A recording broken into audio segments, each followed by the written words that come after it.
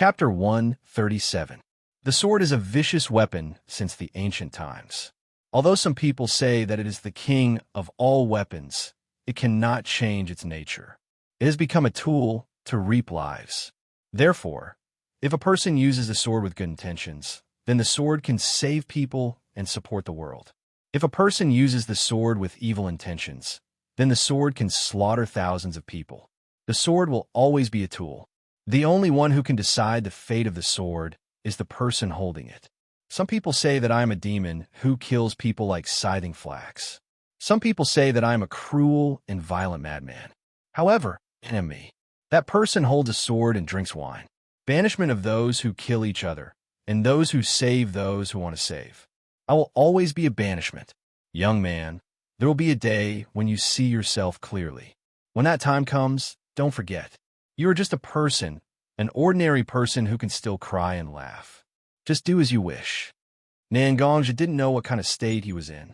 He only felt that his whole body was wrapped in a kind of gentle power. Even his abdomen, that was stabbed by Mashiro, didn't feel any pain now. Mashiro, indeed, didn't have the intention to kill Xianxia. Perhaps it was subconsciously that Mashiro's kunai avoided Xianxia's vital points. Although he lost a lot of blood, it didn't affect Xianxia much. Looking at the lifelike but somewhat illusory figure of the banishment standing in front of him, Xianxia knew that this was the moment when he was about to leave the illusion created by the banishment. The banishment was the last thing he entrusted to him. He didn't know if the banishment had expected that with Xianxia's character, he would inevitably face this kind of interrogation. It was an inconspicuous sentence back then, but now it sounded like it was specially said to Xianxia at this moment. I didn't expect that even after Senior disappeared from the world for 3 years, I would still listen to Senior's teachings. Ha! Xianxia smiled faintly. Although there was a little complaint in his tone, it was more of a deep nostalgia. Although she hadn't spent much time with banishment, her charisma had left a deep impression on her. He had learned about Xianxia's attitude and way of doing things. He looked at the person standing in front of him who had finished speaking. With a pair of sharp sword-like eyes, he looked straight at her smiling face. Xianxia also smiled. Whether it was the outline of his mouth or the posture, it was very similar to banishment. Senior, you once told me that in ancient times, there was a kind of person who didn't fear life or death, who didn't fear hardships. They used their own martial arts to carry out their own hearts. They were respectfully called Wuxia, by people. They did whatever they wanted, but they were chivalrous in their hearts. I think, perhaps in the depths of my heart, I also yearn to become such a person.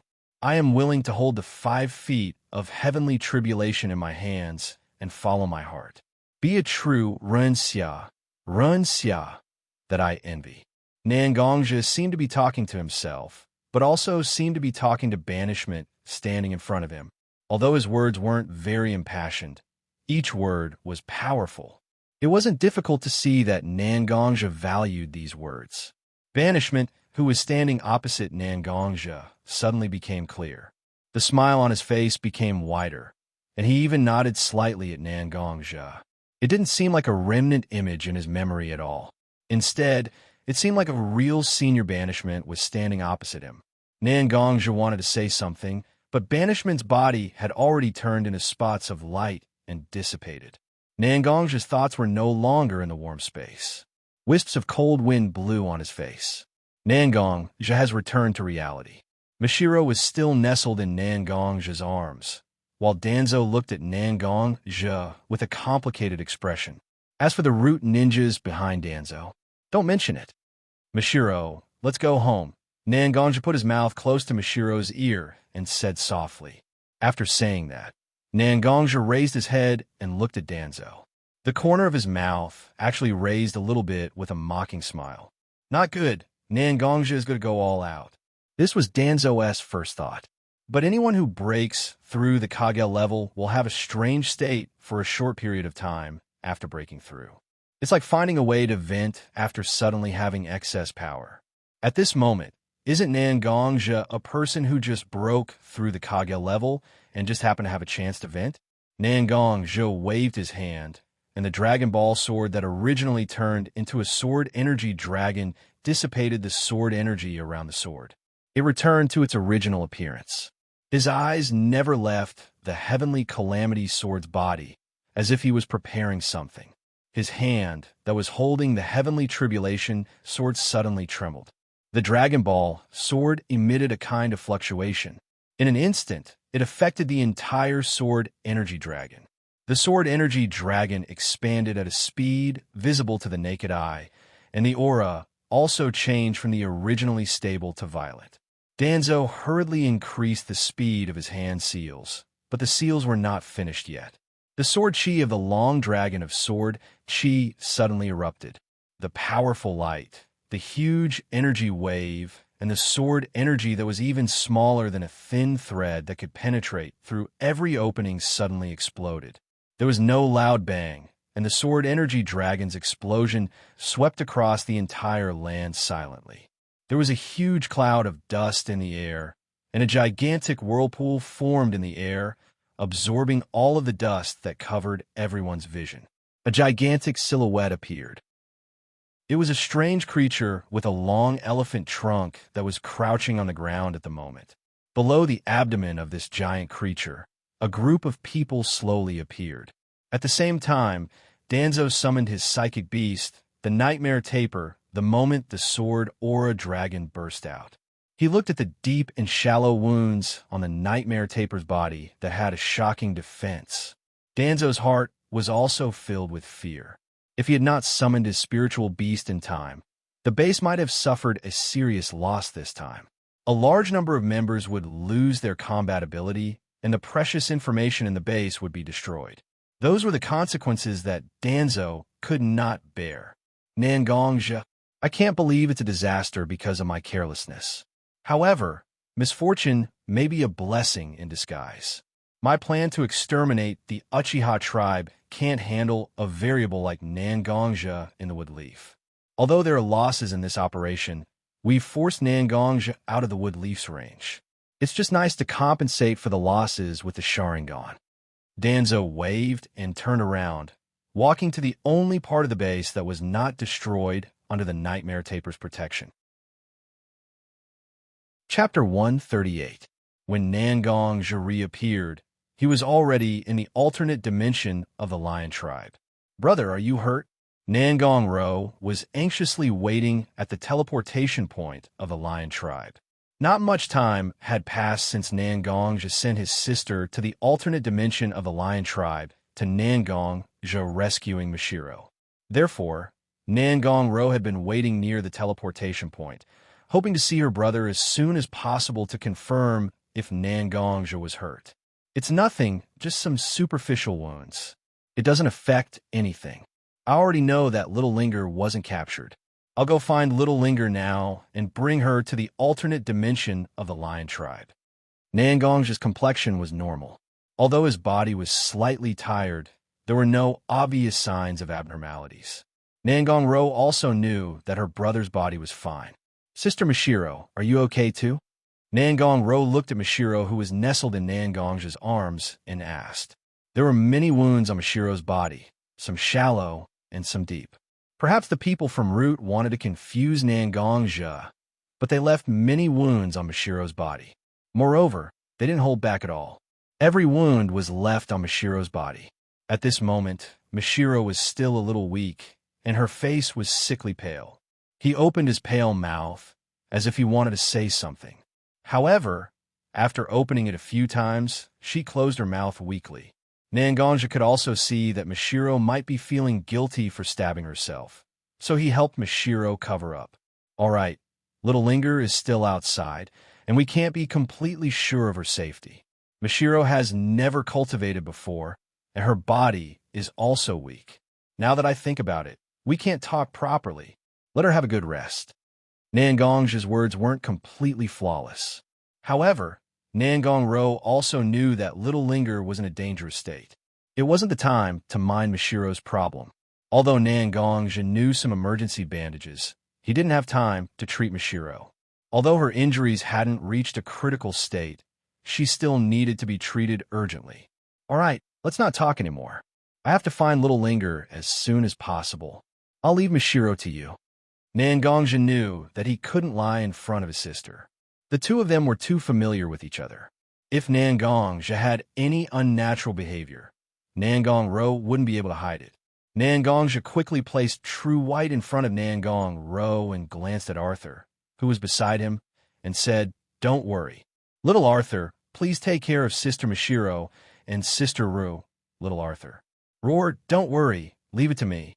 I, the Lionheart King, am super powerful." Nangongja stepped forward, patted Little Arthur's head, and stepped into the teleportation circle. Nangong Ro and Mashiro looked at Nangongja's back in a daze. Both of them had their own thoughts, but they didn't ask each other about it. Nangong Ro started to treat Mashiro's injuries. In a spatial rift, Nangongja and Liang were talking. "You had the matter about Mashiro, just like that? Can you really do it?" With Nangong Ro's intelligence, it's impossible that she didn't see through it. Nangongja nodded, indicating that he knew how powerful his sister was. Indeed, Ruru definitely knew about it last night, but I still can't tell her about it, because I understand my sister just like how she understands me. Nangongja paused for a moment before continuing. Although it seems like Ruru has a good relationship with Mashiro and Little Linger, but that was a situation that could only be maintained when there was no conflict between them. Ruru has been a very opinionated person since she was young. Many times, even if I explained the cause and effect to her, she would still be stubborn. If Ruru really knew that Mashiro was a spy from Root and even stabbed me, she wouldn't be able to do it. I really don't want to imagine what Ruru would do. Moreover, I teleported her to the Lion Tribe's alternate dimension. She must be regretting that she couldn't help me. Once she knew about Junbai's situation, she would be completely enraged. She might even do something bad. I have to hide it from her, at least for now. When I have the chance, I'll explain it to her. Nangongja spoke sincerely. Nangongja naturally understood Nangong Ro. Therefore, Liang couldn't say anything else. But she still reminded Nangongja, "Since you've decided to hide it from her, then I won't say anything else. Then I won't say anything more. But you must pay attention to it. Even if you want Nangong Ro to know something about Mashiro, it must come from your mouth. Otherwise, if an enemy adds oil to the fire, it will be a huge problem to drive a wedge between your family members." Liang could be said to be a veteran who had been in the world for a long time. There were some things that Nangongja couldn't think of or didn't want to think of. Liang felt that it was his responsibility to remind Nangongja. Good medicine is bitter, but honest advice is unpleasant. There were some things that had to be said. Understand, Nangongja and Liang's lives were connected, so there were fewer taboos between them. The best proof was that Nangongja could still listen to Liang seriously even though he was talking about such a sensitive topic. Whether it was Liang's attitude or her experience, it was an important supplement for Nangongja. When the two of them are together, they're the real Konoha's Yama, known by the ninja world. Before Mashiro was captured and brought to Root's base, such a place naturally has a way to block the transmission of space coordinates. I thought that Little Linger and Mashiro were together, so I didn't try to get close to the coordinates through the transmission circle. But now that Little Linger isn't in Root's base, and I have confirmed that Little Linger's coordinates can still be detected, then we could directly go to Little Linger's side and bring Little Linger to the Lion Clan space as soon as possible. Although Little Linger has only been a ninja for a short period of time, now I have to let her get out of the farce of acting as a ninja. Nangongja felt Little Linger's aura, then slowly and quickly moved to the place where Little Linger was. Chapter 139. Ayaya, we finally have a mission that doesn't involve hoeing fields or searching for lost pets. Little Linger was very excited as she walked on the road. In the morning, Little Linger just met up with her instructor. The instructor brought Little Linger a piece of good news. Their class is finally going to accept a mission outside the village. But he didn't say what the mission was. He just said that because the mission was a bit urgent, they had to leave immediately and there was no time to inform their family. Although Little Linger doesn't understand why they can't inform their family, the joy of leaving the village has already rushed to Little Linger's head. Moreover, going with Little Linger is also the Uchiha family's Uchiha Yuri Koyuri. The two of them graduated from the same class, so they were assigned to the same ninja team. The other member of their team is actually in the same class as Little Linger and Mashiro, but his performance has always been mediocre, and he doesn't have a sense of presence. It seems like his name is something Irika, but Jatian seems to have a fever. This mission can only be carried out by their instructor, Little Linger, and Uchiha Yuri Koyuri. Looking at Little Linger chattering in front of him, Yuri Koyuri seemed to feel that it was very noisy, so he slightly frowned and said, "Nangong Ling, don't be like this, okay? You don't only represent yourself, but also the reputation of Nangong Sensei. Your every move may change people's perception of Nangong Sensei. If you always act like this, it will make Nangong Sensei very embarrassed." In the beginning, Yuri Koyuri didn't like Nangong Jia. But since Yuri Koyuri was selected by Nangong Jia as his class representative, the intersection between the two has become more and more frequent. Yuri Koyuri's impression of Nangong Jia has also begun to change little by little. In Little Linger's words, he has become Nangong Jia's crazy fan. If I like to be crazy, no matter what I do, Brother Nangong is still my brother. It has nothing to do with you. You can slowly envy him. That's right. Little Linger began to ridicule him. You are simply unreasonable. I'm unreasonable. Well, the two of them stared at each other like that. Little sparks that could be seen with the naked eye burst out between the two of them. However, an ordinary-looking pendant hanging on Ling Er's chest emitted a burst of green light. Your chest is glowing? Yuri Koyuri was standing opposite Little Linger, so he naturally saw the pendant on Little Linger's chest clearly. Glowing? What glowing? I think you're just envious that Brother Nangong gave it to me. Why is the pendant that Brother Nangong gave me glowing? Suddenly, the pendant slowly floated up from Little Linger's chest. The light began to become brighter and brighter. Suddenly, the pendant emitted a strong green light. It made people unable to see what was in front of them. After the strong light dissipated, their vision gradually recovered. A figure wearing black armor stood near the two of them. Brother Nangong. Nangong. Sensei. Little Linger and Yuri Koyuri simultaneously discovered that the person wearing black armor standing on the ground was Nangong Jia, whom they were just talking about. The two girls' cheeks became slightly pink for a moment. However, Nangong Jia didn't care about the performance of the two little girls. Instead, he stared at the jonin who was walking behind the two little girls. Root? Nangong Jia's tone was slightly gloomy. Even the two girls could feel the anger in his voice. Nangong Jonin. Would Leaf Yama? When the instructor saw Nangong Jia, he didn't expect that Nangong Jia would appear here.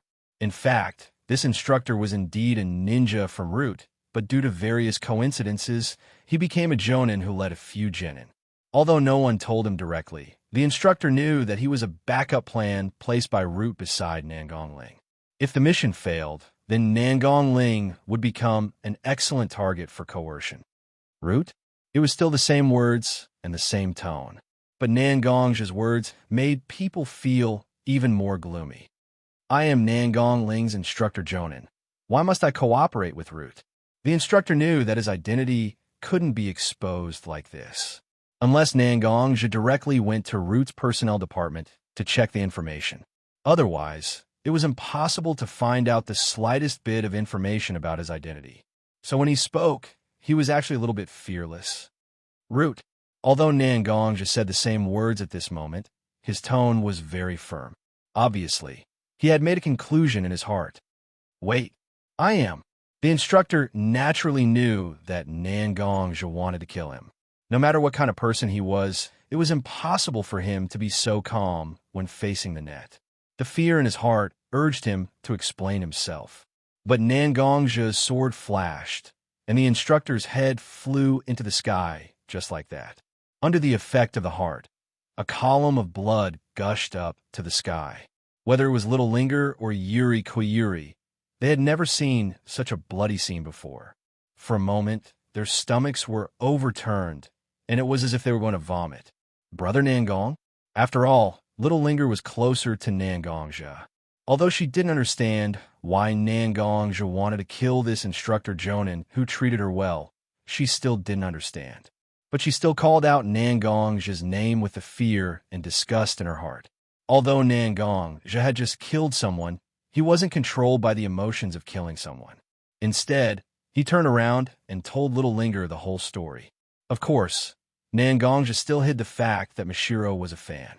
So, that organization called Root wanted to kidnap Mishiro, Sand, and Rower, Sand to threaten Brother to work for them.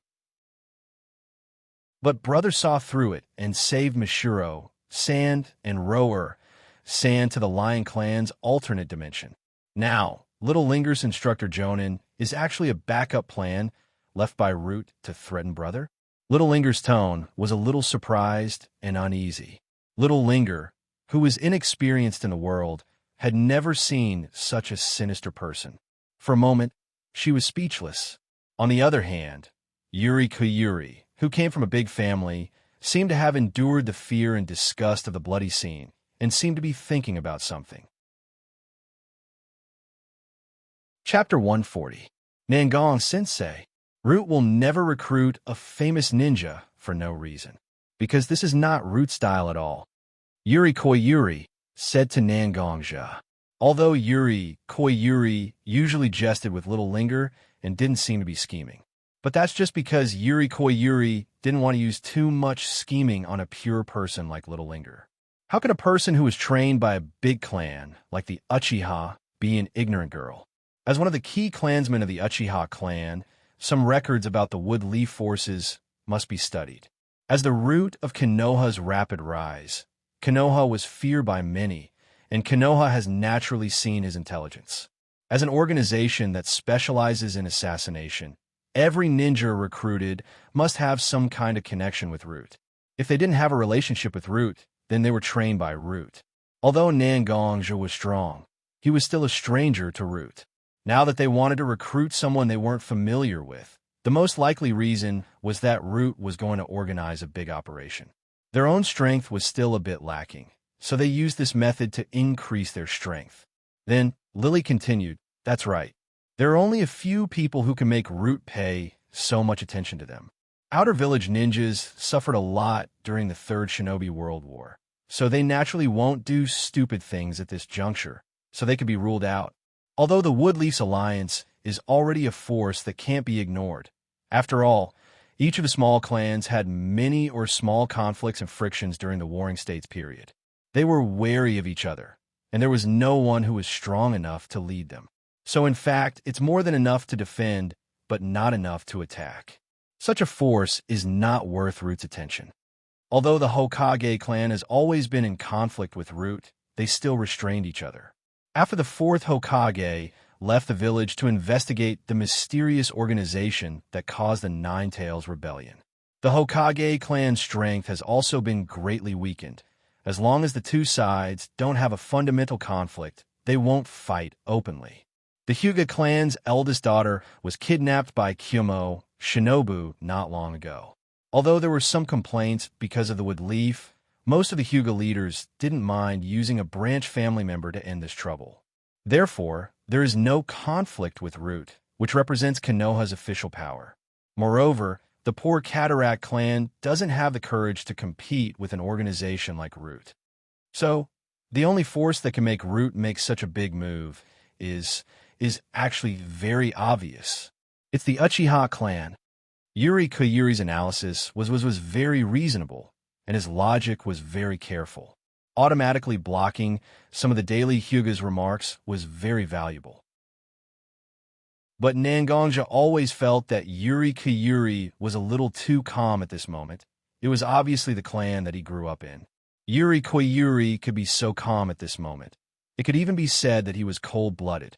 Even if he finally concluded that his clan was the target of Root's powerful force, he was still too calm and didn't have any anger or grievance. You're right, Root's target is actually the Uchiha clan. Nangongja confirmed Yuri Koyuri's thoughts, and then said, "Although I don't know why Root wants to fight with the Uchiha clan, I'm sure that the Uchiha clan is indeed facing a big trouble this time. With Danzo's character, since he's going to make a move, then naturally he's well prepared. Even if he wants to recruit me, it's just a plan to add flowers to the brocade. If it succeeds, It'll be killing two birds with one stone. Not only will it increase their combat power, but it'll also increase their chances of attacking the Uchiha clan. Even if it doesn't succeed, they'll have eliminated an uncertain factor that could disrupt the situation. Although it's a small loss, it'll undoubtedly increase the chances of the plan succeeding. Yuri Kuyuri nodded, as if he also felt that Nangong's analysis was reasonable. But Nangong couldn't suppress his curiosity and asked Yuri Kuyuri, "The place you grew up in is facing such a huge threat at this moment. I really don't understand why you're so calm at this moment. It's actually very simple." Yuri Kuyuri didn't want to hide anything from Nangongja, and just said with a calm face, "The Uchiha clan is the same as all the other major forces. It's divided into factions. I represent some of the moderate factions, but the current head of the Uchiha clan is a standard radical faction. After he became the head of the clan, because of his background, he greatly suppressed the moderate factions. In this generation, the moderate faction only has the strength to support me, a talented clansman. Although I don't know what this Uchiha Fugaku is planning, but it's nothing more than a serious threat to the interests of Root. So a battle between the two is inevitable. Although I don't want to admit it, the 3 generations Hokage is still reasonable. If Danzo really goes too far, the 3 generations will also come out to stop him. The worst outcome is that the radical faction of the Uchiha clan will be eliminated, and the power of the Uchiha clan will be greatly weakened. For a long time, the Uchiha clan will become a sharp blade that listens to Wood Leaf's orders. There's nothing unacceptable about this, and there's always a price to pay for a political defeat. In fact, Yuri Kuyuri didn't say that the moderate faction of the Uchiha clan was actually secretly related to the Hokage. If there's a disaster, the Hokage will naturally protect them. Such a secret transaction naturally has to be kept confidential. So Little Linger didn't say anything to Nangongja. Although I don't know why you were so confident in the 3 generations Hokage, but since you didn't say anything, I don't want to interrupt the various details of the Uchiha clan and the Hokage faction.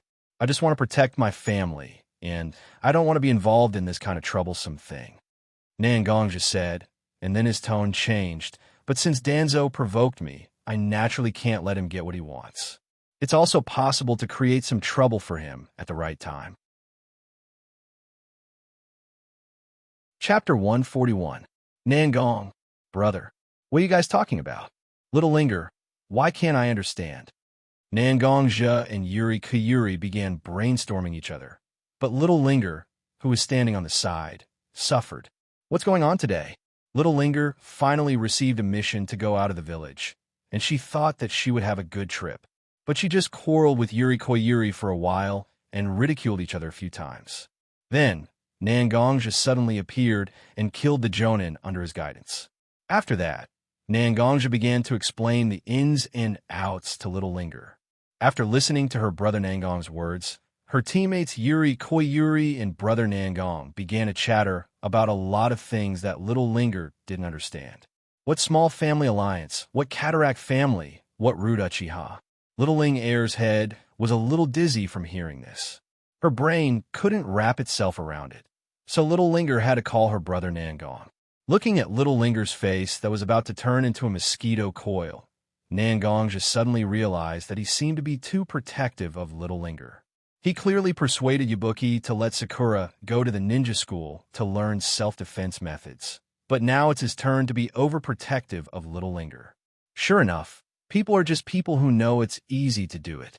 Little Linger's innocence and kindness are what Nangongja and many people close to Nangongja lack. Only when he sees the pure and kind Little Linger can Nangongja be reminded of his own heart. This is the charm of Little Linger, and the most precious part. Nangongja smiled gently and put his hand on Little Linger's head. He gently caressed her, and Xiaoling Air was just like a kitten, smiling leisurely. "It's okay. It's just a small trouble. I'll solve it soon. But Little Linger, you'll have to stay with Mishiro-san and Ru-san in the Lion Clan space for a while." Hearing Nangongja's words, Little Linger's smile suddenly disappeared, and her small mouth flattened as if she was very unwilling. "Little Linger, don't. I've just become a ninja. I just want to carry out a few super missions and surprise my brothers and sisters. But why do I have to go so far so soon? Little Linger also has a childish temper, and her expression can be said to change at will. But Nangongja has long been used to Little Linger's various expressions. After all, they have lived together for a long time. The degree of understanding between them is extremely high. But Big Brother still has very important things to do. Mishiro, San, and San are both in the Lion Clan space. Big Brother really doesn't have the spare energy to take care of them. So I want to ask Little Linger to help Big Brother. Now that Little Linger is unhappy and doesn't want to help Big Brother, what should I do? The moment Nangongja's words left his mouth, it could be considered to have intimidated Little Ling. Her small mouth was no longer pouting. Instead, her pair of small eyes were rolling around. It was obvious that she was considering Nangongja's words. Good. This is the time to pursue the victory. And there's a talking kitten in the Lion Clan space. Little Linger, don't you want to see it? This sentence can be said to be the last straw that broke the camel's back. Little Linger, who was still in a dilemma, instantly became excited and shouted, I want to go. I want to go. Little Linger wants to help Big Brother take care of the two sisters and the talking kitten. Phew! Nangongja let out a heavy breath. It could be said that Little Linger was tricked. So he turned his head to look at Yuri Koyuri standing next to him. Although Yuri Koyuri looks very mature, he is still an 11 or 12-year-old child after all. Things like talking kittens and alternate dimensions were still very fascinating. A pair of bright eyes looked at Nangongja. Nangongja naturally knows that Yuri Koyuri also wants to go to the Lion Clan space. This is not a troublesome matter. Yuri Koyuri thought too much of the kindness of the three generations and Danzo's thinking. Nangongja actually has contact with both of them. Neither of them is easy to deal with. Gentle, kind, cruel, sinister. Both of them are gathered together. After all, Yuri Koyuri is his student. The relationship between the two was quite close, so Nangongja took the opportunity to say, Yuri Koyuri, you also go to the Lion Clan space with Little Linger, right? But although Yuri Koyuri's analysis has reached the point of indifference, when Nangongja really wants Yuri Koyuri to get out of this matter, Yuri Koyuri's heart inevitably hesitated. Don't worry, Master's matter will be solved by Master. You're just a child. No matter how much you want to do something, you are still lacking in both strength and intellect. Whether it's strength or scheming, you're still lacking. I'm not willing to let you and Ling face such a thing at such a young age. Go to the Lion Clan space with Little Linger to lie low for a while. When the dust settles, I will bring you back. Nangongja spoke with sincerity. He did not hide his intention to protect her at all. Yuri Koyuri also knows that it is best for him and Little Linger to follow Nangongja to the Lion Clan space to lie low for a while. So he nodded and agreed to Nangongja's proposal. So Nangongja inserted the Heaven's Disaster sword into the ground, grabbed the two little girls' hands, and took them through the space-time gap to the Lion Clan space. After all, the environment of the Lion Clan space is somewhat different from the ninja world. The two little girls were also attracted by the environment of the Lion Clan space. Nangongja, you're back so soon? Little Lion Arthur felt the fluctuation of space and knew that Nangongja had returned, so he hurriedly ran to greet Nangongja. Is Mishiro okay? Nangongja did not forget to ask about Mishiro's situation. After all, Mishiro suffered the most serious injury among them. It doesn't matter anymore, Ruru. San has already bandaged Mishiro, San's wound. It's just that Mishiro, San seems to be too tired and has already fallen asleep. Rower, San is still watching Mishiro, San's bed just in case. Little Arthur's mouth was quite smooth, and he explained the matter in a few words. Little Linger and Yuri Koyuri also broke free from the magnificent scenery of the Lion Clan space. Seeing Little Arthur, who was bragging to Nangongja about how much effort he put in when bandaging the wound, the two little girls exclaimed and rushed to Little Arthur. Wow, there really is a talking kitten. Its fur is so smooth. Little Arthur was dumbfounded, but when he regained his senses, he shouted loudly, Don't worry. This Lionheart King is a lion. and Xianxia, come and save me. Xianxia had long disappeared. It was better to die than to die. Little Arthur, I wish you a safe life under the ravages of the little girls. Chapter 142. Woodleaf Village, Changi Alley. This is an alley that is not often mentioned by people, but it is a long alley in Woodleaf Village that is hard to ignore. This is the place where some of the messengers from big forces and big merchants live in Woodleaf Village. Because these people are not sure of money, this is almost the most entertaining street in Woodleaf Village. Countless merchants open their shops here side by side. One by one, the basic legal industries of Woodleaf Village were quietly distributed here. In an ordinary courtyard in Changi Alley, Xianxia was standing inside at the moment, holding a small and exquisite wine glass. Xianxia obviously changed his appearance. The originally dark long hair like a waterfall has now turned into a black and white bun on his head. His eyebrows were also trimmed. The sharp eyebrows were trimmed slightly, and with some disguise methods, his face became a little abnormal white. Impressively, he has turned into a sick and weak noble son. Some people may ask, obviously ninjas have a very convenient transformation technique. Directly from the body to the hair, and the clothes on the body can be changed. Why did Xianxia use such a primitive method to cover his face? It is very simple, because Xianxia doesn't know how to do it. As a person who cultivates internal force, Xianxia really doesn't know how to use chakra to change his appearance. He can only rely on some of the disguise techniques he learned when performing tasks in various parts of the ninja world to change his appearance. However, this is not without benefits, because the essence of the transformation technique is actually a kind of jinjutsu, relying on the chakra covering the whole body, setting up a layer of jinjutsu to cover the body. Some powerful and experienced ninjas can quickly see through some of the less detailed transformation jutsu and perceive the energy fluctuations of the ninjutsu. Xianxia's jinjutsu is the least dangerous way to change his appearance. In the past few days, Xianxia has been staying in Changi Alley, mingling with representatives of various families and merchants. Although most of these people have no strength, they can rely on their weak bodies to mix in the ninja world for so many years. Their knowledge and ability to collect information can't be underestimated. In addition, Xianxia disguised himself as a sick and weak rich son, which made these people lower their vigilance a little. After Xianxia's extravagant spending of money and wind, flour, snow, and Moon's ramblings, a few of the relatively famous people in Changi Alley had already started calling Xianxia their brother.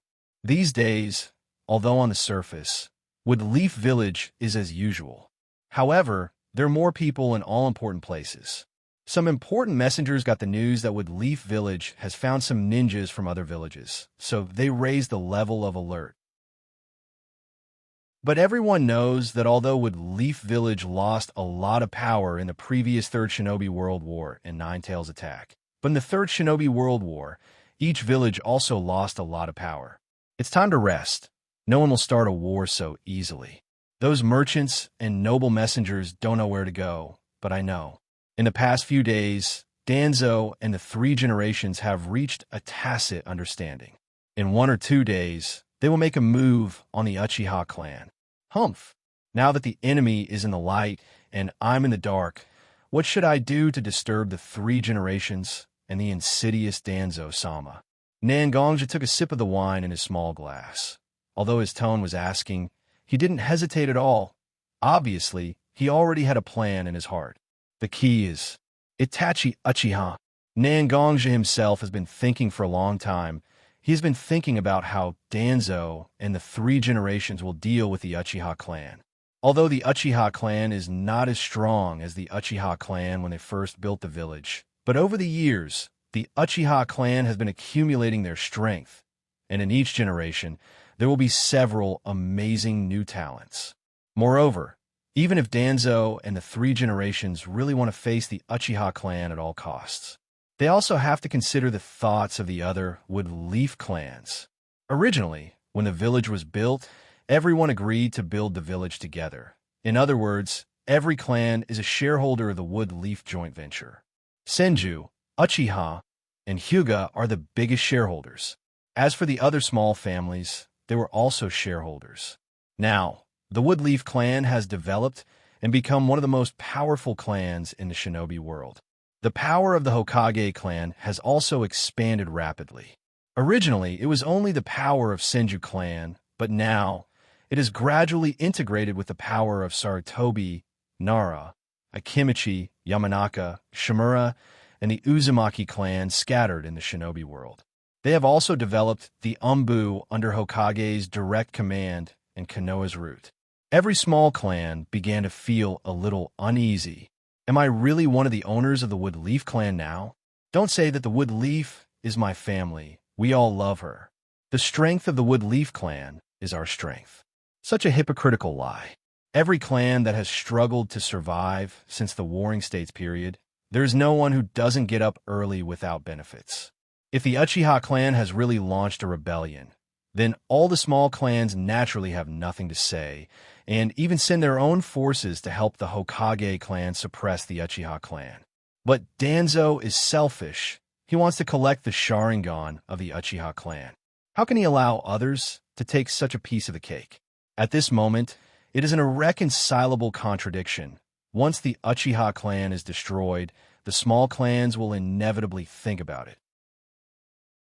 Even a powerful clan like the Uchiha clan was destroyed by the Hokage clan. What ability do they have to protect themselves? When the Uchiha clan is destroyed, it inspires more people to rebel against the Hokage clan's rule. It is really a stupid act. Therefore, the Woodleaf clan must put out a person who is willing to take all the blame and not let people suspect. After thinking about it, Nangongja didn't know how much information he collected. He found that this candidate is impressively the eldest son of the Uchiha clan's head Uchiha Fugaku, Itachi Uchiha. First of all, Itachi Uchiha is the son of the Uchiha clan's head. Naturally, he has the opportunity to discover the Uchiha clan's bad intentions. Second, Itachi Uchiha can be said to be the most upright and righteous person among all the Uchiha ninjas, which gives Itachi Uchiha a reason to sacrifice his own clan for the Woodleaf clan. Third, Itachi Uchiha has a weakness that can't be ignored, and that is compared to his younger brother Sasuke's doting. When Itachi Uchiha is not on a mission, he spends all his time with his younger brother. Once Danzo and the three generations use Uchiha and Sasuke as a threat, it is very likely that he will become a puppet in the hands of Danzo and the three generations. It is too easy to manipulate. Chapter 143. The night was as dark as ink, leaving only a bright moon hanging in the sky. Itachi Uchiha was squatting on a telephone pole in the Uchiha clan. The moon was floating behind him. For some reason, Itachi's body and the moon were emitting a touch of blood. In other places of the Uchiha clan, root ninjas wearing Umbu uniforms were shuttling through the streets and alleys of the Uchiha clan. From time to time, screams would break the silence. Itachi didn't say anything. He just told Root about the defensive layout of the Uchiha clan and the distribution of each strong Uchiha clan's home. Is my choice right or wrong? Itachi couldn't help but ask himself. Everyone living in the Uchiha clan was Itachi Uchiha's clansman. Every one of them had the same bloodline as Itachi. But because of Itachi Uchiha's decision, they all rushed to the Yellow Spring at this moment. Most of these people who were killed weren't actually ninjas. They were just Uchiha clansmen who lived under the protection of the Uchiha clan. But at this moment, they're going to lose their lives because of some high-level conspiracy that they didn't know about. At this moment, Itachi is not the poor person who will be weather-beaten in the future. He still has a lot of compassion in his heart. But Itachi knows that only by doing this can he protect his brother. Woodleaf people don't know, but Itachi's heart is very clear. As long as Sasuke can grow strong enough, his descendants will be influenced by the powerful Uchiha bloodline and become a new Uchiha clansman with Sharingan. Moreover, regardless of whether the Uchiha's rebellion will succeed or not, it will inevitably cause more families to be separated by life and death. One family crying is better than 1,000 families crying. One person dying is better than 100 people dying. Itachi may have been brainwashed by the 3 generations and Danzo's words, leading him to make such a decision. This was a decision he would regret for the rest of his life. On the outskirts of the Uchiha clan's land, Danzo was standing on a relatively high ground, watching his subordinates slaughter the Uchiha clan. Every scream represented that Danzo was about to obtain a bloodline that contained the unique bloodline of the Uchiha clan. Danzo's heart was filled with excitement. The legendary Sharingan, except for a part of it, will fall into his hands. Isn't such a thing enough to make Danzo excited? These eyes will be the best help for Danzo to reach the position of Hokage. Oh, your smile is unspeakably disgusting. A strange voice sounded behind Danzo, and a huge pitcher plant slowly floated up from the hard ground. Oomph. Just do what you have to do. It's time for those old bastards of the Uchiha to appear. Danzo didn't pay attention to Zetsu's strange voice. For Danzo, these ninjas of the Akatsuki are just sharp blades that can be attracted by money and treasures. Just by paying a small part of the harvest of the Sharingan, he can attract a large number of ninjas with decent strength to help him contain the high-end combat power of the Uchiha clan. It would reduce the consumption of his subordinates and preserve his own strength. Why wouldn't he do it? I don't know what the 3 generations Hokage, who is called Ninja Hero by the world and has recently been changing his image to become a kind grandfather, will think when he knows that you actually cooperated with us, the organization that once drove the Nine Tails to attack the Wood Leaf. Zetsu didn't care that he was being ignored by Danzo, and he was still talking nonstop. But Danzo glanced at him with extreme contempt and said, "You underestimate Yuan Fei too much. He was the one who defeated me and became Wood Leaf's 3 generations Hokage. Do you think you can guess his scheming and charisma? Uchiha is a ticking time bomb for the Wood Leaf. Although it is useful, it will harm others and himself. Yuan Fei just didn't want to dirty his hands, so he acquiesced to me borrowing your strength.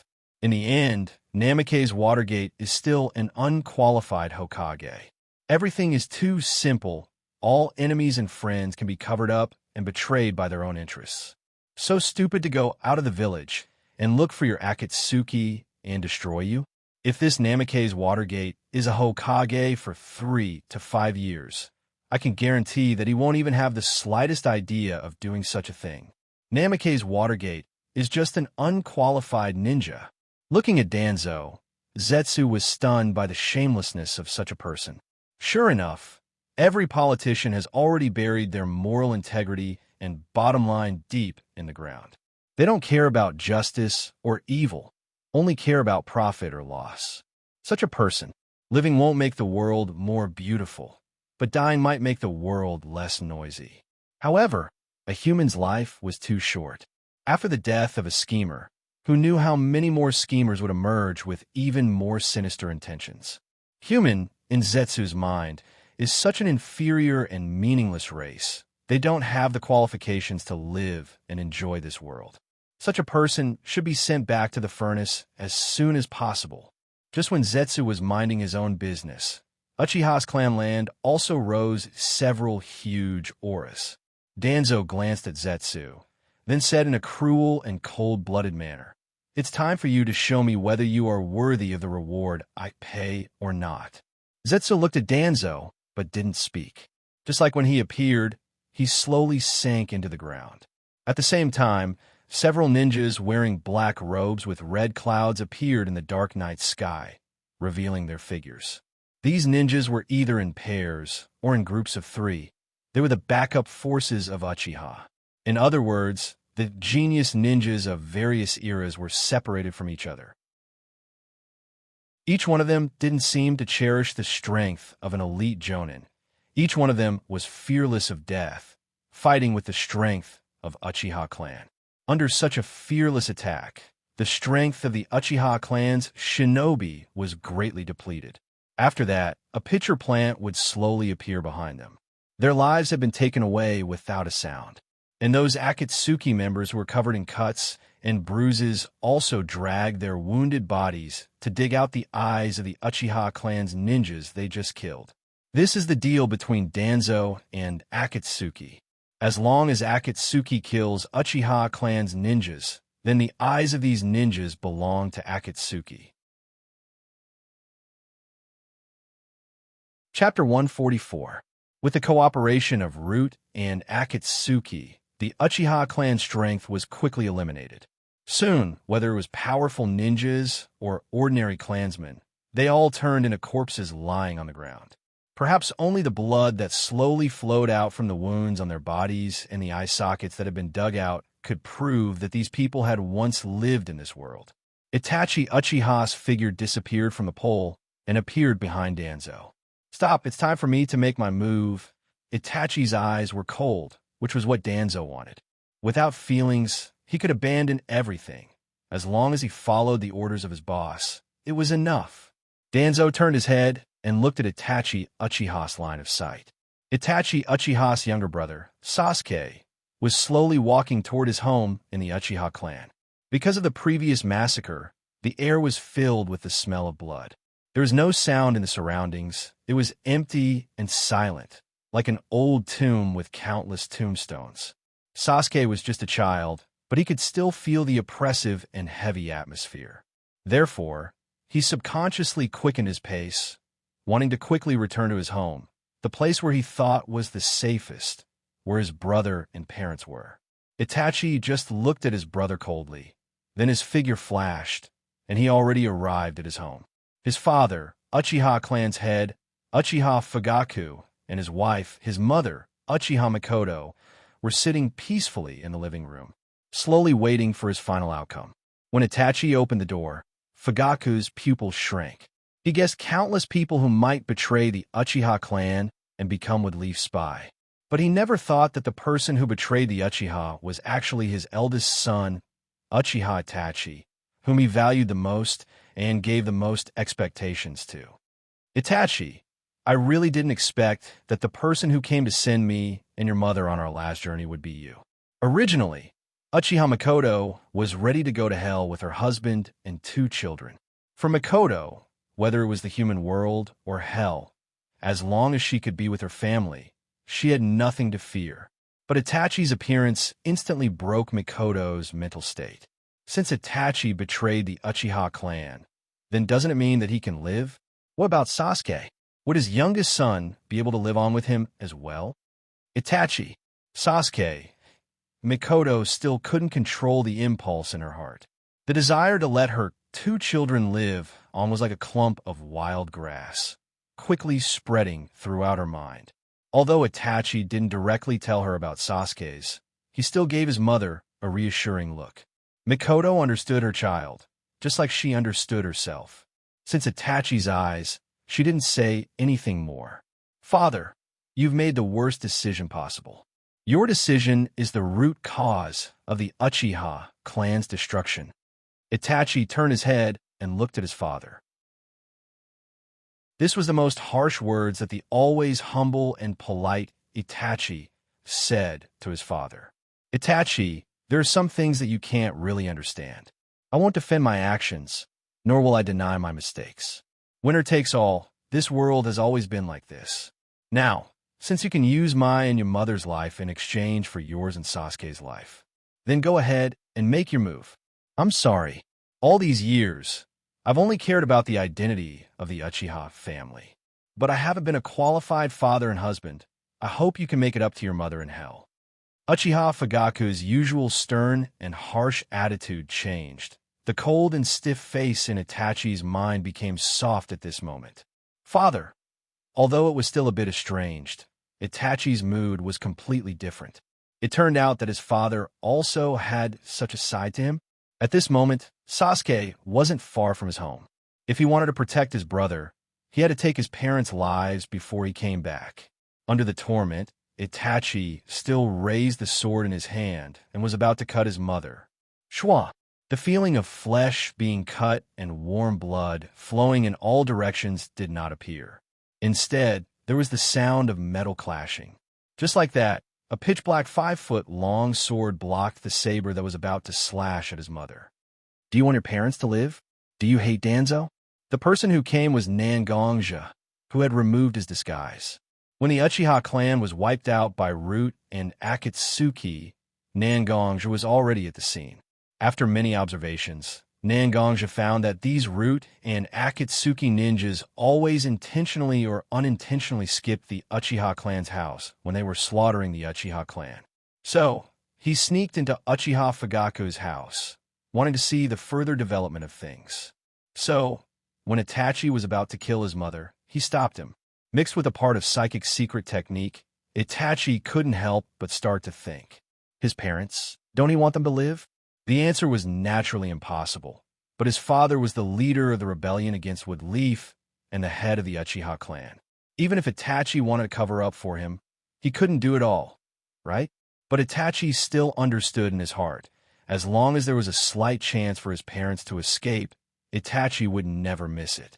As for whether he hated Danzo, it was like a joke. He was the one who had threatened his own younger brother and forced him to his current situation step by step.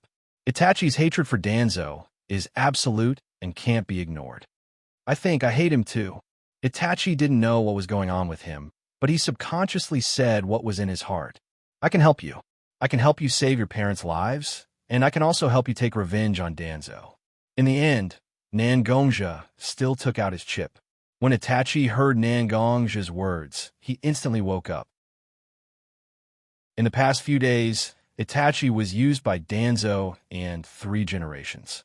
Now, Nangongja came to his door, which made Itachi's delicate nerves instantly tense. Chapter 145. Nangongja saw Itachi's attitude clearly. After all, Itachi was just a kid who graduated from the Ninja Academy not long ago. Although he usually looked mature and steady, some things still need time to accumulate slowly. Are you afraid that I will use you? Nangongja directly brought the topic to the light. To be honest, even if I say that I don't want to use you, neither you nor I will believe it. I am indeed using you. But aren't we also using each other? You get benefits, I also get benefits. As long as we understand this, we have a basis for cooperation. Itachi listened to Nangongja's words, and he couldn't help but agree. For a long time, Itachi hated using others to gain his own benefits. But recently, everything had started to force Itachi to violate his principles bit by bit. As Nangongja said, although he was used by the 3 generations and Danzo, but didn't he also achieve his own goals? Although it seems that slaughtering the Uchiha clan and saving Uchiha Sasuke is a big loss. But this kind of thing is just like drinking water. Being able to save his brother, who might have lost his life in this massacre, is already a gain for Itachi. Deal. What are you going to do? Whether it was Uchiha Fugaku or Uchiha Mikoto, they didn't speak at this moment. Instead, they put their fate in the hands of their children, in the hands of Itachi Uchiha. I will give your parents a kind of pill. It can greatly reduce the body's vitality and make the body fall into a semi-dormant state. In this state, even if they receive a fatal injury, it will last for a long time. You can kill your parents in order to deceive Danzo, but you must find a way to make your parents not lose their eyes and make sure that they are in good health. In this way, I can secretly take them away and treat them to remove the dormant state.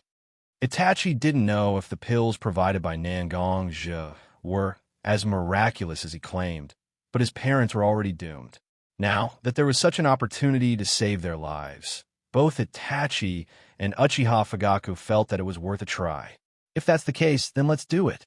Sasuke is almost home, and the matter here needs to be solved as soon as possible, otherwise Danzo will be suspicious. Nangongja nodded and took out 2 brown pills the size of a fingertip from his ninja tool bag and placed them in the hands of Uchiha Fugaku and his wife. After taking this pill, you will immediately enter a state of suspended animation. It was as if he had fallen into a deep sleep and could not feel all the sensations in his body. However, this state cannot be maintained for too long, or will lead to your immediate death. So, Nangongja looked at Itachi and then said, "Everything needs to be done quickly." Fugaku and his wife, as well as Itachi, nodded, and then Fugaku and his wife each took a pill and instantly lost all their senses and fell to the ground.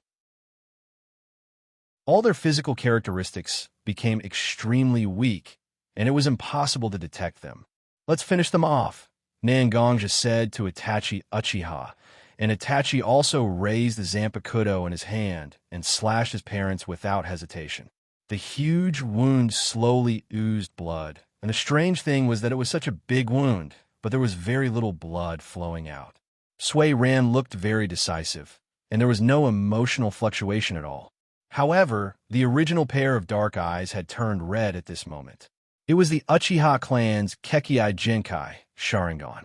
The tomo in the eyes was spinning quickly, and the three tomo and the pupil were about to connect into a line. Itachi's heart was full of memories of himself and his parents.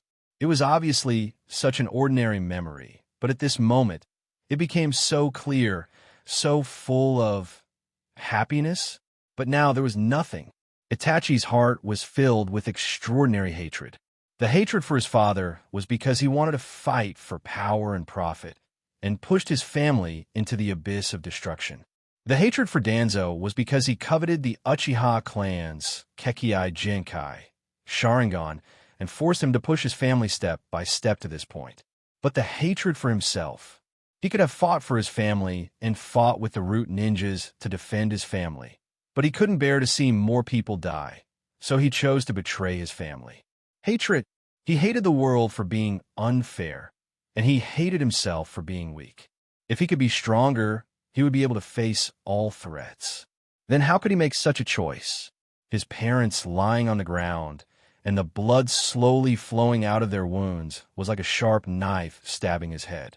Although he took the pill given by Xianxia, Itachi didn't know whether his parents could wake up smoothly, but under the influence of his slightly extreme mood, his heart was filled with all kinds of pessimistic thoughts.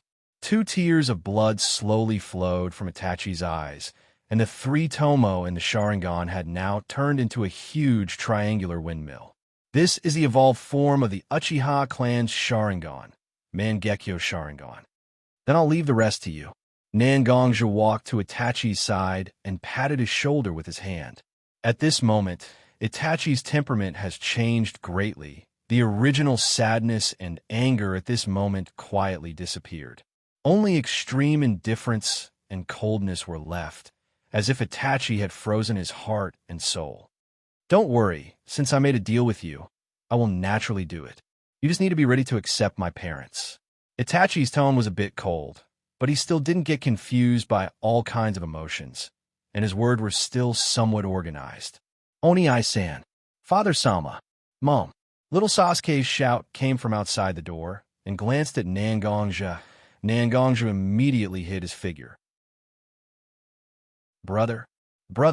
Sasuke opened his door, and although he still saw his brother and parents, it wasn't what he wanted to see. At this moment, Itachi was holding a bleeding Zanpakuto, and the scarlet blood made the Zanpakuto's blade even colder. His father and mother both had a hideous wound on their chests. All of this was telling a cruel story to Sasuke. Chapter 146. Brother, Itachi. Sasuke wanted to say more to ask his brother, but all the words in his heart couldn't jump out of his mouth at this moment. He could only call his brother's name, hoping that his brother could give him an answer different from what he guessed. "Sasuke, let me test your tolerance, okay? Let me see if you're a qualified successor of the Uchiha clan." Itachi looked at Sasuke, and the words coming out of his mouth were exceptionally stiff and unapproachable. "Brother, what are you talking about? What tolerance? What qualified successor? I don't understand. Did someone break into our house? Did you pick up this bloody sword in your hand to fight against the intruder?" Itachi's words were completely incomprehensible to the young Sasuke. Little Sasuke could only use his limited imagination to fabricate a reasonable explanation for the person standing in front of him, who was suspected of killing his parents. "Sasuke, don't you understand? I killed father and mother with my own hands for my own sake. All of this is to test my tolerance, to awaken the most powerful force belonging to the Uchiha clan." Itachi looked at Sasuke, and his dark eyes instantly turned into blood-red Sharingan. The most powerful force? Sasuke looked at the Sharingan in Itachi's eyes, which symbolized the highest glory of his clan, and couldn't help but repeat the words his brother just mentioned. Itachi's Sharingan, which originally had 3 tomo, began to rotate rapidly. Slowly, the tomo and the pupil in the middle of the eye connected together, turning into a strange triangular pinwheel-shaped icon that slowly rotated in Itachi's eye sockets. Yes, this is the evolved form of our Uchiha clan's Sharingan, Mangekyo Sharingan. Only the members of the Uchiha clan who truly have the power of transcendent being can have it. The path I chose was to kill my parents and all the clansmen living outside. Brother, what are you doing? Parents, all the clansmen. How could it be? How could it be brother who killed them? Sasuke couldn't help but think of the faint fishy smell in the air when he entered the Uchiha land and the overly quiet environment. If everything Itachi said was true, then his brother had killed thousands of innocent people for such an illusory goal of tolerance? Did that include his parents? I don't believe it. I will never believe that my brother would do such a thing. Sasuke shook his head vigorously. Maybe this was the only way to make himself more convinced of his own ideas. Itachi also saw that it was impossible to persuade his brother with words alone, so he looked directly at his brother with a pair of Mangekyo Sharingan. Is that so? Then I'll let you see with your own eyes. Tsukuyami. Sasuke fell into a black space at this moment, and the only ray of light was a bloody moon suspended in the sky. There were even 3 Tomo Sharingan marks on the moon. Itachi stood in front of Sasuke with his back facing him. Brother, Sasuke wanted to open his mouth and call his brother's name, but he couldn't make a sound. When he found that he couldn't speak at all, Sasuke quickly ran to Itachi's side and wanted to grab his brother with his hand. But as soon as he reached out, his hand passed through Itachi Uchiha's body. His brother in front of him was just a shadow. Sasuke watched helplessly as his brother killed the Uchiha clansmen that he had been living with day and night. Some of these people lived next door to him. Some of them were his childhood playmates. Most of them were Uchiha clansmen whose faces he couldn't remember. I don't believe it. I don't believe it. I don't believe that my brother would do such a thing. That old-fashioned elder brother who had always been so gentle to him, who had always respectfully called his parents Lord Father and Lord Mother, would actually kill his parents and clansmen in exchange for power in order to test his tolerance. Do you see, this is what I did to make myself a qualified Uchiha clansman. Itachi appeared in the dark night sky like a god, with a blood-red full moon suspended behind him. And under Itachi's body, one Itachi figure after another appeared. Although their movements were different, their expressions were also different. But all of them were doing the same thing. Killing without stopping. They were killing people as if they were uprooting weeds in a field. Blood splattered all over the sky, and screams echoed all around. These things were mercilessly accusing Itachi Uchiha's actions. Itachi's family, Uchiha's everything. Itachi's parents were all killed by him. I don't believe it. I don't believe it. Sasuke covered his ears and closed his eyes. He wanted to make himself unable to hear those screams and see the blood splattering all over the sky. The cries were like the mournful wails of cuckoos, each of them crying blood. Sasuke had already begun to believe it, even though he tried his best to ignore everything that Itachi wanted to show him. But even though he covered his ears, the sorrowful cries still echoed in his mind. Even though he closed his eyes tightly, the smell of blood still rushed into his nose. Can't you hold on any longer? You still have to witness such a scene over and over again. Even if your mind is overwhelmed, even if you don't want to see these things at all, you still can't faint. You still have to witness these things again. Because this is the Mangekyo Sharingan. This is the power of Tsukuyami. My stupid brother. Itachi's voice still echoed, and the coldness contained in it became heavier and heavier.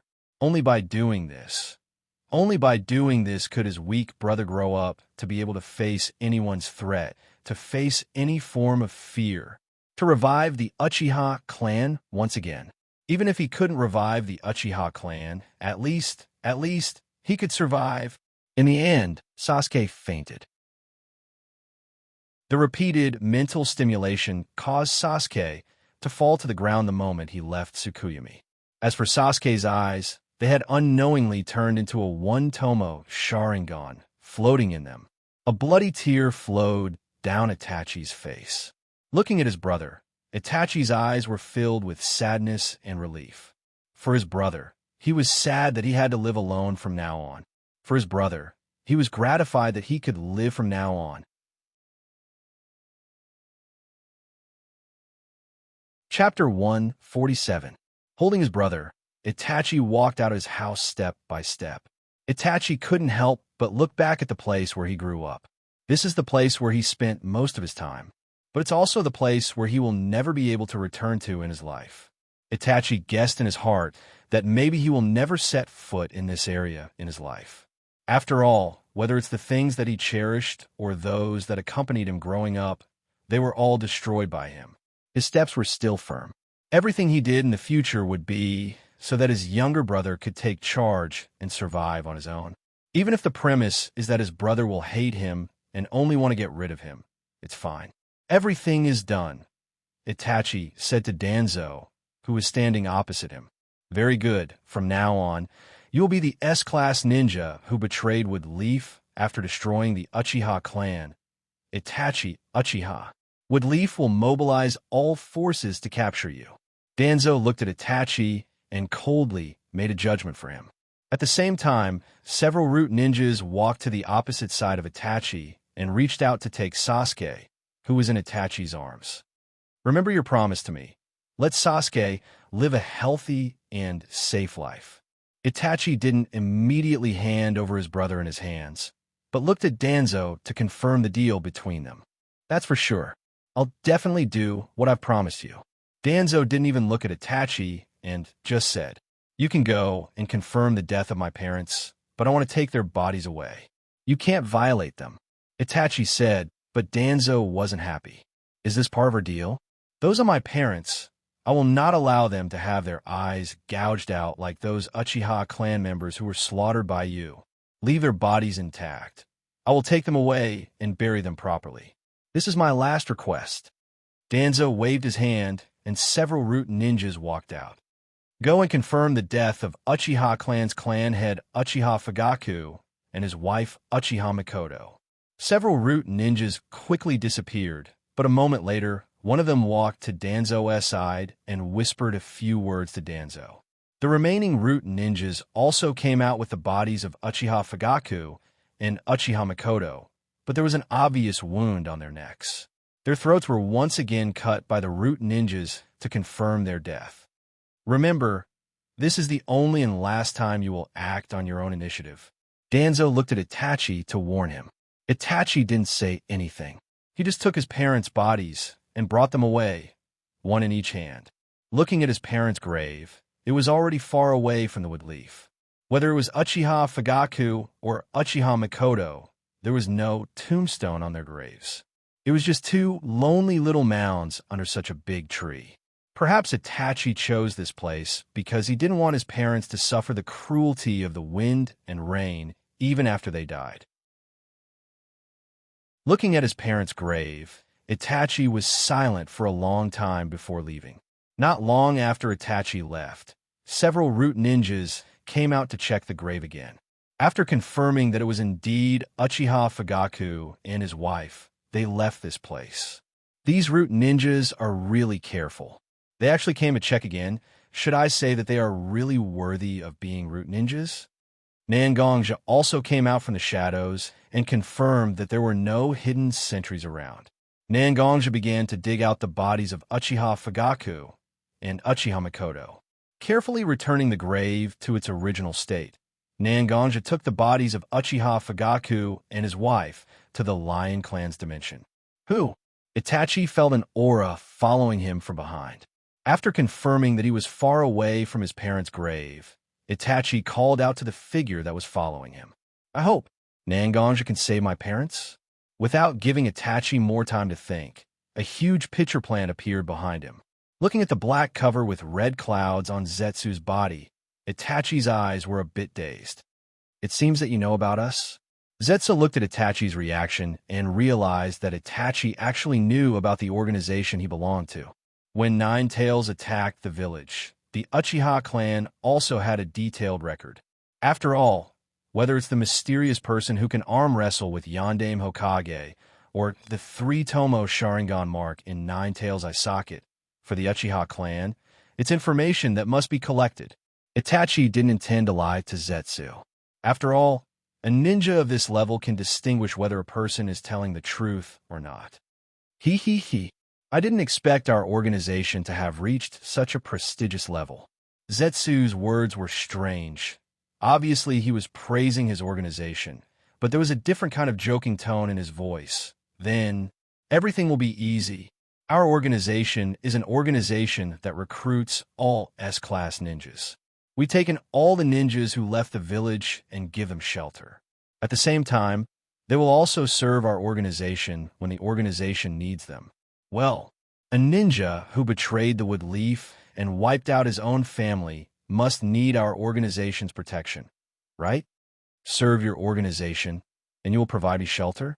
Itachi repeated the conditions proposed by Zetsu, and listening to Itachi's retelling, Zetsu nodded and gave an affirmation.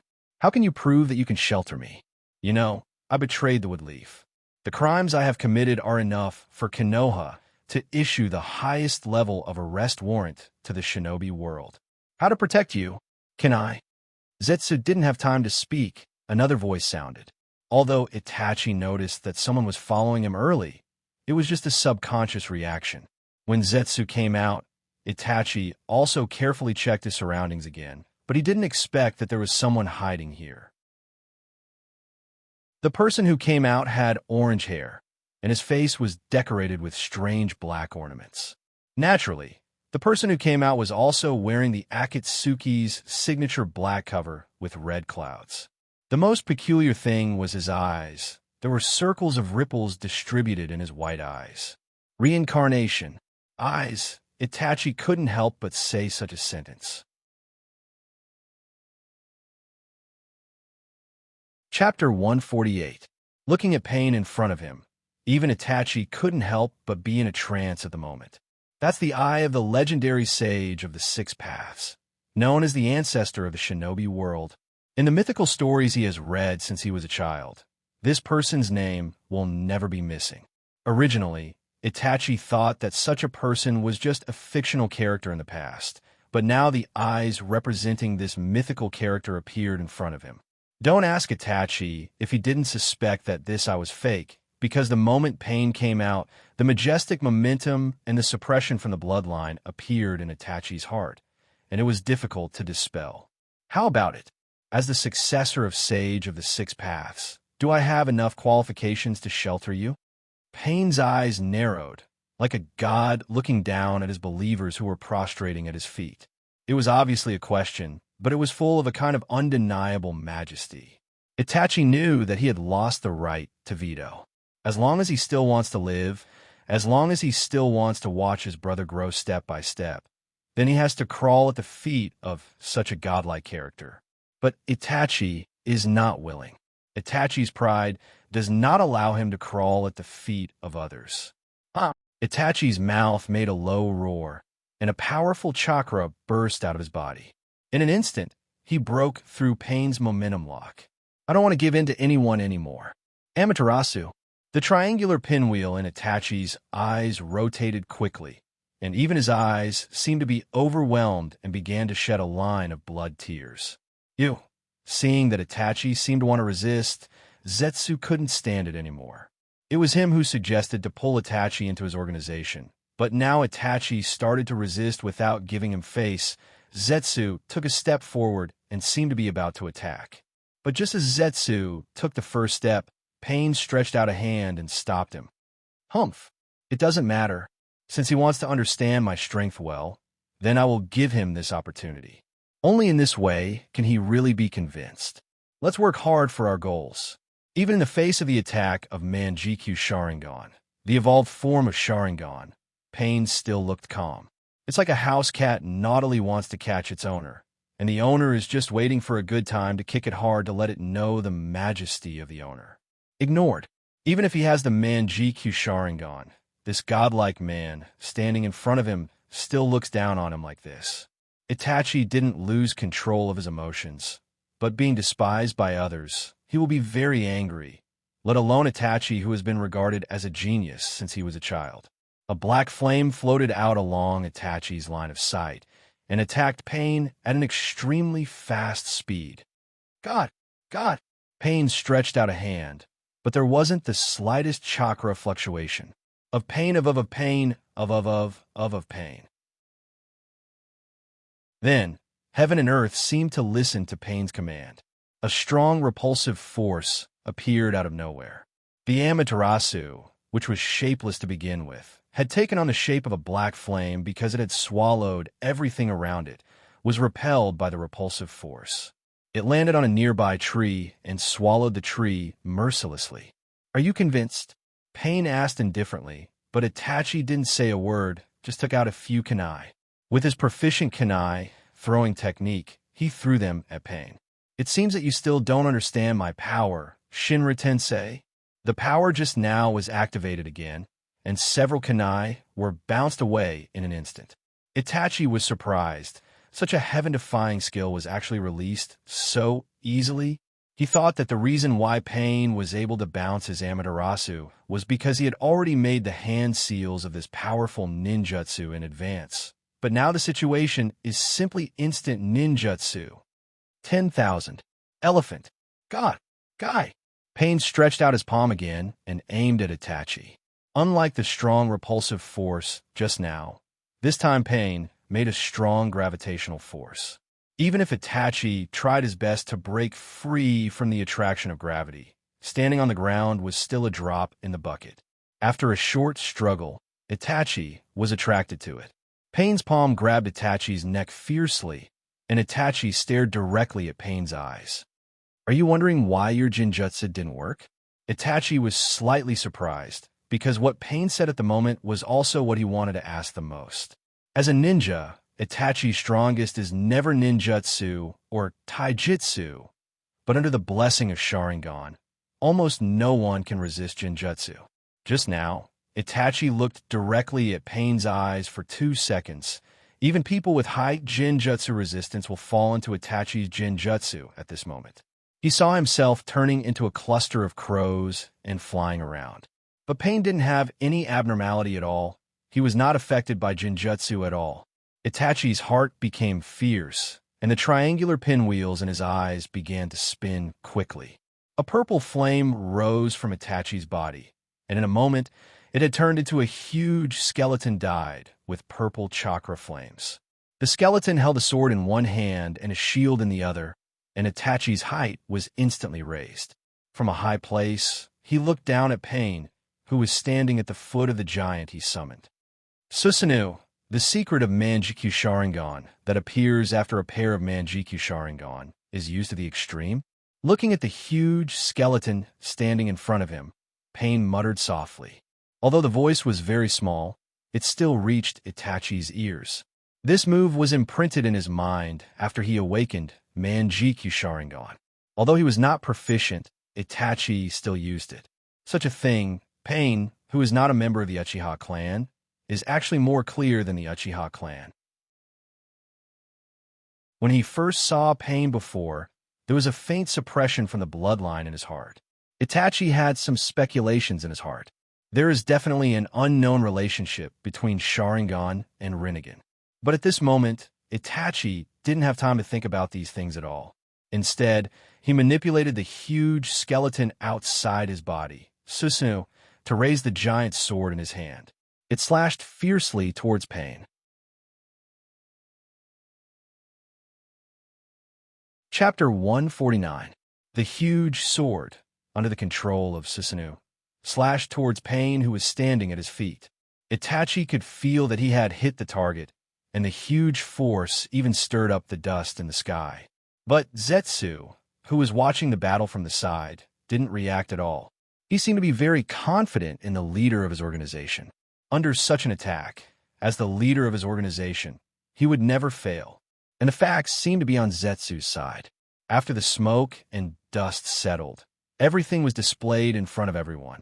Pain actually relied on his own pair of palms to directly take the full force of Susanu's attack, and even the ground under his feet was not affected in the slightest.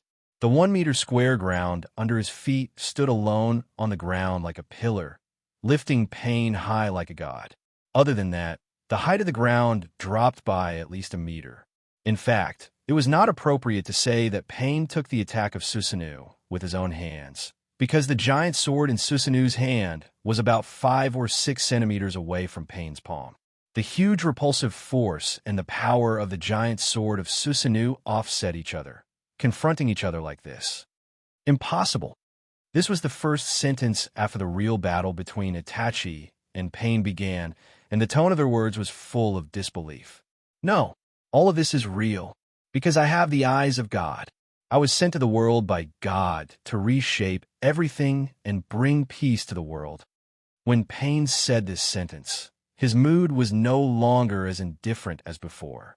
There was a sense of madness in his eyes, which was a kind of fanatical belief in himself. If such a person was pulled to other places, he would definitely be scolded as mentally ill and then be sent to the local mental hospital for treatment. But Itachi couldn't refute this person's words at all. Whether it was this person's eyes or this person's power, it was just as Pain said. He was God, a God who was really different from ordinary human beings. Looking at Itachi's eyes, Pain knew that the proud man in front of him had actually been conquered by him. The corner of his mouth pulled out a stiff smile, which made Zetsu, who was standing next to him, stunned. This Pain actually smiled? Even though it was still so stiff, it was a genuine smile on his face. It was incredible. It's time to end this. Pain looked at the giant sword in front of him and seemed to be a little impatient. Thus, he gently raised his hand, as if he was holding up a ball of cotton, and raised the huge sword high into the air. Shinratensi, the huge repulsive force struck again, overturning Susanu and its sword to the ground. Just now, Pain still didn't use his strongest power. This was Itachi's last thought before he fainted. After that, he fell into a deep coma. Zu ran to Pain's side and hugged Itachi in his arms. Pain, who was next to him, also disappeared in a few flashes. Only Zu, who was standing in the same place, looked at Itachi in her arms. After that, she brought Itachi into the ground and disappeared.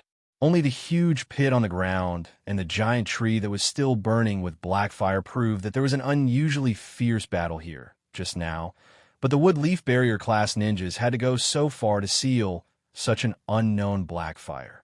Not far from the battlefield, 2 figures were hiding in a giant tree made of paper. Nagato stood in a strange container. His whole body was skinny, and there were several terrible black iron rods on his back. Conan, who had purple hair with a white paper flower on it, looked at Nagato in front of her and couldn't help but ask, although this Itachi does have some potential, recruiting him will also improve the strength of our organization. But, Nagato, why are you so happy? Yes, at this moment, Nagato's face was actually a little bit smiling. Unlike the stiff smile on Pain's face, Nagato had a very natural smile at this moment. If you ignore his dry hair and thin face, presumably this smile will be a little warmer, right?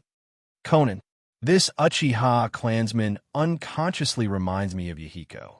The same strong, the same sacrificial spirit.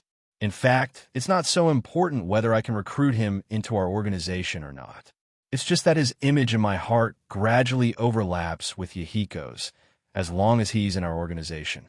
I will always think of Yahiko, the original intention of our Akatsuki, and my current goal. When Conan heard Yahiko's name, there was a deep sadness in her eyes. Whether it was Yahiko's body that was made into Pain Tendo's body, or Itachi, who was now recruited, Nagato gave her a warning. She didn't forget her original intention, and with Yahiko's dream, she wanted to turn this world into the dream of the 3 of them when they were children, a world without worries, without disputes, without war. However, Conan still faintly asked herself in her heart, even if Nagato has the Rinnegan, even if he has the help of the Uchiha Madara, can they really create such an illusory and unreal world? Conan didn't have the answer in her heart, but she still firmly looked at Nagato next to her. In any case, she has lost Yahiko, and she absolutely can't lose Nagato. Since Nagato has decided to carry out such a plan, then all she can do is try her best to help him. Even if she can't, she must try her best to protect him and keep him away from danger. Conan has never believed in this whimsical plan, nor did she believe in the masked man who has been hiding himself. Conan just wanted to protect Nagato. That's all. She had no other demands. When Itachi opened his eyes again, he found himself in a crypt. The surroundings were a little dark, with only a few oil lamps hanging on the walls, providing a little bit of light to the crypt. A figure stood in front of him, holding a robe, a ring, and a hat decorated with several small bells that covered his entire face. A head of orange hair and eyes with circles of ripples was enough to prove who the person standing in front of him was. It was the leader of the Akatsuki, Pain, who he couldn't do anything to. Chapter 150. There was no need for the author to retell what happened later. Facing Pain, who had no power to resist, Itachi could only silently accept the Akatsuki uniform. On the other side, in the Lion Clan's different dimension, Nangonja stood in the hut originally built by Mashiro, looking at the Uchiha Fugaku couple lying quietly on the bed. His face was a little worried. Because in the beginning, although Itachi's attack was heavy, there was still room to save them. When Nangonja took out the bodies of the Uchiha couple from the simple grave built by Itachi, he also found the wound that was later added by the Root Ninja. This wound was a bit tricky. Nangonja didn't dare to guarantee that his sister could save these two people. Finally, Nangonja stopped treating the Uchiha couple. "How is it?" Nangonja immediately asked anxiously. "The situation is not optimistic." Nangonja's words made Nangonja's heart sink. This is not a good omen. But fortunately, they took the turtle-breathing pill in advance. And Big Brother, you brought them here. I have now stitched up their wounds, but they can't leave the Lion Clan's different dimension for a long time. After all, the natural energy in the air of the ninja world is too thin compared to the Lion Clan's different dimension, and all kinds of bacteria may cause secondary damage to their bodies. So they need to recuperate for a while. Nangonja knew that his goal has actually been achieved. As long as the lives of the Uchiha couple are saved, he can stand on the same side as Itachi Uchiha. All kinds of plans in the future will be possible to be carried out. How long will it take for them to wake up? Nangonja asked his sister. This is not certain because, strictly speaking, they are still in a critical period. If it was an ordinary person, they would have already become vegetative, but considering the physical advantage of the ninja and the innate spiritual power of the Uchiha clan, they should wake up in 3 to 5 days. Nangonja made a comprehensive analysis of the physical condition of the Uchiha couple and made a judgment. Well, let's wait for them to wake up and talk about other things. In fact, time passed so quickly, but in just 5 days, the Uchiha couple has already woken up. At this moment, the two can't eat normal food, so they can only eat a little liquid food, but they can still talk to each other. What's the situation of the Uchiha family now? After Uchiha Fugaku woke up, he began to ask Nangonja the question he was most concerned. Strictly speaking, the Uchiha clan doesn't exist anymore. In the knowledge of the ninja world, now the Uchiha clan is only left with Itachi Uchiha and Uchiha Sasuke. Now, counting you and Uchiha Yuri Kiyuri who I brought here, the Uchiha clan should be only 5 people left. As for those who were not in the Uchiha base during the night of the extermination, I believe that Danzo will not let them go. Nangonja didn't sympathize with Uchiha Fugaku's mood so gently, but he said so cruelly to Fugaku. In fact, Fugaku didn't have much expectation that Uchiha could survive, but when Nangonja directly told him the reality, it was inevitable that his heart sank and his mood was a little depressed. Sigh. Well, it's good that Sasuke and Itachi can survive. Mikoto seemed to see that her husband was actually very uncomfortable, so she stretched out her hand and grabbed her husband's hand. Look at it. At least our children are still alive. And there's a little girl who was lucky enough to escape such a dangerous situation. right? Fugaku suddenly said to Nangong, can you also call the little girl named Yuri Koyuri? Although Yuri Koyuri originally belonged to the conservative faction in the Uchiha clan, these insignificant factions have long been meaningless. At this time, Uchiha Fugaku called Yuri Koyuri, nothing more than to tell Yuri Koyuri some secrets about the Uchiha clan. Whether it was Nangongja or Nangong-ro, they've already seen through this. So after the two called Yuri Koyuri, they didn't go in, but chatted outside. Oni-san, this time you and Danzo fell out. In fact, it can be regarded as a disguised form of falling out with Woodleaf. Even if you really go back to Woodleaf, presumably the estrangement between you two will be extremely deep. Oni-san, what are you going to do?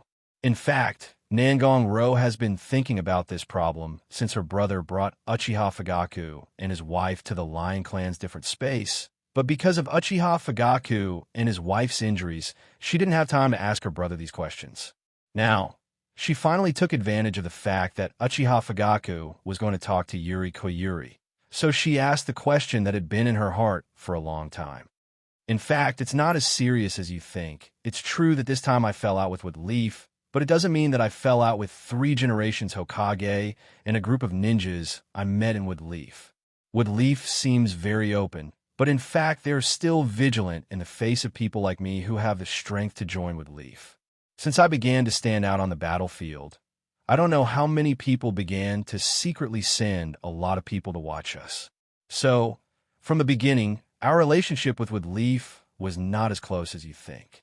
If I have to use words to describe it, I'm more like a mercenary recruited by Woodleaf. Working for Woodleaf, Woodleaf provides me with a certain amount of protection and protection. Danzo and 3 generations have always been at odds. This time, because of various interests, they cooperated to deal with the Uchiha clan. This time, although I completely stood on the opposite side of Danzo, but in the battle between the two sides, didn't I firmly push myself to the side of 3 generations? Nangong just said a lot, but in the end, what he meant was that he only fell out with Danzo on the surface, but he was still in an ambiguous state with 3 generations. So Woodleaf will not be in a hostile state with him at all. Then, brother, do you still want to go back to Woodleaf? As soon as the words came out, Nangong-ro felt that she asked a stupid question, because although Nangong-ja and Woodleaf did not completely go against each other, but in this situation, if he still went back, wouldn't he be in a hurry to be looked down upon? Nangong-ja did not answer his sister's question, but looked down at the god's retribution sword in his hand. The corner of his mouth slightly drooped, as if he had made a decision. Chapter 151. Nangong-ja opened a scroll in his hand, and a crow psychic beast appeared on his shoulder. Nangong-ja put his mouth close to the crow and whispered a few words. Then, he reached out his hand and patted the crow's head.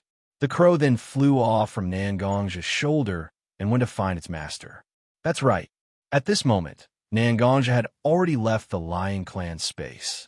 He also sent the information about Itachi Uchiha's parents to Itachi. It could be said that he had completed a small task that he had to complete. Then, Nangong-ja looked at his surroundings, and a slight bitter smile appeared on his face. Why is there no other place besides the forest around me? Nangong-ja still felt that he wouldn't be able to see anything clearly if he stood on the ground. Thus, he gathered his internal force and attached it to the soles of his feet, allowing him to quickly run to the top of the tallest tree around him. The wind slightly blew the treetops, causing Nangong-ja to slightly sway along with the treetops. This place was so desolate that it was a bit scary. He could only faintly see a wisp of smoke slowly floating up from the end of the sky. It was true. This place was not close to Nangong-ja. Even with Nangong-ja's leg strength, he estimated that he would need to run at full speed for nearly 10 minutes to reach this place. Senior banishment. Why didn't he just tell me where I was? Yet, he only gave me such a vague location, and then pretentiously told me, "The sword will guide you in the right direction." At that time, I was too embarrassed to tell Senior Leisha about it. It was really too different from his style. Woodleaf finally understood the Uchiha matter. Nangong's mood also slightly relaxed. He actually had the energy to joke about the genius who had taught him before banishment. However, Nangongja still very obediently pulled out the tribulation sword in his hand from its scabbard and used the tip of the sword to sweep the surroundings. He very seriously felt the fluctuations from the tribulation sword. This is the place. Nangongja's eyes, which were originally tightly shut, suddenly opened and looked in a certain direction. It was the place where the smoke was rising from. Nangongja's ankle shook and released a wave of energy. Nangongja was like a huge bird flying across the sky. Soon, Nangongja arrived at the place where the smoke was rising. To Nangongja's surprise, this place was not like what Nangongja had imagined. It was not a small settlement with only a few families. Instead, it had a large population. Nangongja took 2 steps forward and sat down in a very simple-looking straw hut. "Sir, may I know what you would like to order?" Soon, a waiter dressed as a waiter walked to Nangongja's side. Although he was greeting him, there was a bit of awkwardness in his voice. It was obvious that this small town did not have many outsiders, so the waiter and Nangongja had some difficulty talking to each other. "I'm also new here, so I'm not too familiar with what you have. Why don't you just give me your best wine and some side dishes?" Nangongja said very casually. Ever since he had cultivated with the banishment for a period of time, Nangongja had become more and more addicted to the temptation of wine. Since he had come to a new place, he naturally had to try some of the local wine. Although this was a small town, wasn't it very normal to have good wine in the alleys? Nangongja put the Heaven's Tribulation sword in his hand on the table. The sound made the waiter slightly look sideways. The waiter was originally worried that his table would be damaged by Nangongja, but after seeing the Heaven's Tribulation sword, he couldn't help but stare. Seeing that the waiter was in a daze in front of him, Nangongja coughed slightly, pulling the waiter's thoughts back to reality. Sorry. Almost no one here practices martial arts. So when you put the sword on the table, I couldn't help but look at it a few more times." The waiter tried hard to explain his behavior, and Nangongja also looked at the waiter deeply, then laughed and said, "It doesn't matter. The weapon I use is rarely used in the entire ninja world. It doesn't matter if you look at it a few more times. Go, bring my wine and side dishes first." The waiter nodded, then took a few steps back and walked to the side of the shopkeeper, who looked a little old standing next to the counter. He put his mouth close to the shopkeeper's ear and whispered a few words. The shopkeeper also opened his eyes. After glancing at Nangongja, he waved his hand and seemed to agree with the waiter's proposal. This wine shop is not simple. Nangongja already had some thoughts in his mind. Since it was a place that Banishment Senpai told him, it naturally wouldn't be that simple. So Nangongja paid more attention to everything around him. The waiter quickly put Nangongja's side dishes on the table. It was very simple, just a dish of stir-fried vegetables and a plate of fried peanuts. But Nangongja's wine took a long time to be brought over by the waiter. There was some soil on the wine jar, and the red paper was wrapped in the soil. This was obviously a jar of aged wine that had been stored in the cellar for a long time. Nangongja looked at the wine jar, and the faint trace of unhappiness in his heart was thrown away. "Waiter, this wine is..." Drinking wine was never as simple as drinking it, and Nangongja knew that it was like this. Generally speaking, when he saw a wine that he had never seen before, Nangongja would ask the seller to briefly introduce the brewing process and storage method. Anyway, it was just a brief introduction, and no one would hide anything. At this moment, Nangongja's habit was acting up. "Sir, if you ask me when and how this wine was brewed, I really can't answer it all. Because since I was young, this wine jar has been buried in the backyard of our wine shop. I vaguely heard the shopkeeper say that there was no one who could brew this kind of wine. Drinking a jar means there is one less jar. So this wine jar has always been buried. Just now, I told the shopkeeper that you wanted to drink wine, and the shopkeeper looked at you and felt that you were also a wine lover.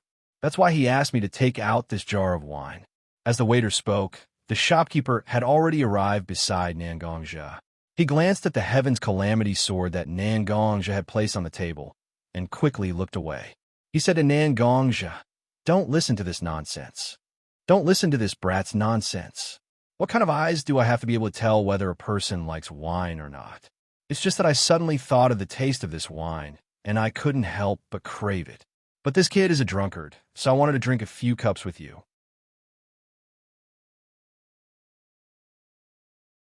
Chapter 152.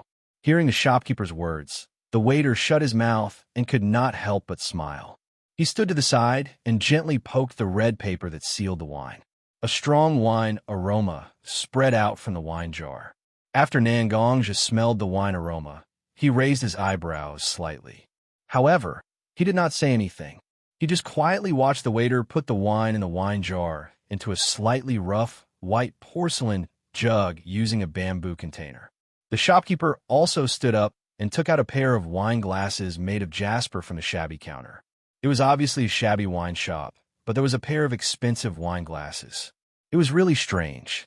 When I drink ordinary wine, I usually don't bear to take out this pair of ancestral jasper glasses. However, today's wine must be served with a jasper glass to truly appreciate its color and taste. The shopkeeper took the 2 jasper glasses and walked to the small table where Xianxia was sitting. One glass was placed in front of Xianxia, and the other glass was placed in front of him. Xianxia picked up the glass and gently rubbed it with his hand. The wonderful touch of the jasper and the slightly cold feeling passed through his fingertips to Xianxia's heart. Although this pair of glasses had been kept by the shopkeeper, they were usually not used. However, it was obvious that the shopkeeper would take them out from time to carefully maintain them. It was enough to show the shopkeeper's love for them. The waiter held the white porcelain jug and stood beside Xianxia. Xianxia also understood and put the glass in his hand on the table. Perhaps the white porcelain jug had been heated before. The wine that was poured out emitted wisps of smoke in the slightly cold air. After the wine was heated, the aroma of the wine was even more obvious. Young friend, it's rare for wine lovers to gather together. Why don't we have a drink together?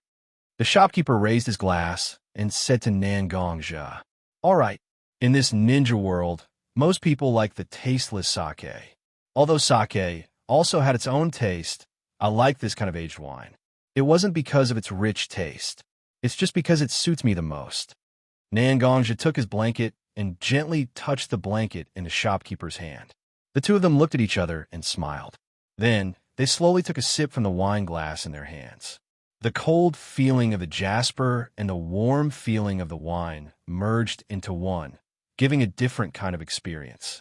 This wine, actually, Xianxia had drunk it before. He had even drunk it quite a few times, but Xianxia did not show it. With good wine in front of them, they naturally had to drink before talking about other things. The two of them had simple dishes to go with the wine and started to drink together. Gradually, it seemed that the alcohol was taking effect. The shopkeeper, who looked a little old, had a dazed look in his eyes as he stroked his beard that almost reached his chest. When the ancients drank, they were often full of literary interest. From time to time, they would sing and write lyrics. This old man's talent is not high, so naturally, I can't write a lot of beautiful poems like the ancients. But I have heard a few words, which can be regarded as singing the mind of the people who drink. If the guest doesn't mind, this old man will also show his incompetence. Xianxia naturally wouldn't stop him, so he nodded and motioned the shopkeeper to sing. "Ha ha! Then this old man will show his incompetence. Don't you see? The water of the yellow river comes from the sky, rushing to the sea and never returning. Don't you see? The bright mirror of the hall is sad. White hair in the morning is like black hair in the evening." The more the shopkeeper sang, the more passionate he became. His voice, which was a little hoarse, was now more vigorous and tragic. Xianxia was also affected by the shopkeeper's singing. He took the bamboo chopsticks in his hand and tapped the jasper cup in his hand. Whether it was the human voice or the tapping sound, it formed an indescribable harmony. As the feelings of the two became more and more agitated, an invisible force began to spread out uncontrollably. Even a shabby wine shed was affected by the two of them. Some of the dust in the corners that couldn't be cleaned were stirred up by the force and scattered down. However, the force was maintained in the wine shop and didn't spread out at all. The waiter, who was standing by the side and adding wine for the two of them, wasn't frightened by such a strange scene at all. On the contrary, he was still very calm. With a smile, he held the wine pot and looked at the two people who were singing in front of him. This song wasn't considered long. Even if the two of them were singing softly and at a slower speed, there was still a time when it ended. Pu'er will be exchanged for good wine, and with you, we will quell the worries of eternity. When the shopkeeper sang the last line, his voice had clearly stopped, but his voice still echoed in the tavern. The word worries seemed to contain an unusual force. It echoed for a long time and didn't dissipate. Wine, this is indeed good wine.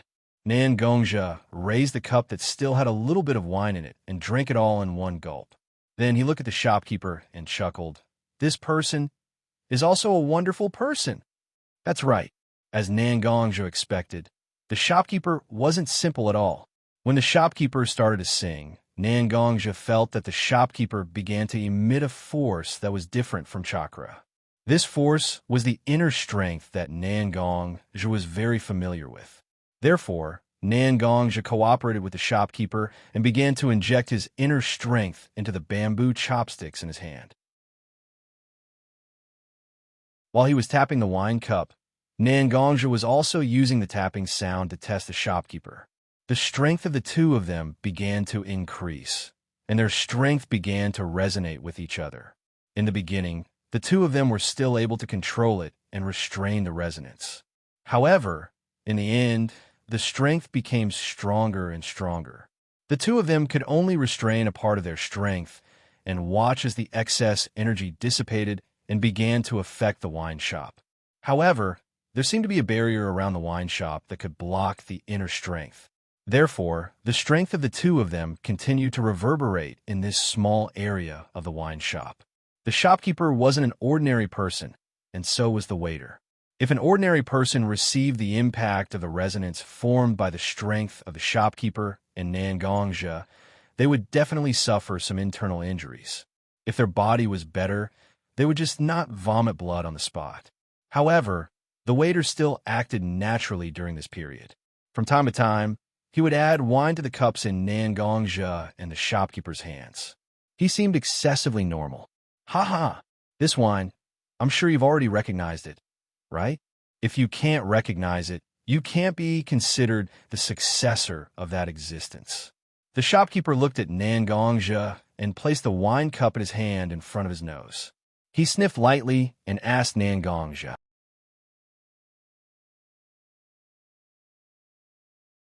Chapter 153. Xianxia didn't pay attention to what the shopkeeper said. He just put the wine cup to his mouth and drank the remaining wine in the cup.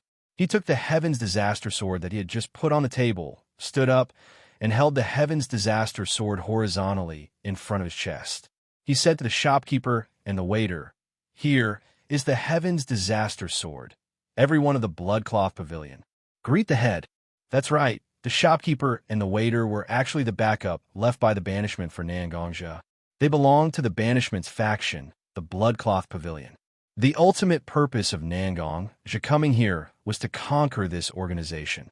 The old wine that the shopkeeper took out for Xianxia was the wine in the green jade gourd left by the banishment for Xianxia. It was also the favorite wine of the banishment, the drunken immortal wine.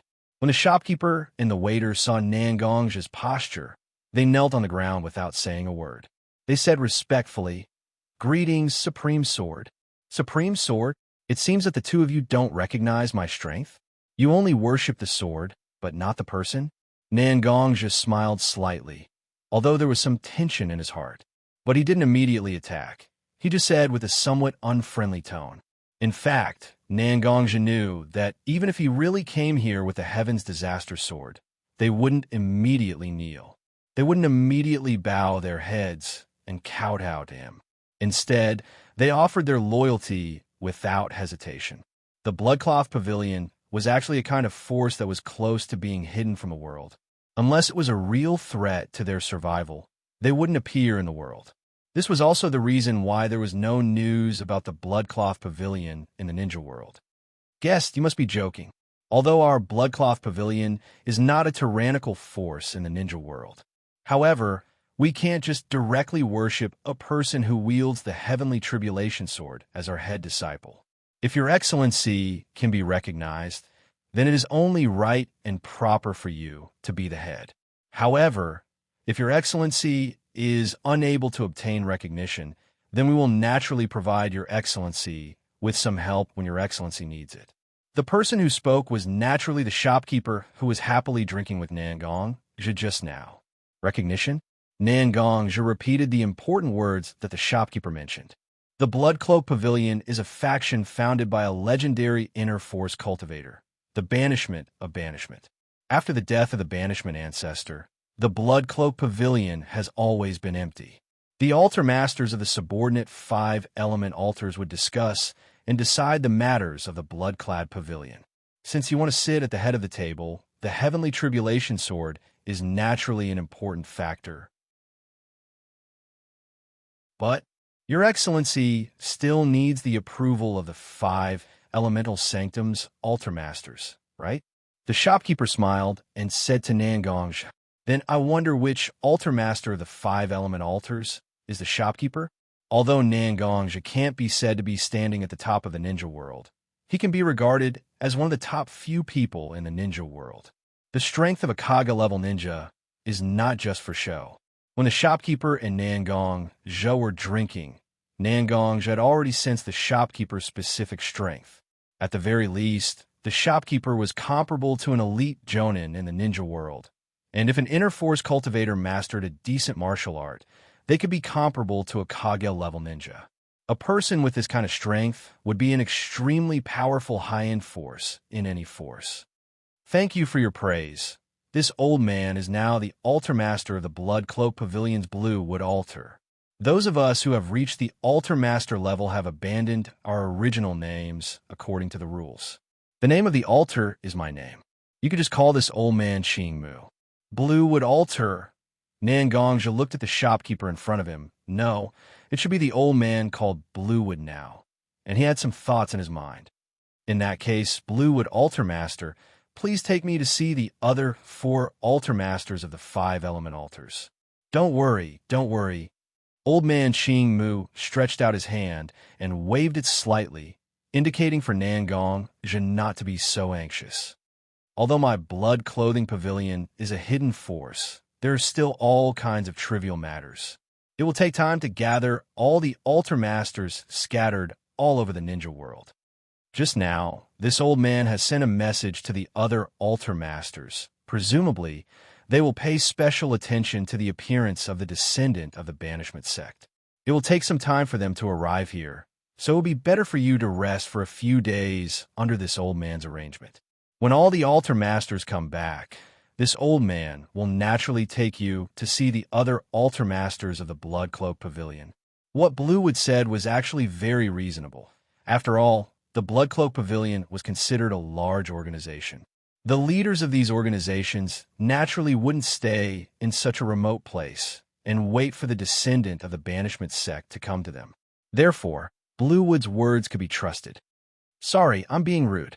Since Bluewood Altar Master has already made a plan, then I will naturally wait for the other altar masters to come back and discuss many things. It's naturally best that you can understand. After saying that, Bluewood Altar Master called the waiter who had just poured wine for Nangong and Bluewood Altar Master. Go and take Sir Nangong to a place to rest. The waiter nodded and went to Nangong. He stretched out his hand and said respectfully, "Please come with me." Nangong nodded and walked in the direction that the waiter was pointing at.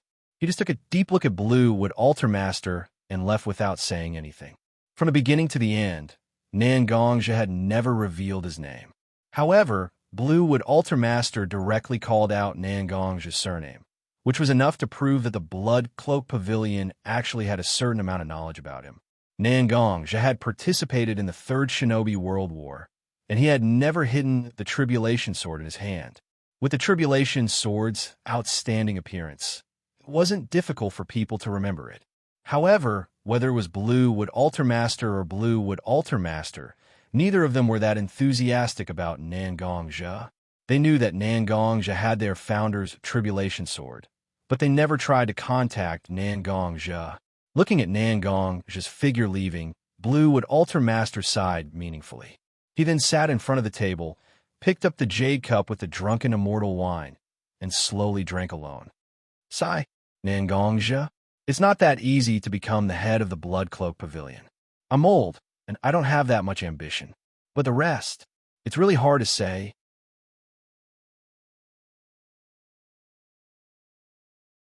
Chapter 154. Following the waiter, Nangongja arrived at a small courtyard not far from the wine shop. The small courtyard wasn't very big. It only had 2 small rooms and a slightly smaller courtyard. Sorry, the conditions here aren't very good, but we have people to clean it up every day, so please stay here for a few days. The waiter said to Nangongja embarrassedly. One had to know that Nangongja was a ninja. Even the weakest ninja's annual income was enough to cover 10 years of living expenses for an ordinary person. Very few ninjas would worry about money. Of course, ninjas also spent a lot of money.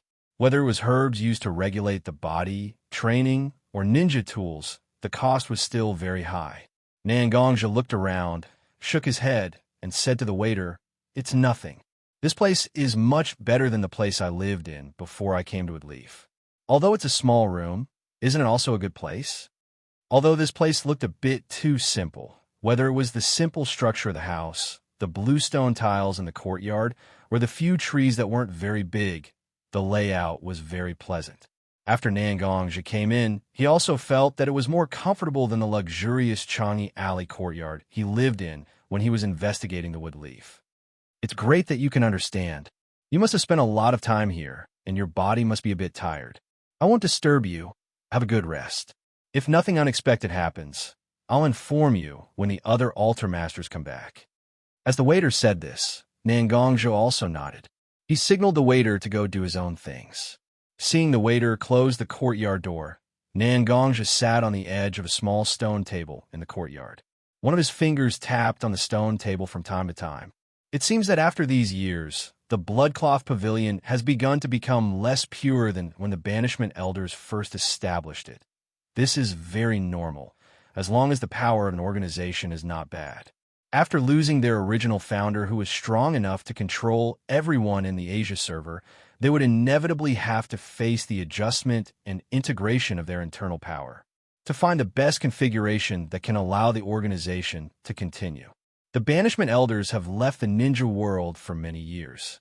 The Bloodcloth Pavilion, as an organization, has not been divided and dissipated until now is already a very good thing.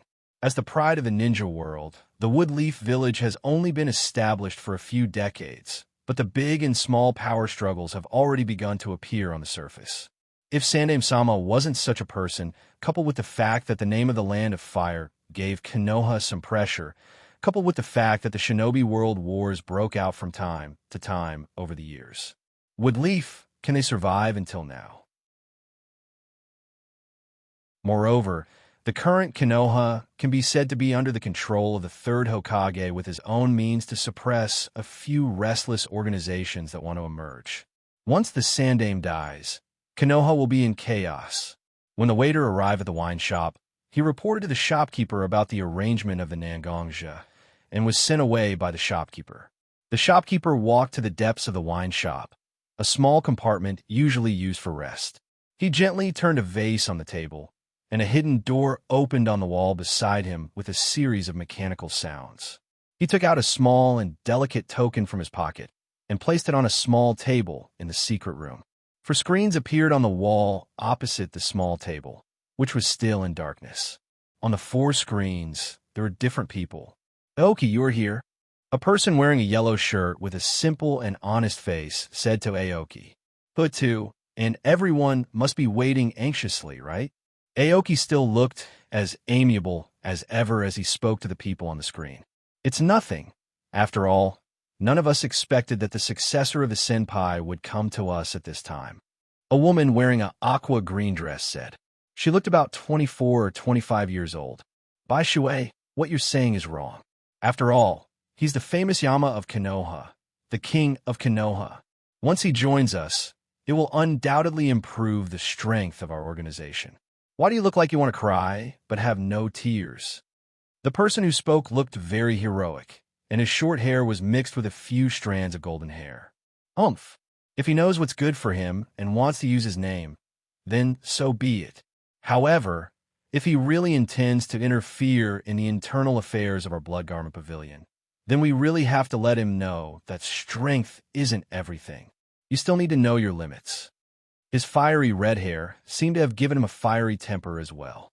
With just a few words, the other altar masters were instantly rendered speechless. They didn't know how to continue the conversation.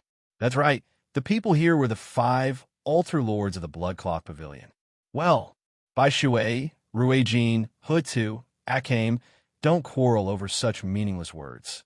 No matter what, the boy named Nangongja has come here. What we have to discuss is nothing more than the manner in which we are to treat him. Now, if we're not being overly passive, then it is meaningless to keep talking tough. After all, Aoki was the oldest person among them and could be regarded as the senior of the other altar lords, so they had to give him face. However, after they stopped talking, they began to fall into a long silence. Suddenly, a superior appeared above their heads, which was very difficult to deal with. Altar Lord Aoki, I wonder how strong Nangongja is now. After all, it has been 3 years since this person made a move in public, and now he is in a period of rapid growth, so his strength is naturally changing with each passing day. We have to have some understanding of his strength before we can make a judgment based on this information. The Altar Lord of Baishui Altar, who is in charge of collecting information, asked Aoki, who was in contact with Nangongja from the aspect she was in charge of. That's right, Nangongja had been with Leaf Village for 3 years, almost in seclusion at the Ninja Academy. Previously, Danzo had kidnapped Nangongja's family and had a conflict with them within Root's sphere of influence. With Danzo's personality, he would naturally keep it a secret. As for the information of the Bloodcloth Pavilion, in fact, there was only information about Nangongja from 3 years ago. The information in Wood Leaf Village was not so easy to obtain.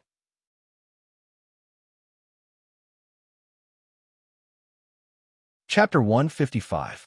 Nangongja's Strength. When Aoki heard Bai Shui's words, he began to recall the scene of him and Nangongja testing each other in the tavern. To be honest, I'm not sure what level Nangongja's strength is at. I don't think I've reached the peak of his strength yet. 3 years ago, Nangongja was already a Jonin of the Woodleaf sect. When he used his full strength, he could even compete with some of the older Jonins. The strength of the Altar Lords is about the same. We're all the stronger Jonins. However, everyone's techniques are different, and so are their characteristics. Our Greenwood Altar's internal energy cultivation method is one of the more vigorous internal energy cultivation methods, but the combat strength is not very high. However, when I was testing Nangongja, the two of us were only using the most primitive internal energy to fight against each other. Even in the area I'm most proficient in, I don't think I can compete with him. That was because I'd already used almost all of my strength, but Nangongja still looked relaxed. I can't see through him. Just as Aoki said, Aoki's combat strength might not be the strongest among the Altar Lords. However, when it came to internal strength, no one could compete with him. Although internal strength wasn't a direct reflection of one's combat strength, it was an important measure of one's combat strength. Did he achieve a huge breakthrough in strength? Altar Lord Rue Jin's beautiful eyebrows were slightly knitted together. After a moment of silence, Rue Jin made a guess that shocked even himself. Could it be that this young man has already merged his mind, technique, and body into one and broke through his limits to reach the Hotian stage? How many years has it been since someone broke through to the Xianxia stage? Although we're all half-step Xianxia, it's so close yet so far. How could such a young man break through to the Xianxia stage? The Deep Earth Altar Lord's square face was slightly distorted due to the shock. It looked a bit funny, but no one mocked Ho Tuesday. Although Rue Jin's guess seemed a bit ridiculous, it was the most reasonable explanation. The legendary innate. In fact, even Nangongja didn't know that he had already reached the Xiantian realm that countless internal cultivators dreamed of. Banishment, who had taught Nangongzhi for a long time, didn't pay much attention to the Xiantian realm. He didn't even talk to Nangongzhi about it. Innate? Not bad, not bad. If I have the chance, I must have a good contest with this Nangongzhi and see how powerful this so-called Xiantian is. On the contrary, Scarlet Flame wasn't frightened by the title of innate. Instead, he shouted excitedly. Almost all those who cultivated the Scarlet Flame Altar's cultivation method had such a fiery temper and a thirst for battle. I heard that this Nangongzhi is also a good swordsman.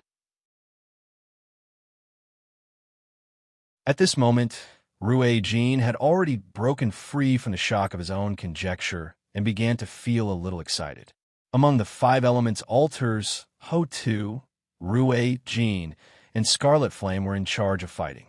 Bai Shui was mainly responsible for spying, and Qingmu was responsible for logistics. Among Ho-Tu, Rui Jin, and Scarlet Flame, Ho-Tu was responsible for defense, Rui Jin was responsible for charging, and Scarlet Flame was responsible for close combat. So, Rui Jin and Scarlet Flame's thirst for battle was understandable, wasn't it? You too. It's about the same. That person might even become our superior. Yet, you two cowards actually want to have a good fight with him? I don't know what you two are thinking. The only female in the group, Bai Shui, instantly gave Scarlet Flame and Rui Jin 2 coward status cards. If it was an ordinary person, Rui Jin and Scarlet Flame wouldn't mind letting them see how these 2 cowards could teach them a lesson with their fists. But Bai Shui, who was wearing a light green robe, had a smile on her face at this moment. She clearly looked very beautiful, but through the screen, one could feel a hidden danger hidden in her beauty. The people who were investigating the matter weren't all good people.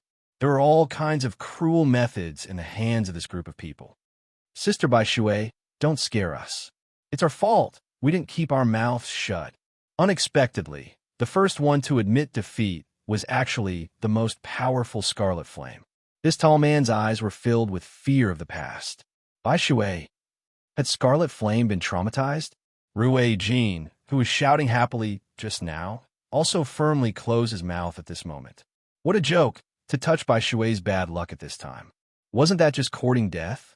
Rui Jin didn't want to sleep happily in the middle of the night, only to suddenly have a poisonous bug climb onto his bed or a dagger pressed against his neck.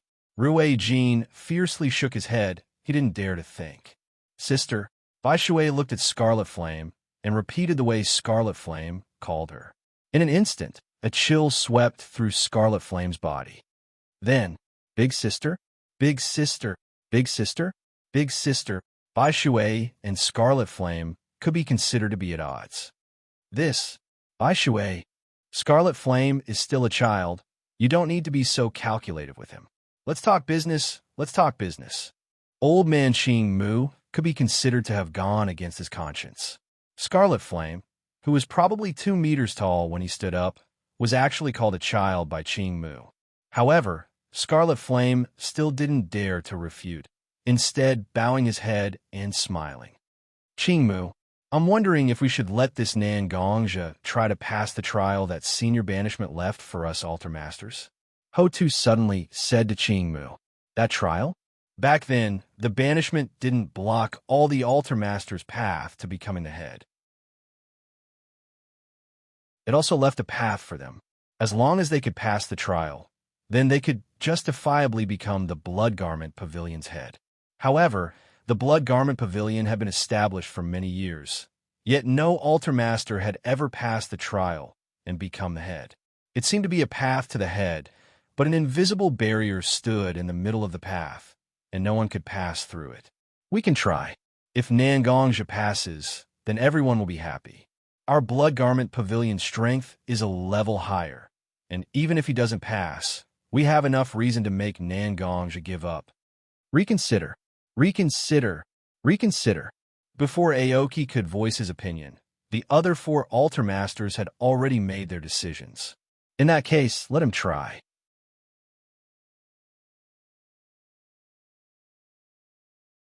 Chapter 156.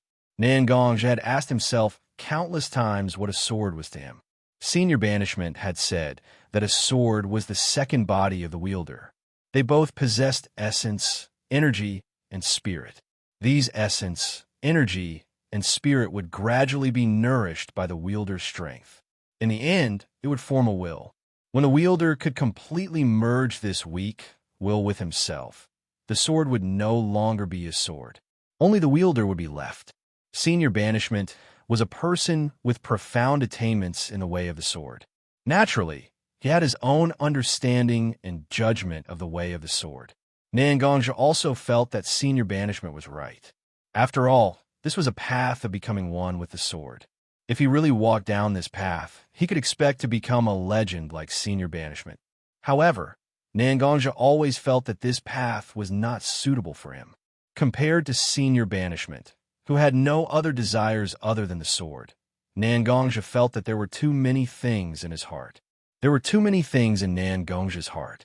Nangongzhi simply couldn't abandon Nangong Ro, Shaoling Air, Zhenbai, these people who were extremely important to him.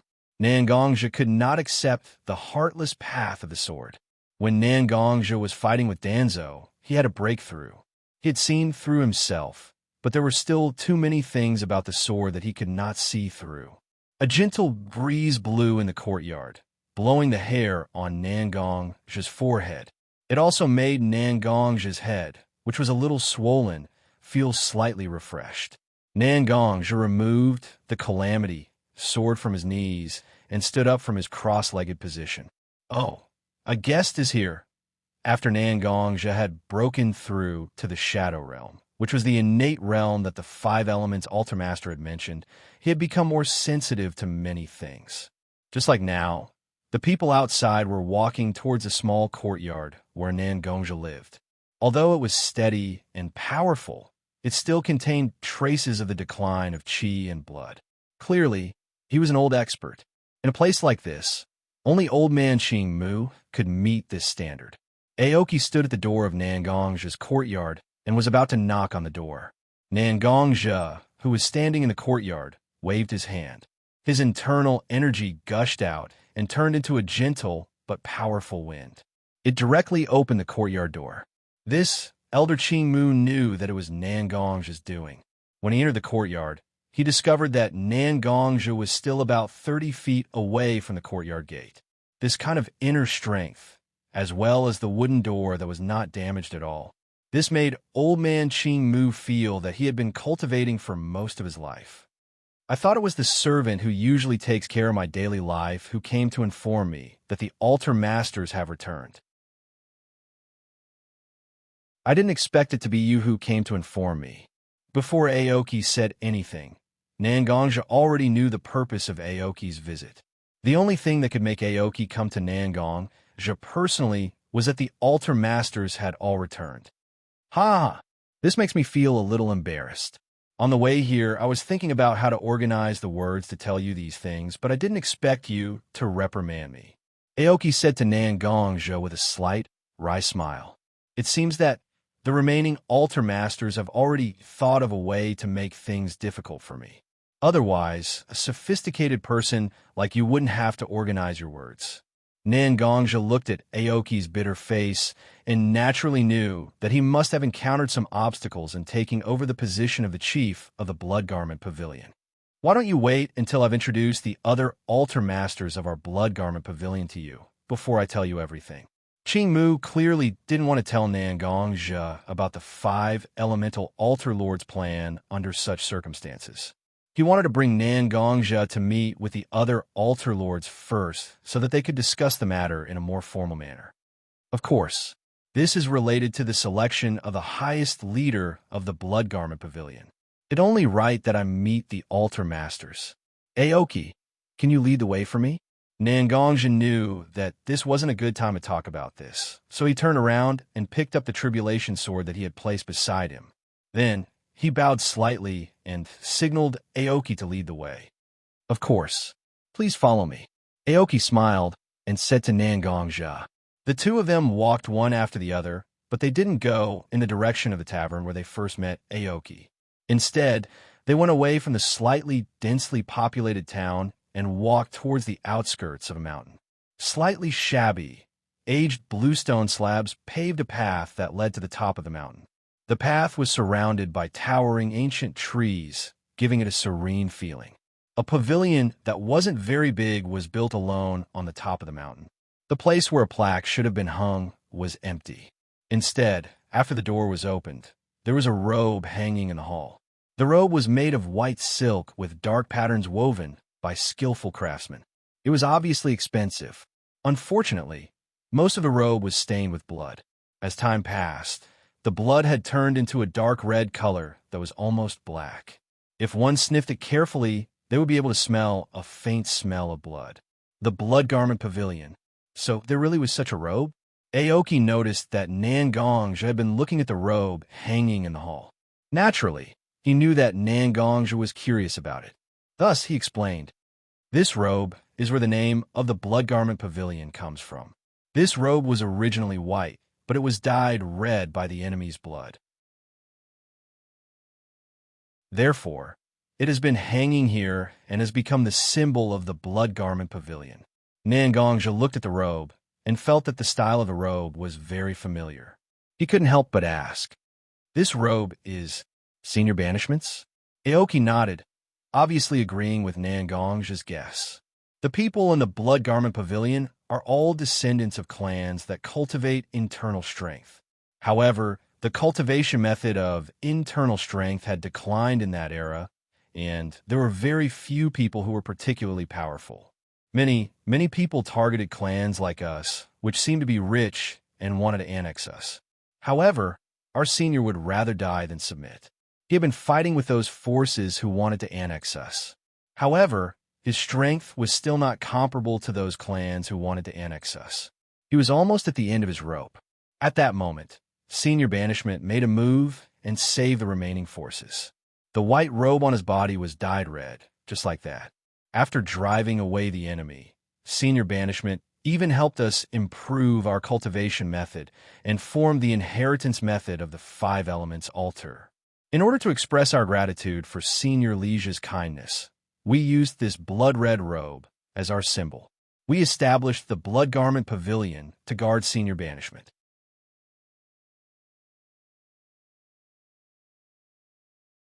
Chapter 157.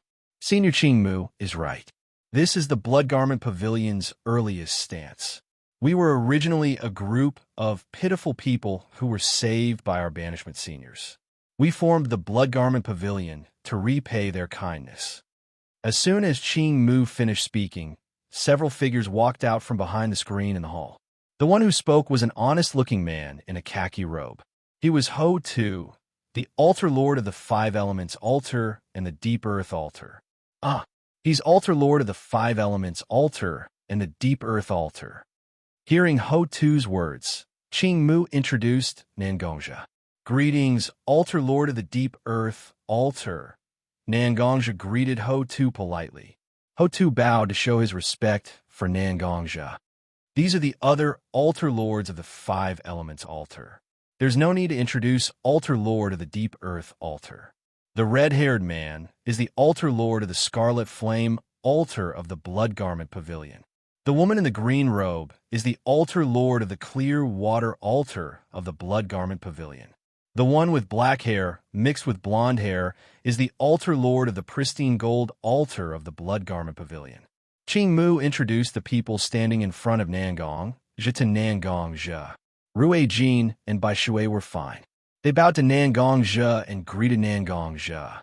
However, Qi Yin seemed to be in a bad mood. He glanced at Nangongja and did nothing else. "This altar master has quite the temper." "Very good, very good." Nangongja looked at Qi Yin and smiled. "This guy's brain is stupid. He doesn't understand the ways of the world at all. Little brother, please don't take it to heart and forgive this coward."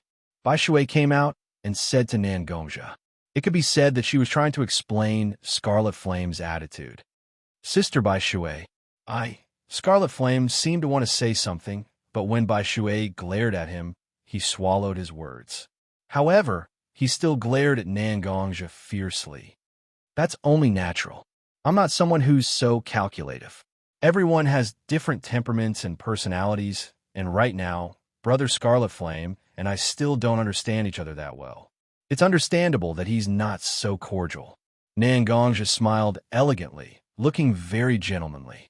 On the contrary, Scarlet Flame looked more like a child throwing a tantrum. Bai Shui looked deeply at Xianxia and couldn't help but raise his evaluation of Xianxia. These people were very clear about Scarlet Flame's temper, but none of them warned Scarlet Flame when they came out to meet Xianxia. Instead, he waited until Scarlet Flame started to throw a tantrum before coming out to help him. In fact, they also wanted to have a good understanding of Xianxia's temperament. Most of the information they collected was about combat strength. This kind of information on how to deal with people had to be tested by himself to be able to get a clear picture of it.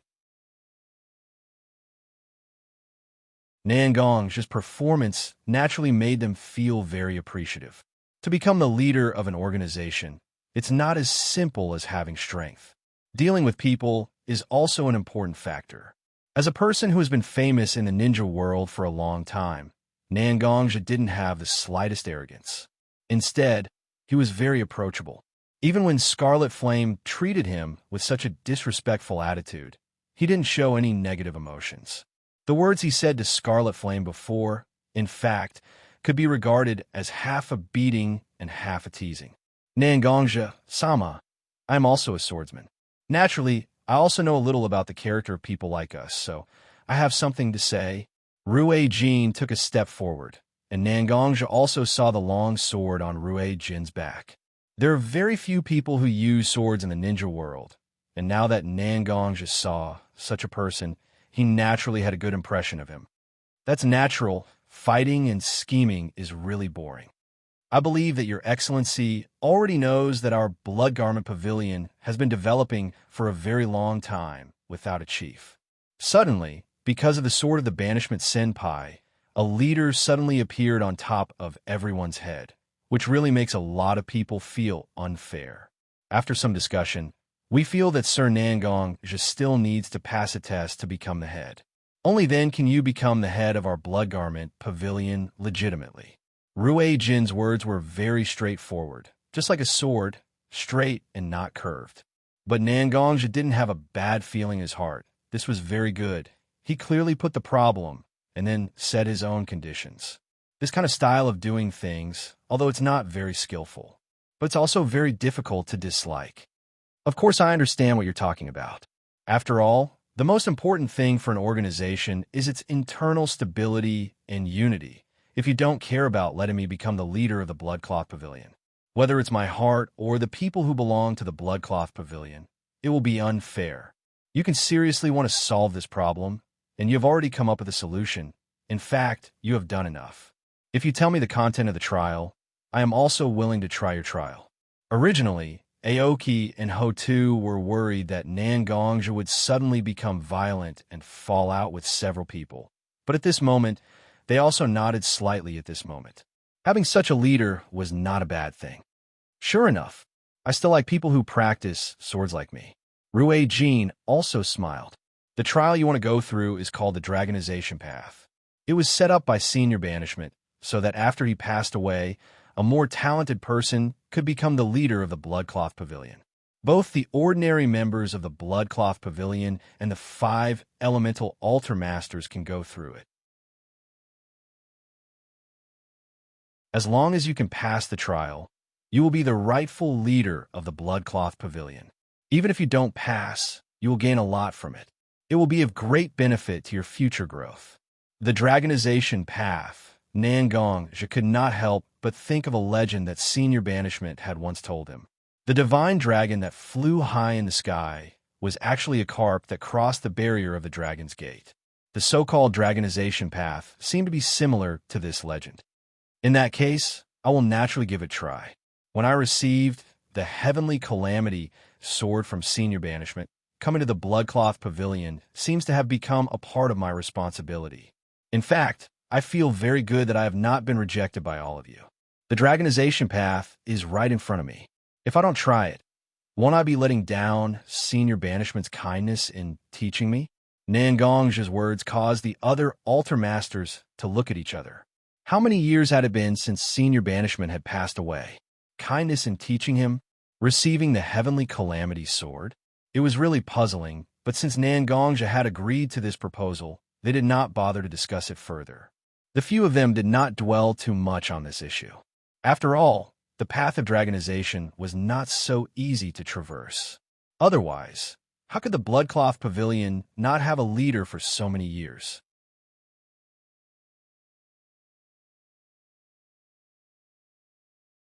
Chapter 158. Thank you for your understanding. We're ready to start the dragonization path. As long as you're ready, you can enter the dragonization path at any time. Qingmu said to Nangongja, I don't need any more time to prepare. I've been staying here all this time to recuperate my essence, energy, and spirit. Since you've already prepared everything about the dragonization path, let's not waste too much time. Let's go straight to the dragonization path. Nangongja knew that these altar masters definitely didn't gather here today. Since they've already prepared the dragonization path, he could just go straight in. Well, let me take you to the dragonization path. Ruijin walked to Nangongja's side and said to Nangongja, Thank you. Nangongja was quite polite to Ruijin. I hope you won't try too hard when you're on the dragonization path. There are very few people who practice the way of the sword in this world, and people with your strength are even more rare. I'm still looking forward to the day when I can have a long talk with you and comprehend the way of the sword together. In fact, Ruijin's words were very proud. Although the dragonization path was indeed very beneficial to practitioners, there must be dangers that couldn't be ignored at the same time. Had an opportunity and danger always been a pair of close sisters? Of course. I'm also looking forward to discussing the way of the sword with you, Ruijin. Nangongja didn't say anything about the dangers. He just talked about discussing the way of the sword with Ruijin. There was great confidence in his eyes. When the altar masters saw this, they couldn't help but shake their heads. The dragonization path. It wasn't something that could be passed just because one was strong. I wish you good luck in martial arts. Although the altar masters had a lot of doubts about Nangongja's ability to pass the dragonization path, they still followed the usual etiquette and sent their blessings to everyone who was going to pass the dragonization path. Please, Ruijin stretched out his hand and motioned for Nangongja to walk with him. Then he walked into the interior of the loft first. Ho Tu, Qiyin, Bai Shui, and Qingmu followed behind Nangongja and walked towards the depths of the pavilion. Arriving at a wall painting with 9 dragons flying in the sky, Ruijin took out a pearl that was emitting a lustrous luster from his bosom. With a slight leap, he embedded the pearl in his hand into the mouth of the 5-clawed golden dragon that flew the highest and also the largest among the 9 dragons. Only a dragon with a dragon's pearl in its mouth was a true dragon. For a moment, the entire 9 dragons painted wall seemed to have been activated. The 9 divine dragons, which were originally just ordinary relief sculptures, seemed to have been given life at this moment. It actually began to move. The white clouds and divine dragons on the wall had already come to life. Nangongja could faintly hear the sound of thunder coming from the wall. A huge majestic aura was also emitted from the wall. It was as if the dragon swimming in it was a real dragon soaring in the 9 heavens. The aura was unparalleled. After all, the altar lords and Nangongja were very powerful internal energy cultivators. Although the aura was terrifying, they could still withstand it. The endless aura came in waves, passing through the bodies of the altar lords and Nangongja. An indescribable feeling of relaxation appeared in Nangongja's heart. The aura emitted from the wall painting was purifying the internal energy in Nangongja's body little by little. Looking at the altar lords standing next to him, he saw that they also had a comfortable expression on their faces. It was obvious that the aura from the wall painting was also purifying the impurities in their internal energy. This is the first stage of the dragonization path, the aura descending. It is used to test the basic strength of those who have been lost. Those who are not strong enough will be eliminated here. Of course, if you can endure it, there will naturally be benefits. This is the opportunity to purify the impurities in your internal energy. Rue Jin explained to Nangongja. The trial had already begun here. Time passed by slowly. The aura emitted from the wall painting also began to weaken. Looking at the original 9 dragons flying in the sky painting, it had now changed its appearance. Among the dragons, there were 8 slightly smaller dragons that had their heads facing each other, forming the shape of a door arch. The largest 5-clawed golden dragon with a dragon ball in its mouth was entrenched in the door arch. It looked like a slightly twisted path. Was this the dragonization path that the altar lords were talking about? Please, please, please. The altar masters all stretched out their hands, forming a palm shape and facing the path paved by the golden 5-clawed divine dragon that appeared in the 9 dragons painted wall. Nangongja cupped his hands and pressed his hand on the 9 dragon wall painting. A wave of ripples surged. Nangongja's hand entered the wall painting without any obstruction. I don't know if he can really pass this dragonization path. Looking at Nangongja's figure that had completely disappeared in front of the wall painting, Aoki whispered such a sentence. He didn't know if he was asking himself or someone else. Well, since Nangongja's entered the wall painting, let's wait here quietly. In that case, all we have to do is wait here quietly. If he can pass, then there is nothing wrong with letting him become the head of our Blood Garment Pavilion. The altar lords were all people who had experienced the dragonization path. Everyone was clear about the dangers. Passing the dragonization path was a great test of a person's strength, potential, and luck. If Nangongja can really pass the dragonization path, then it's not incomprehensible to let such a person become the head of the Bloodcloth Pavilion. Maybe, in the hands of Nangongja, the Bloodcloth Pavilion can once again prosper and become another powerful force in the ninja world. Not everyone could peacefully be a member of a hidden force for the rest of their lives. Although they have powerful strength, they can only walk in the dark. This kind of life is not tolerable for everyone. Heaven's Retribution Sword. Banishment. Nangongja. It seems that it's time for the Bloodcloth Pavilion to go to the ninja world. After all, Aoki was old, and he thought a little more than the young people. Nangongja was like a spark that ignited a fuse.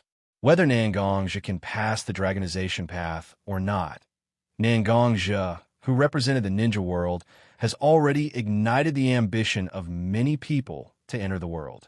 As long as the timing is right, a single spark will inevitably become a prairie fire. The comeback of the Bloodcloth Pavilion is already an unstoppable thing.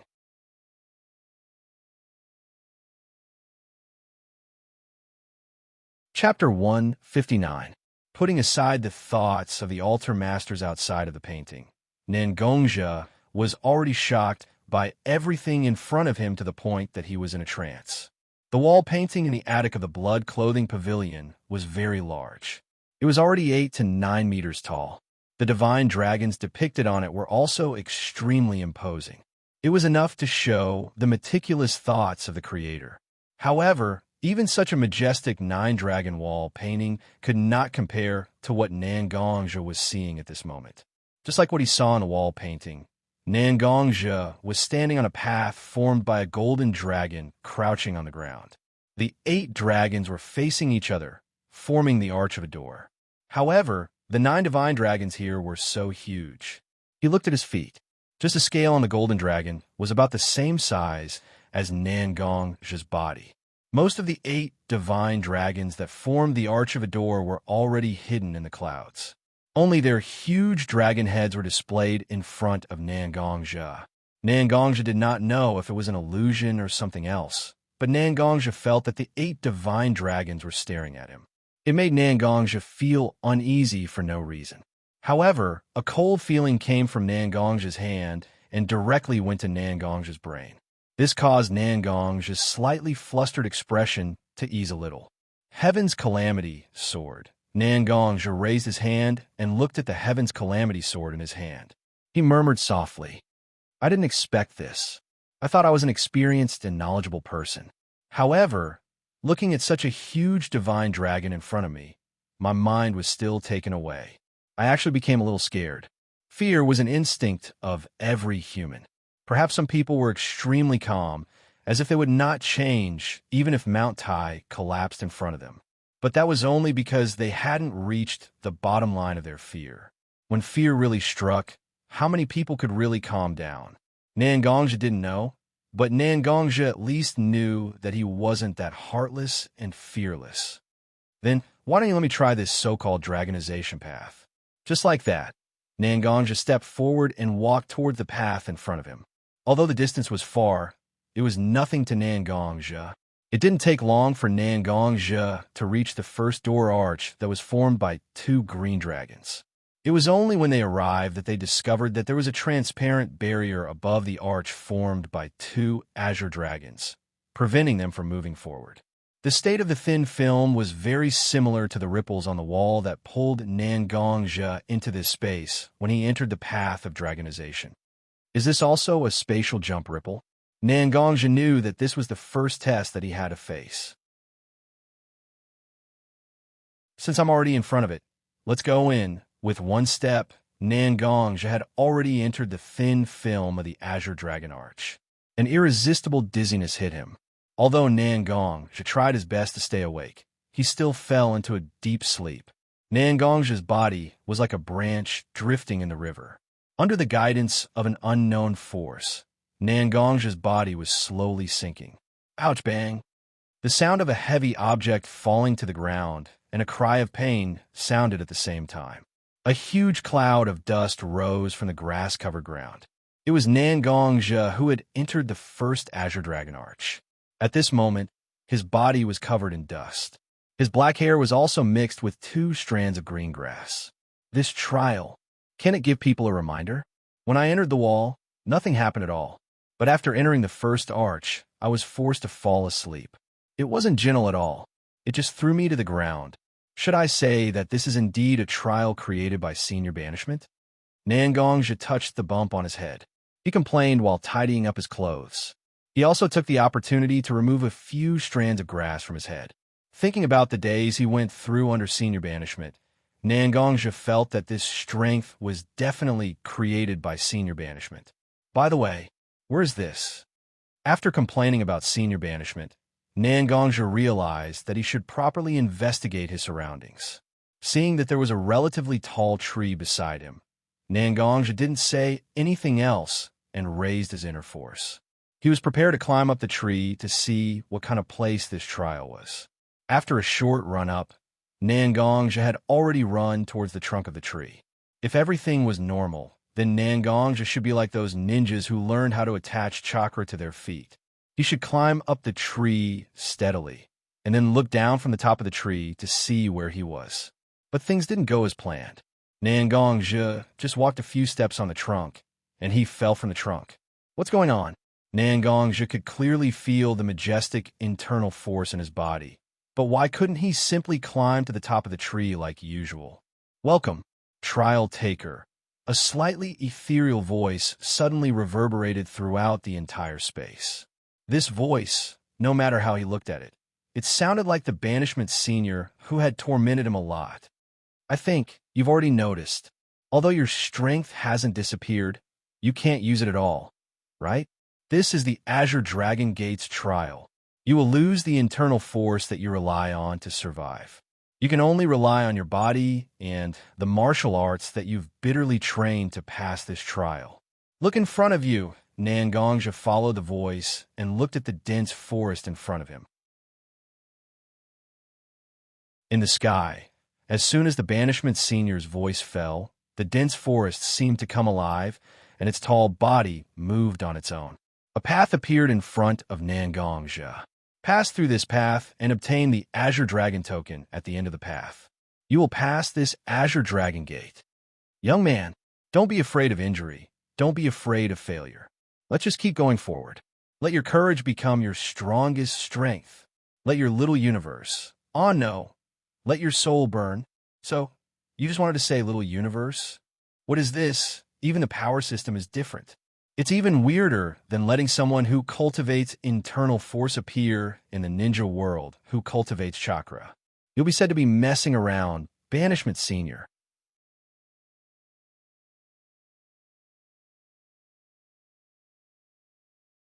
Chapter 160.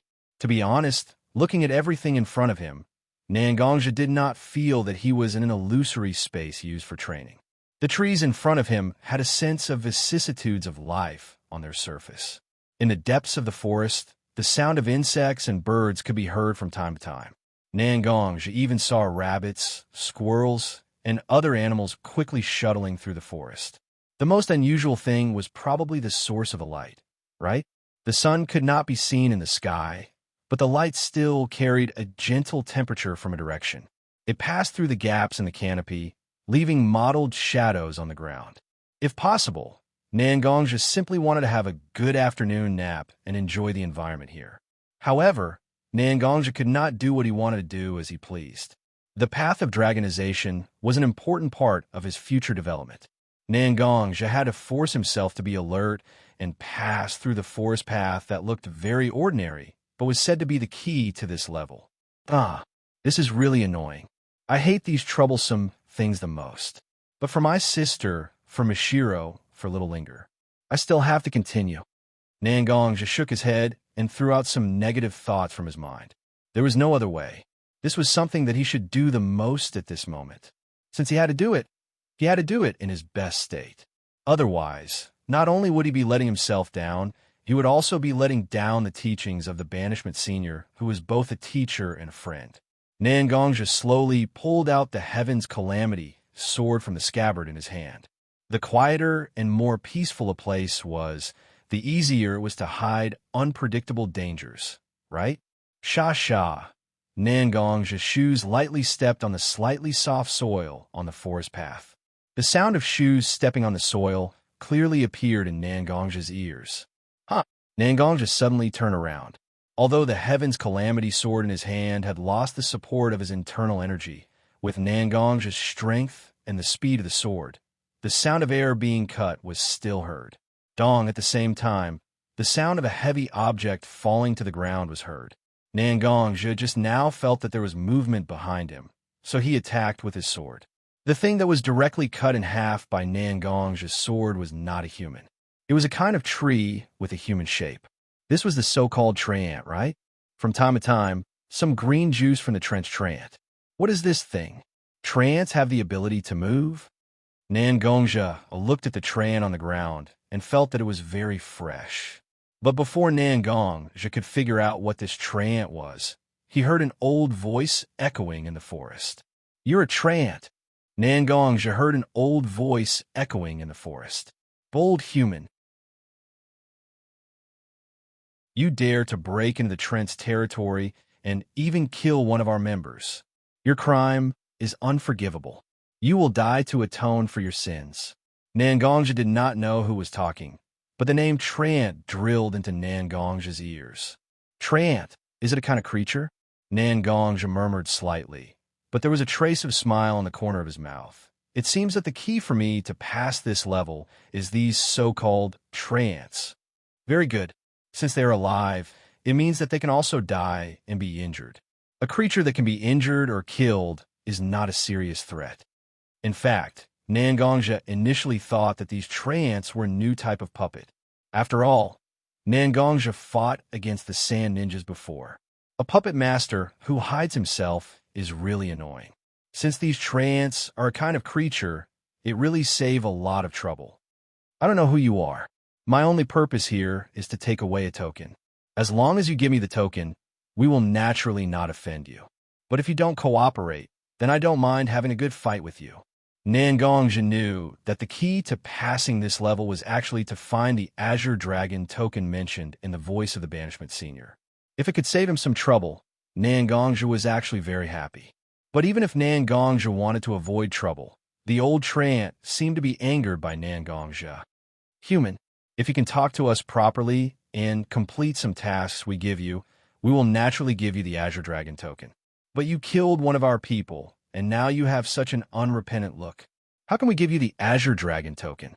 Can I get the Azure Dragon token by completing the Trent's tasks?" Seems like this is also a way to complete this level. But whether it was the voice of the Banishment Senior in the sky or the Altar Masters who sent him here, they did not mention this at all. Instead, The voice of the banishment senior in the sky seemed to be deliberately guiding Nangong to go against the trance.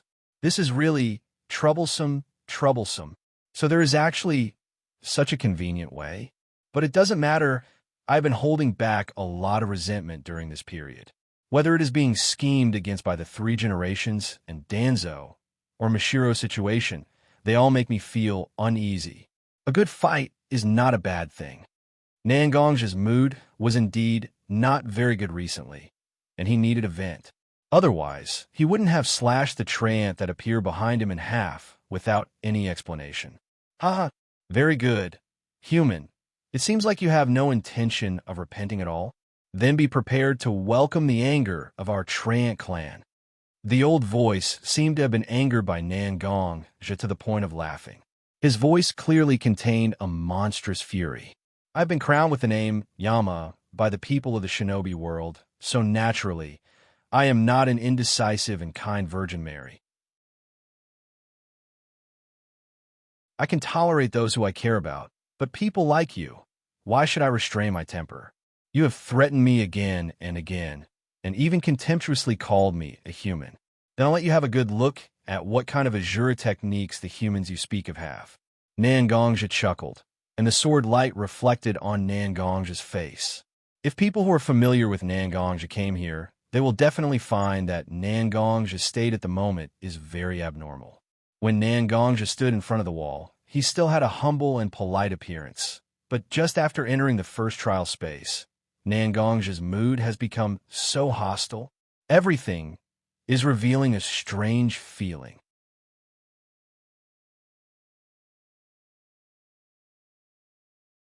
Chapter 161.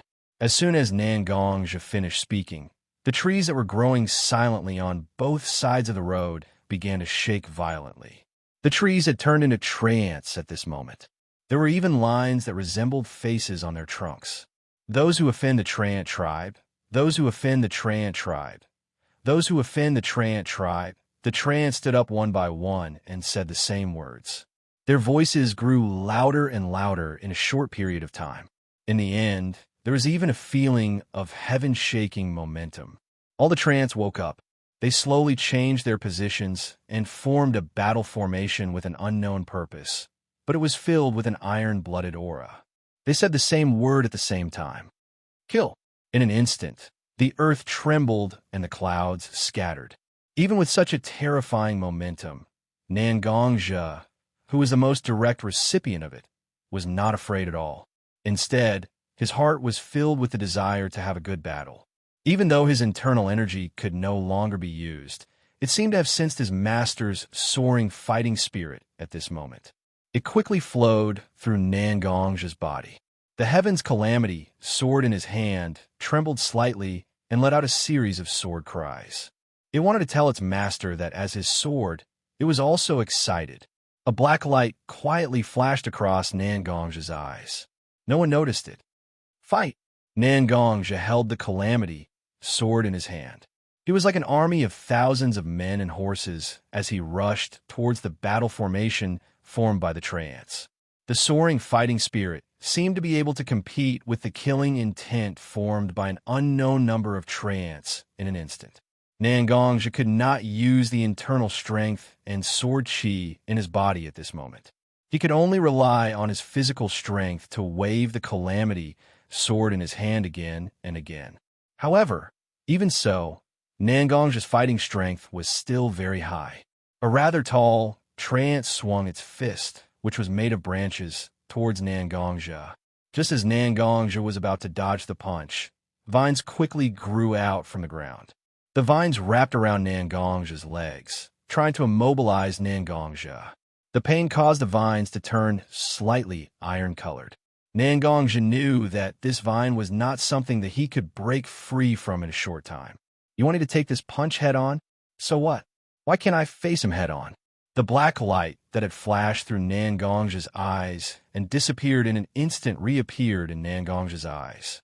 Although it was still a flash, if one were to observe carefully, it would not be difficult to notice that there were traces of black light remaining in Nangongja's eyes. Ha! Slash! Nangongja roared, and the veins on his neck even appeared to be bulging. It was enough to see that Xianxia had used all his strength. Dong! The fist made of branches collided with Xianxia's Heaven's Disaster Sword, and a wave of air was produced.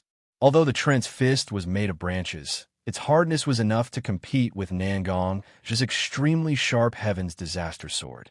When the two collided, Xianxia's Heaven's Disaster Sword only cut 2 inches deep into the Trent's fist. Human, prepare to die. The tall tree man seemed to feel that his punch shouldn't have only caused such a big effect, so he also shouted loudly.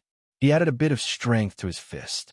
Although Xianxia was also trying his best to resist the Trent's attack, he did not have the support of his internal strength. It was not enough to rely on pure physical strength. Under the huge force, Xianxia was deeply smashed into the ground. A huge pit with a radius of almost 1 meter appeared. Xianxia, who was in the middle of the pit, was now in an extremely sorry state. His robe was now covered in dust, and Xianxia's face was scratched by some of the thorns and branches on the Trent's fist. "Ha ha! Human, do you know the power of the Trant clan?" He saw Xianxia's sorry state. The tall Trant laughed loudly. The laughter entered Xianxia's ears without any hindrance, and an uncontrollable anger rose from Xianxia's heart. "Hee, you weak human, what are you laughing at?" Xianxia laughed for no reason, and the tall Trant was confused. He was obviously beaten up so badly, but he still laughed. This human was really strange. Xianxia did not answer the tall Trent's question, and only used his hand to tear off the vine that was wrapped around his leg. Under the effect of the tall Trent's strength, the originally tenacious vines that wrapped around Xianxia's body had already become tattered. Whoosh! Xianxia's figure suddenly disappeared. Although the tall Trant was curious about Xianxia's reaction, the disappearance of Xianxia's figure still made the tall Trant wary. Looking around, the tall Trant was obviously trying to find Xianxia's figure. Gotcha! A huge branch fell from the tall Trent's body, and the cut was neat, which proved that it was cut by a sharp weapon. And the only sharp weapon here was the Heaven's Disaster Sword in Xianxia's hand. "Human, what's the point of dodging? If you have the ability, then fight me head-on." The Trent's voice was obviously filled with anger. It was still the same laughter, and it carried a kind of coldness that made one's heart turn cold as it echoed around. At the same time, the sound of a branch falling to the ground could be heard. Obviously, Xianxia had cut off another part of the tall Trent's body. "Human, human, human." The angry roar reverberated around the battlefield, but there was still no response. Only the sound of and the sound of branches falling could be heard from time to time. With the passage of time, the branches on the Trent's body slowly decreased. In the end, all that was left of the Trent was a bare trunk. Human, after the Trent's branches were cut off, there was still a possibility of recovery. But once the most important trunk was cut off, the Trent's life would also end. Therefore, at this moment, the voice of the insufferably arrogant Int was trembling slightly. This human could really understand its own life. It was still the same laughter, but this time it was not the Trent's branches that were cut off, but the Trent's trunk. "Now, it's the rest of your turn," Xianxia once again said something other than and at the same time, he looked at the remaining Trants who were still in the battle formation.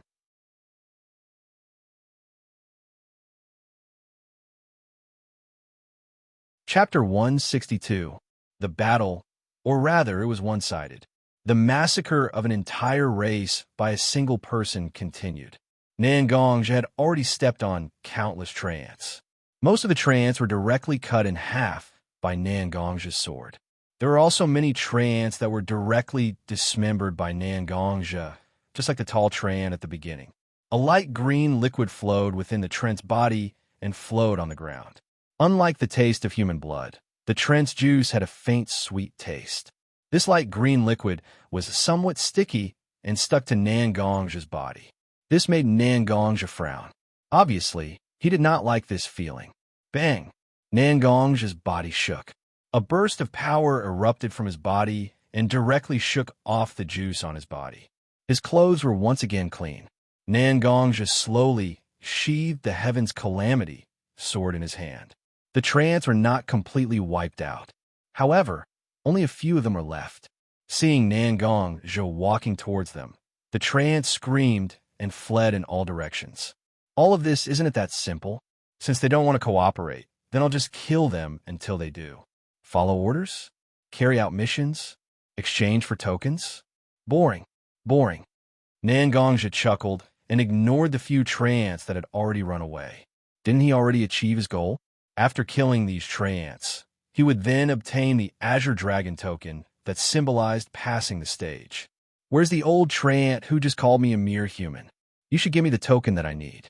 Otherwise, it's not like I can't kill the entire Treant race. Nangongzhi shouted. He wanted to call out the guy who seemed to be the leader of the Treants. However, only Nangongzhi's own voice could be heard in the empty forest that had lost the Ents. Oh no, it was now plain. Not coming out? Then I'll go find you myself. Nangongzhi chuckled as if he had discovered a fun game. He walked briskly into the depths of the forest. There was no feeling of fighting at all. It was as if he was taking a leisurely stroll in the park. However, it was different from Nangongzhi's brisk demeanor. Every time Nangongzhi's feet touched the ground, a black aura would merge with the ground where Nangongzhi stepped on. When the aura reached the soil, it spread like a seed. Then, the surrounding vitality was slowly devoured by the black gas released by Nangongzhi. It didn't matter if it was a small insect, grass, or shrubs. Even the birds in the sky had lost their lives at this moment. When the birds' bodies landed on the ground, they were already entangled by a black gas. In an instant, the flesh and blood on his body had been completely corroded. At this moment, Nangongzhi was like a messenger from hell. He had an invisible sickle, reaping the lives of the weak and insignificant people one by one. Human, enough. The old voice sounded again. It was different from the previous disdain. It sounded angry, as if it had been provoked. This time, the old voice was full of anger. It wasn't just because Nangongzhi had slaughtered most of the lives of the Ents. More importantly, Nangongzhi was now absorbing the vitality of the land. If the Ents died, they could continue to reproduce. If the land lost its vitality, no life could continue to survive. What Nangongzhi was doing now was the same as cutting off the vitality of all the Ents. Oh, now you know how to be anxious. Unlike the previous times, the old voice was illusory. This time, the old voice had a direction. Nangongzhi immediately knew where the old voice came from. I don't know who it was. Just now, you were like a god, looking down at me from above.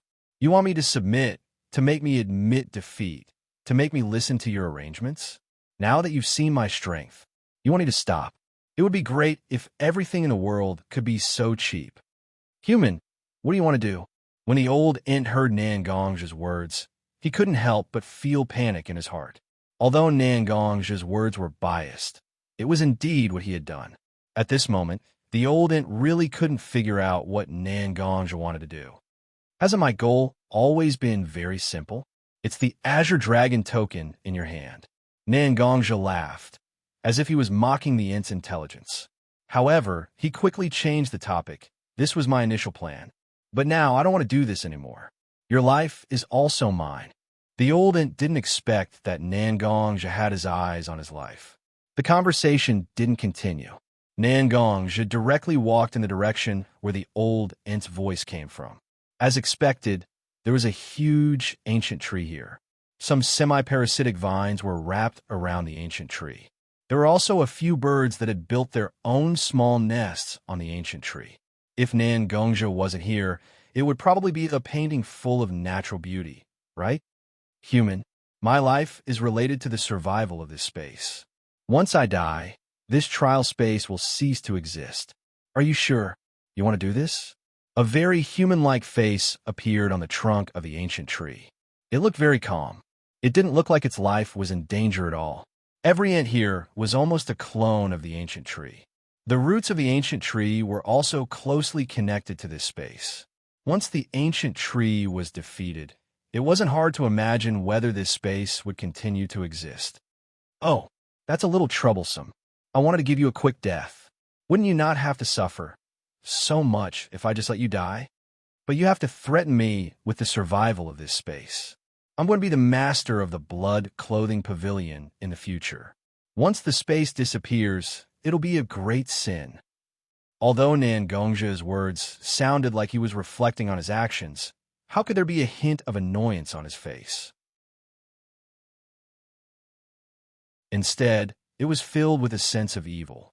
Before the ancient tree could react, Nangongja had already pressed his hand on the ancient tree's trunk. The black gas that had spread out from Nangongjia's feet had now spread from Nangongjia's hand to the ancient tree's body. Since I have to keep you alive, there's no other way. I can only make you wish you were dead. Nangongja smiled. His smile was so happy that it made the ancient tree's heart turn cold. Ah, ah, ah. The ancient tree let out a violent cry. It was obvious that the black gas that Nangongja had injected into its body had taken effect. Human, I'll give you a token. Don't do this. No. A token engraved with an image of an azure dragon appeared in front of the ancient tree, emitting wisps of azure aura. It was obvious that the ancient tree wanted to use this token in exchange for Nangongja to stop torturing it. Nangongja picked up the token and looked at the struggling ancient tree. The vines on its body and the bird's nest had been shaken off. With a chuckle, a burst of intense light emitted from the token. Nangongja's figure instantly disappeared from this trial space. Only the ancient tree that had lived for an unknown number of years was left, still screaming in pain.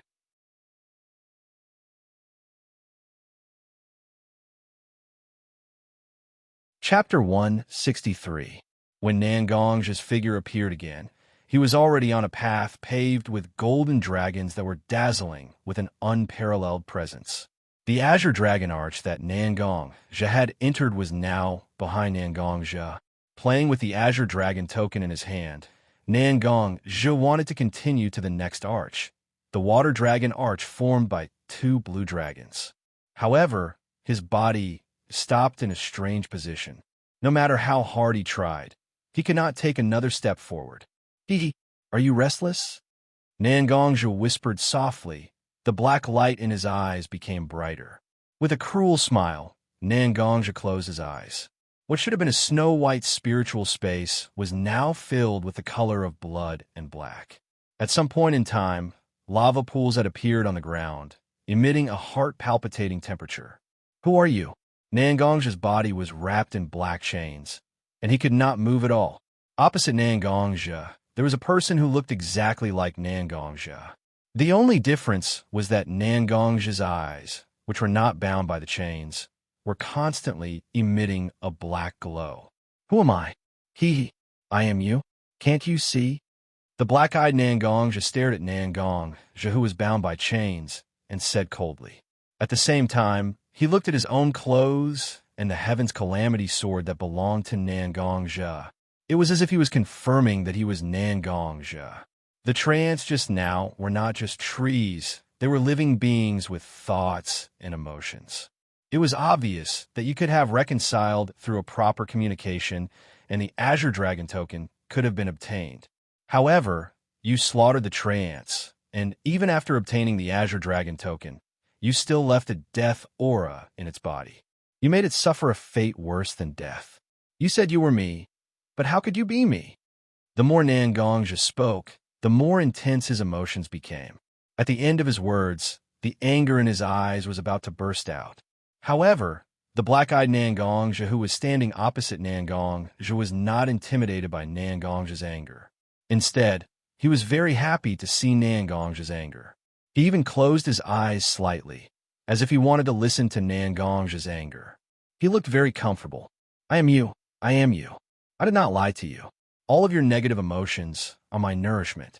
The angrier you are, the sadder you are, and the more murderous you are. It can make me stronger and stronger. I am you. I am the one who was called Yama. Not the one who did nothing in the wood leaf, with a group of brats calling him teacher behind his back. Slaughter, blood, lamentation. These are all things that I desire, but you forcibly imprison me. Do you have to do something as simple as playing house?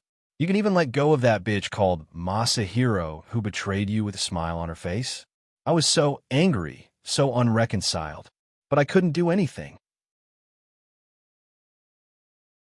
When I reached this place, an indescribable power surged into my body. I can escape from your imprisonment.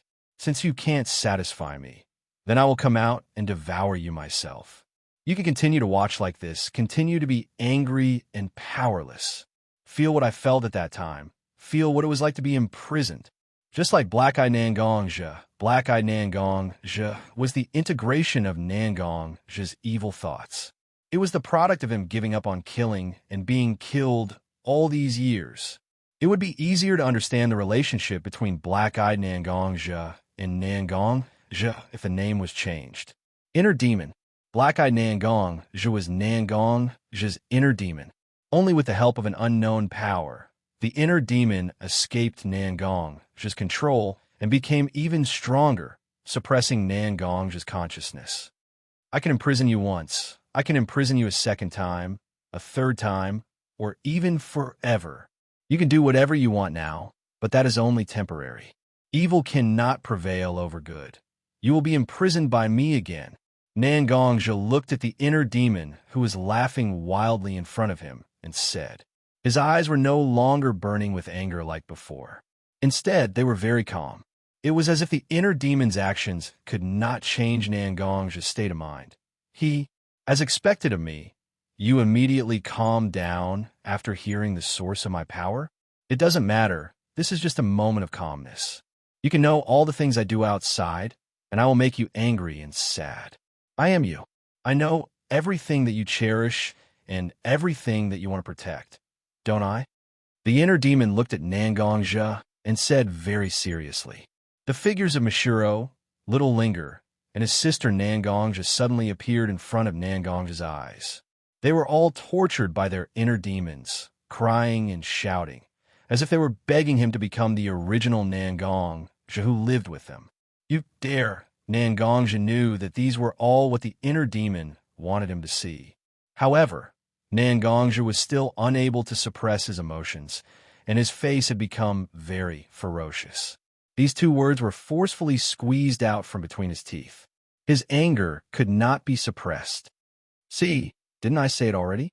I know you. I know what will make you angry. The inner demon looked at Nangongzhe's ferocious face, reached out and grabbed Nangongzhe's hair, and forced his face to Nangongzhe's face. The black light in his eyes became even brighter, and it was filled with a gloomy aura. Just stay here and watch quietly. After saying that, he turned around and disappeared into the spiritual space that had turned black and red. Only Nangongzhe was left, his body wrapped in chains, and his eyes were filled with anger as he stared fiercely in the direction where the inner demon disappeared. On the golden dragon, Nangongzhe opened his eyes. It feels good to occasionally tease that despicable self of mine. However, in order to become stronger, I need more anger, sadness, and a series of negative emotions. Nangongzhe raised his head and looked at the water dragon arch in front of him. Let's see what kind of trial it is. Let me make myself angrier.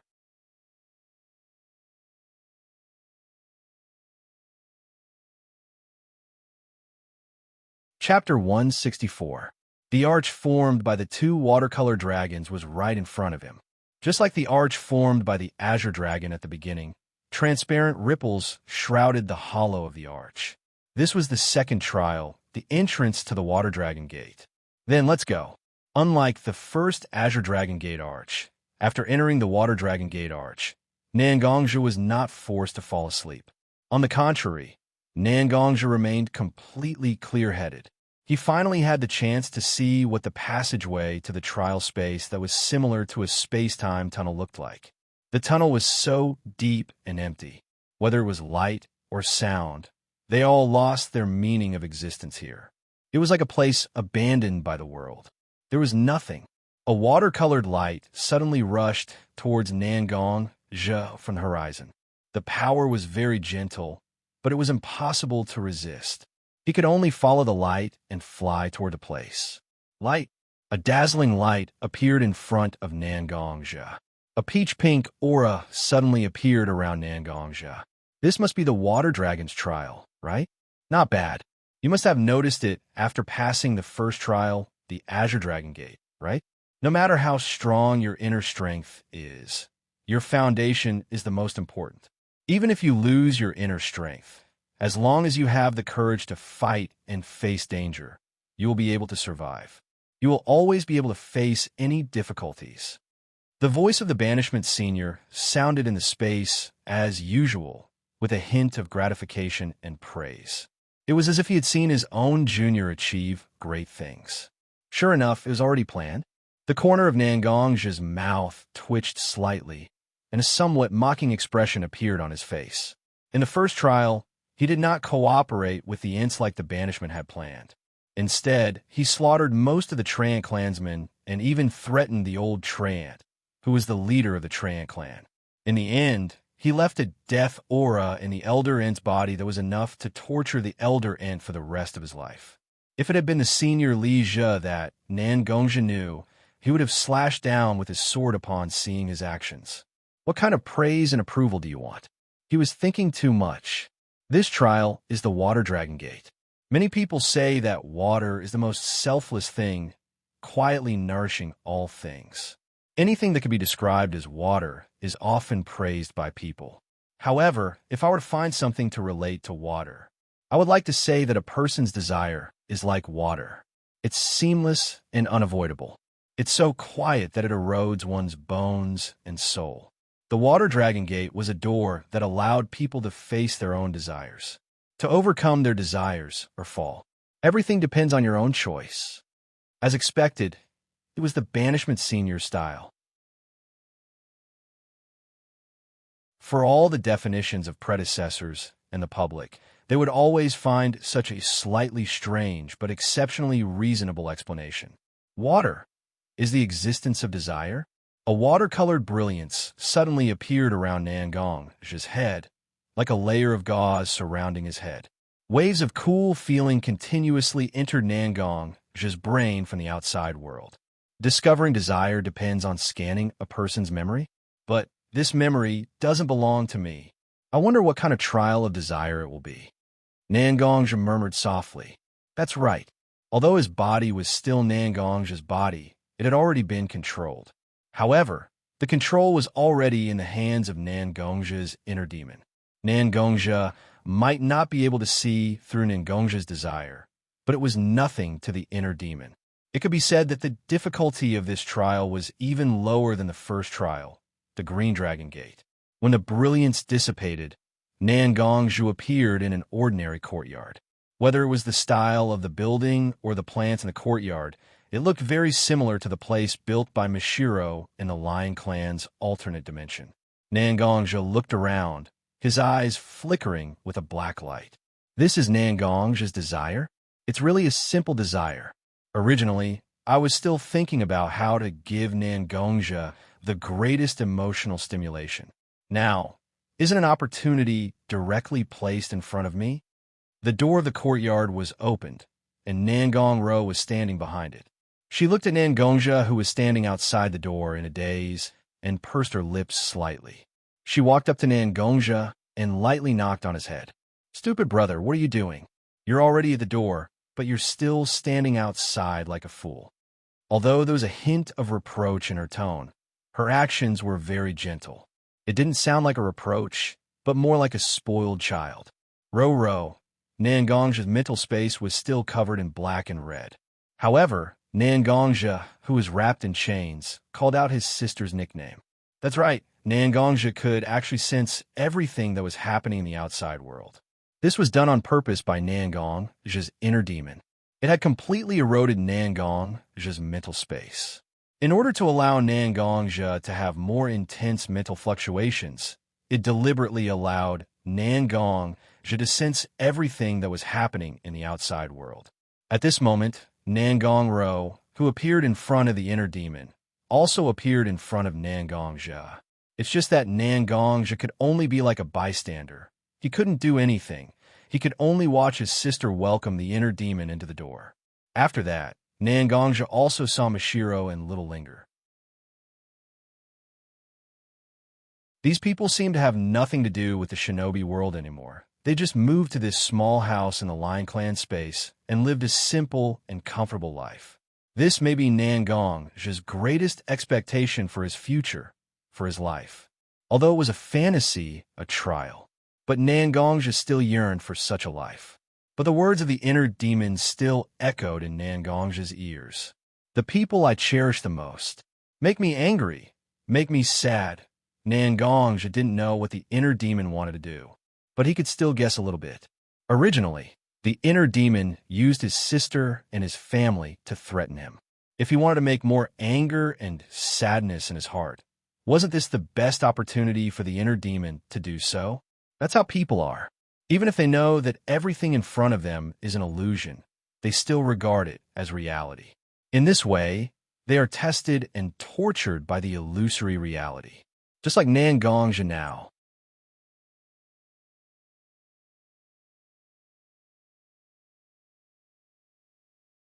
Chapter 165. Very good. Is everyone here? Xianxia, who was being controlled by his inner demon, looked at the three people in front of him. They were his sister Xianxia, Mishiro, who had been with him for a long time, and Little Linger, who he had watched grow up, and suddenly said such a strange sentence. Xianxia's face also showed an indescribable evil expression. Oni-san, what are you talking about? What do you mean everyone is here? Didn't we live here after the trouble in the shinobi world? Who else can be here besides us? Xianxia heard her brother's strange words, and she couldn't understand what her brother meant. So she asked, it's nothing, but since everyone is here, I have some questions to ask everyone. Xianxia smiled, but his smile made Mishiro, Little Linger, and Xianxia, who were beside him, feel a chill in their hearts. Oni-san, what are you doing? Why are you smiling so strangely? Xianxia couldn't help but ask. Xianxia smiled, and his body suddenly erupted with an extremely powerful aura. Unlike in the Azure Dragon Gate, Xianxia's internal force at this moment can exert its original effect. After all, the purpose of this stage was to allow the participants to face their own desires. Strength and whatnot were secondary. So his internal force wasn't forcibly sealed. Along with the release of his aura, there was also a huge force. Even Xianxia, who was the strongest among the three girls, couldn't match Xianxia's strength. The three girls who were closest to him fell to the ground with their, but under the influence of the huge force. Oni-san. Xianxia wanted to say something, but Xianxia stared fiercely. All the words that were about to come out of his mouth were forcibly swallowed back down. Noisy, Xianxia walked in front of Little Linger with a smile on his face. Little Linger, Xianxia gently called the youngest girl among the three girls, just like how he always called her. However, the coldness and indifference in his eyes frightened Little Linger. Little Linger, I didn't teach you anything. When someone calls your name, should you respond properly? Xianxia glanced at Little Linger, who was sitting on the ground, and spoke to Little Linger like a strict teacher. Then he shouted fiercely, "Answer me." Little Linger's eyes were instantly filled with tears. The terrified Little Linger could only stutter out, "Xianxia, Big Brother, and that's a good girl. Big Brother wants to ask Little Linger a question." Without waiting for Little Linger to respond, Xianxia continued, "Little Linger, do you know how annoying you are?" Annoying? The big brother that she had always relied on hated her? Little Linger's heart was instantly filled with such thoughts. Even the voice that was originally choked with sobs instantly stopped. She just stared blankly at Xianxia's face. That year, your grandfather, that old guy Wang, saved my life. I also know that I have to repay the debt of saving my life. So even though I was a little unwilling, I still took you with me. All these years, I have taken care of you very seriously, right? You said that you wanted to be a ninja, so I painstakingly taught you. Even after you entered the school, you went to Kiba Ninja School and became a boring teacher. But what about you? That lousy talent and an attitude of having nothing to do. When you were in the ninja school, if it weren't for me, the higher-ups of the ninja school would still let you stay in the school for my sake. When will you become a ninja? Even if you become a ninja, you still have a silly look. Have you ever thought about how embarrassing you have made me? Little Linger listened to her brother's words. The mist in her eyes suddenly turned into tears and streaked across her slightly immature face. Is this the method that the demon came up with to torture Xianxia? In this way, the demon mercilessly broke the bond between Xianxia and his family. Oh, even with this, there's still no fluctuations. Looks like little Ling isn't that important in my original body's heart. Feeling its own power, the heart demon found that the conversation with Ling did not stimulate its own emotions as much as the original body. He was slightly disappointed, but it didn't affect him. He just looked at Mashiro and Ro, who were still suppressed by his power. These two were the ones who could really increase his power. Ro and Mashiro's dark history was not small at all. Without looking at Little Linger, just stood up. He walked in front of Mashiro. When he walked to Mashiro's side, Xianxia had already grabbed Mashiro's hair. He pulled Mashiro up, and the pain from his scalp made Mashiro cry out in pain. Mashiro? Kong? Xianxia called out Mashiro's code name en route, and his eyes were full of violence. You are the first person who betrayed me among my closest people. That gentle appearance of yours is really good at hiding your true intentions. But I am a cultivator who has inner strength, and my 5 senses are sharp. Do you think I don't know about your little tricks at home? Every day, you would write down your observation of me on a scroll. These things must have been in the hands of Root, right? How dare you? How dare you? I was worried about your life, so I didn't hesitate to fall out with Danzo. The prestige that Konoha had built up over the years went down the drain, and now it has reached the point where it is impossible to return to Konoha. But what about you? But when I rescued you, you stabbed me without any hesitation. Who gave you the courage? And who made you believe that I would forgive you? Mashiro looked at Xianxia, who was questioning him, and his eyes were wide open. He was also immersed in his own regret for betraying Xianxia. Tears flowed down his face, and he muttered, I'm sorry, enough. In the mind of the demon, there was a sudden roar. You can't hold it in anymore. The demon looked at Ro, who was the last person he hadn't questioned. This person who was closest to Xianxia was the one who could trigger all the negative emotions in Xianxia's heart. These were just 2 appetizers before the main course, but it was enough to make his main body angry. How boring.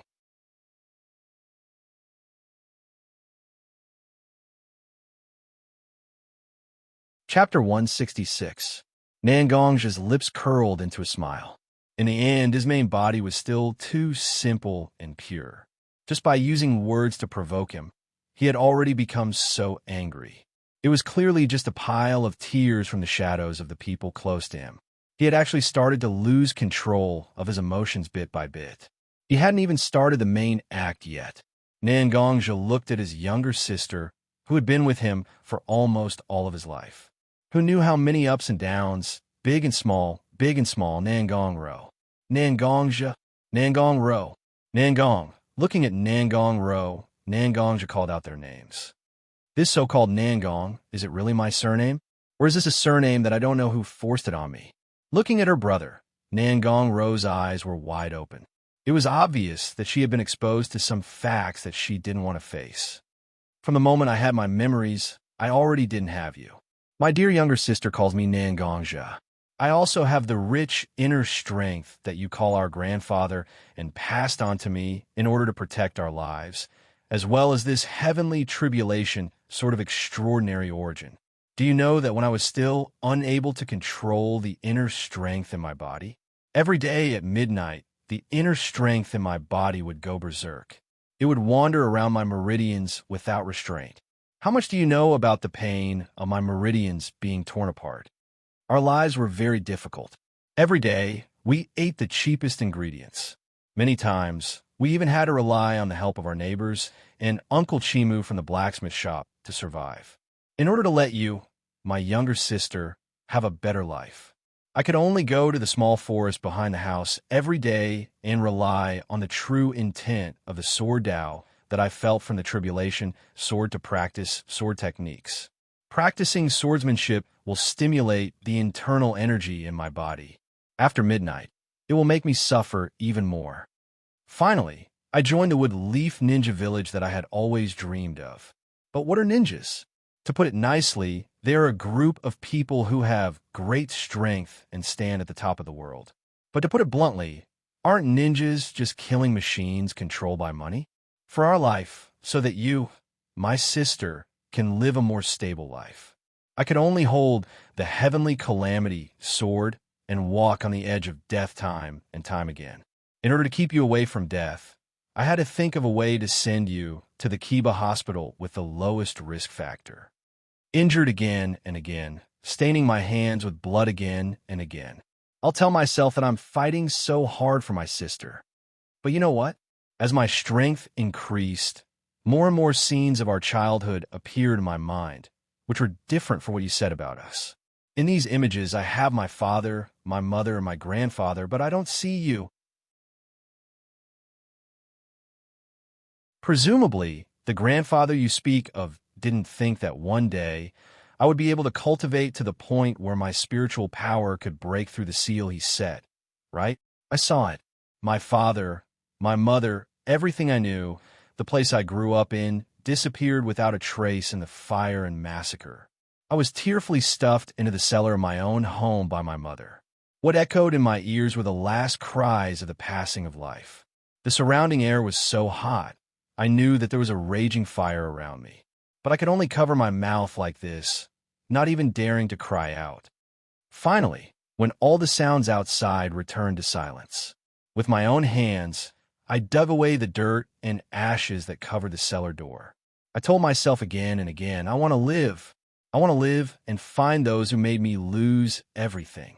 I want to take revenge on them. Then I lost consciousness, but I faintly saw two people, an old man and a little girl. Tell me, who were the two of them? Who was the one who covered up my memories? Who was the one who brought the baptism of war to my remote village that stood aloof from worldly affairs? Who was it? Who was it? I don't know how many times I thought about it, but in the end, I realized that it was the two of them. My closest sister, the girl called Nangong Ro, and the grandfather she spoke of. Nangongja looked at Nangong Ro, but his tone didn't fluctuate at all. Even though he was talking about his childhood memories that were covered up, his tone was still as cold as ever.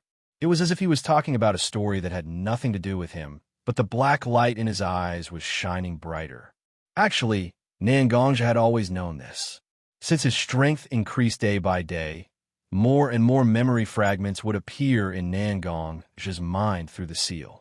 However, Nangongja had never mentioned it. In fact, Nangongja was very afraid. He was very afraid that his current life would no longer exist. Therefore, Nangongja chose to escape and chose to ignore all possible guesses. He only wanted to use the name Nangongja and continue living with his sister, Mashiro, and Little Linger. These were the things that Nangongja was most unwilling to touch. Nangongja was very clear that the Nangong Ro, Mashiro, and Little Linger in front of him were all illusions created by the trial. However, his inner demon's questions were also questions to Nangongja. These sharp questions were like sharp blades that were gouging Nangongja's heart. Nangongja had already lost control of his body. He could only watch as his sister, Mashiro, and Little Linger sat in front of him. They were either crying, blaming themselves, or not saying a word. Inner demon, inner demon, inner demon. Get over here, get over here. Nangongja roared. Nangongja roared. However, the inner demon seemed to be unaware and had already slowly pulled out the Heaven's Calamity sword. What did the inner demon want to do?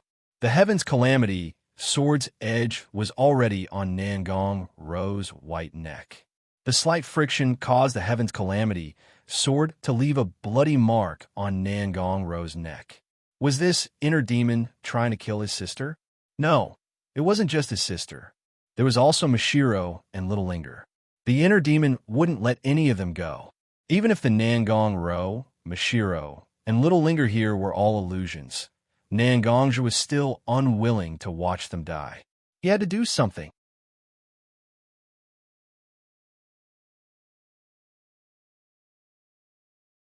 Chapter 167. Feeling his growing power, Nangongja knew that his original body was on the verge of collapse, and the method to completely destroy his original body was so simple. He only needed to gently swing his sword 3 times to end the 3 phantoms in front of him that couldn't even be considered as living beings. It was really too simple, wasn't it?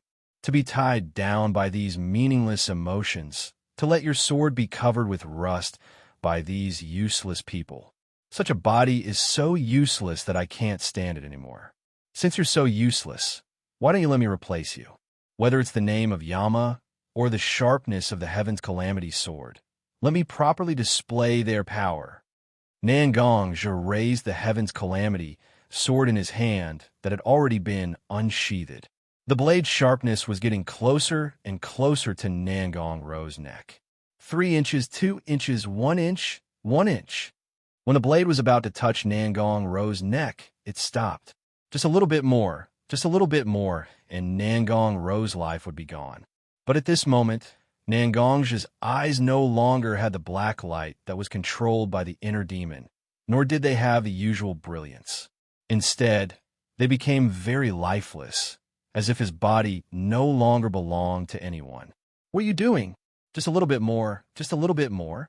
The inner demon looked at Nangongja, who was tightly bound by the black chains in front of him, and his face became very ferocious. Clearly, as long as he waved his sword, he could take away Nangong Ro's life.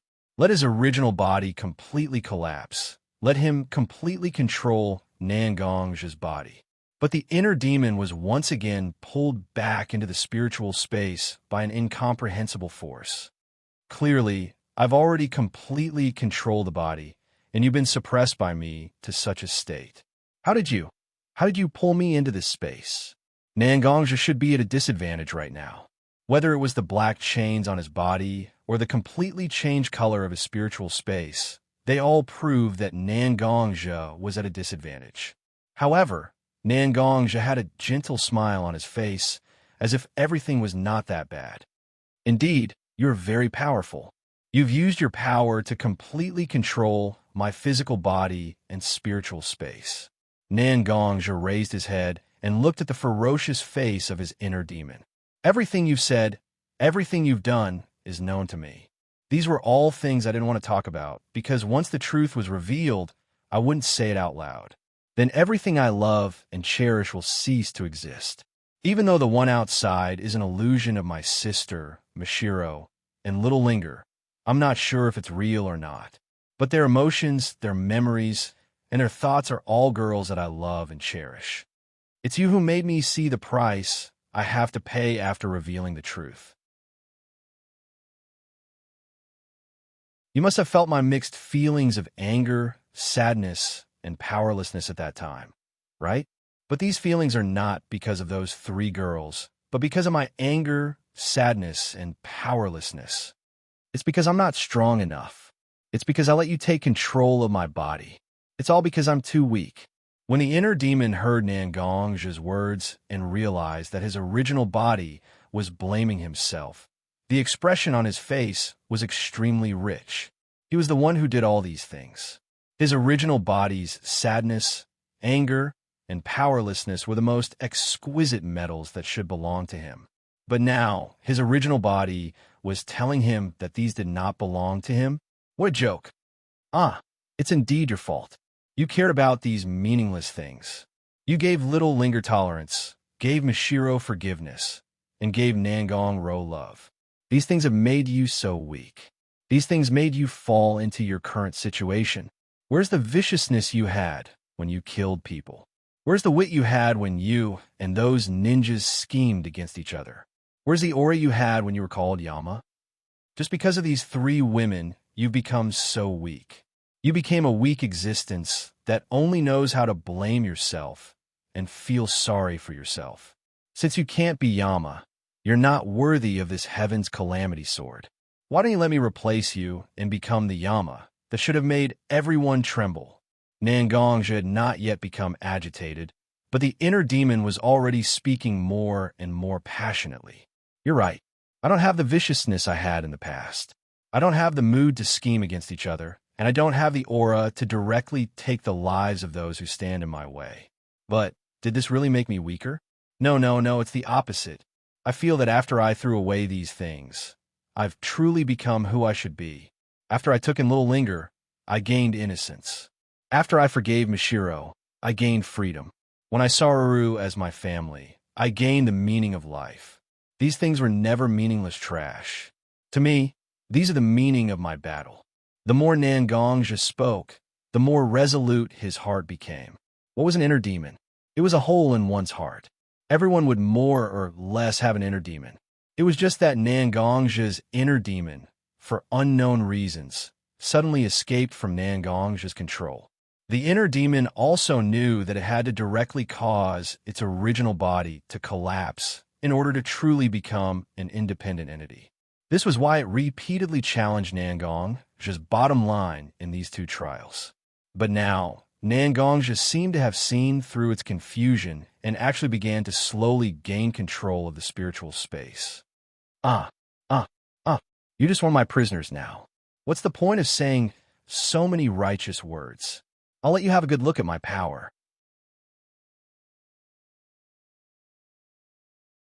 The inner demon's agitation also caused a change in the spiritual space. The sky and the surrounding areas covered in blood and black began to emit a black and red light. The magma pools on the ground also began to boil. It pulled out the calamity sword in its hand, as if it wanted to slash at Xianxia. Xianxia raised his head and looked at the inner demon in front of him, who had already gone mad and turned into a demon. Its eyes were filled with disdain and ridicule, as if it was looking at its disobedient poodle. Whose sword do you think you're holding in your hand?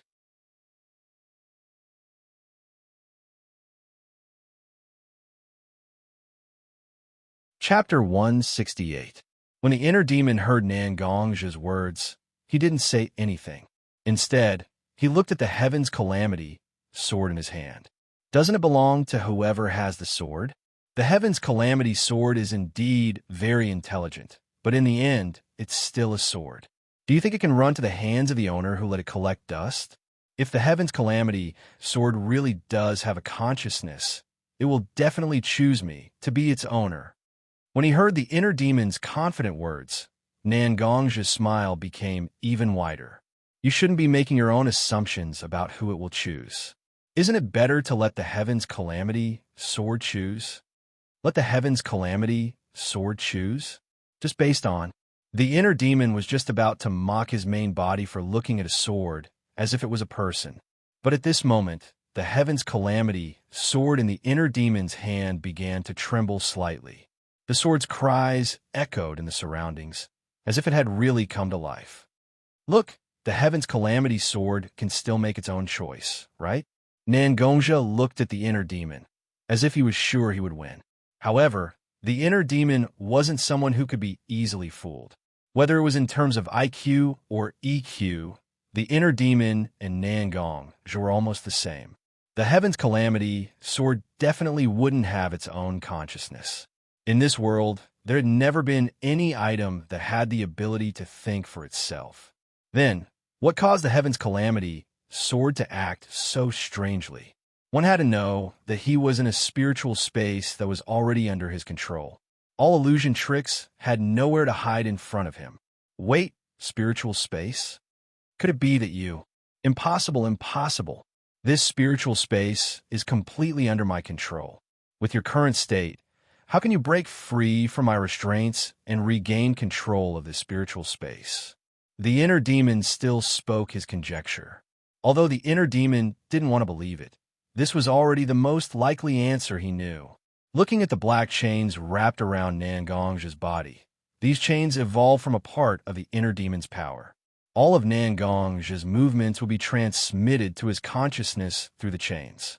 He clearly didn't feel anything, so Nangongja couldn't break free from the chain's restraints.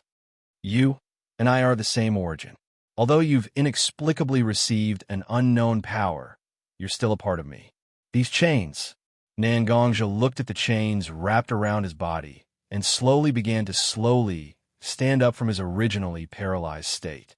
An icy blue light suddenly burst out from Nangongja's body and began to attack the chain's restraints. The inner demon trusted the black chains very much, but in an instant, the light from Nangongja's body pierced through them. The chains were clearly very sturdy, but they were like paper. As soon as Nangongja raised his arm, they were broken. At the same time, the entire spiritual space began to drizzle. The drizzle was very small, but very dense. It even had a similar color to the light from Nangongja's body. When the drizzle touched the black and red that covered the entire spiritual space, the black and red were instantly washed away. The lava pools on the ground were also extinguished by the drizzle. I don't accept this. I don't accept this. I don't accept this. What I did was what you thought deep in your heart. I only did what you didn't dare to do normally according to your wishes. Why should I lose to a hypocrite like you? If you didn't have any dark thoughts, if you didn't have a trace of evil, if you didn't have any evil intentions, I wouldn't exist. You would never be able to destroy me, because I am you. Unless you die, I will never be banished. The inner demon was also in the drizzle. Every drizzle that touched the inner demon's body caused wisps of smoke to rise from his body. It was like the smoke from a fire that was poured with water. The inner demon couldn't withstand such power. He wailed, he roared, he scolded his original body for being hypocritical and his own greatness. Dark thoughts? Evil thoughts. I've never denied these things. Just like what you said, these things are a part of me since I was born. As long as I'm alive, these thoughts will continue to appear. They can't be killed, and they can't be destroyed. So I choose to accept them. I don't think I'm a person filled with kindness. I only forgive people that I'm willing to forgive. Kill people? Torture people? It's not like I haven't done it before. The inner demon looked at the original body standing in front of him, who looked exactly like him, and said these words softly. You want to assimilate me? Yes, the inner demon knew that this was the purpose of his original body. He wanted to merge his kindness and evil thoughts again, instead of suppressing his evil thoughts like in the past. I don't want to. It wasn't easy for me to escape from your control and have my own independent thoughts and consciousness. Now, you want me to merge with you again by saying that you're willing to tolerate me? I refuse. I refuse. Nangongja looked at the incarnation of his evil thoughts, the inner demon. For a moment, he didn't know what to say. After all, the inner demon was created by himself.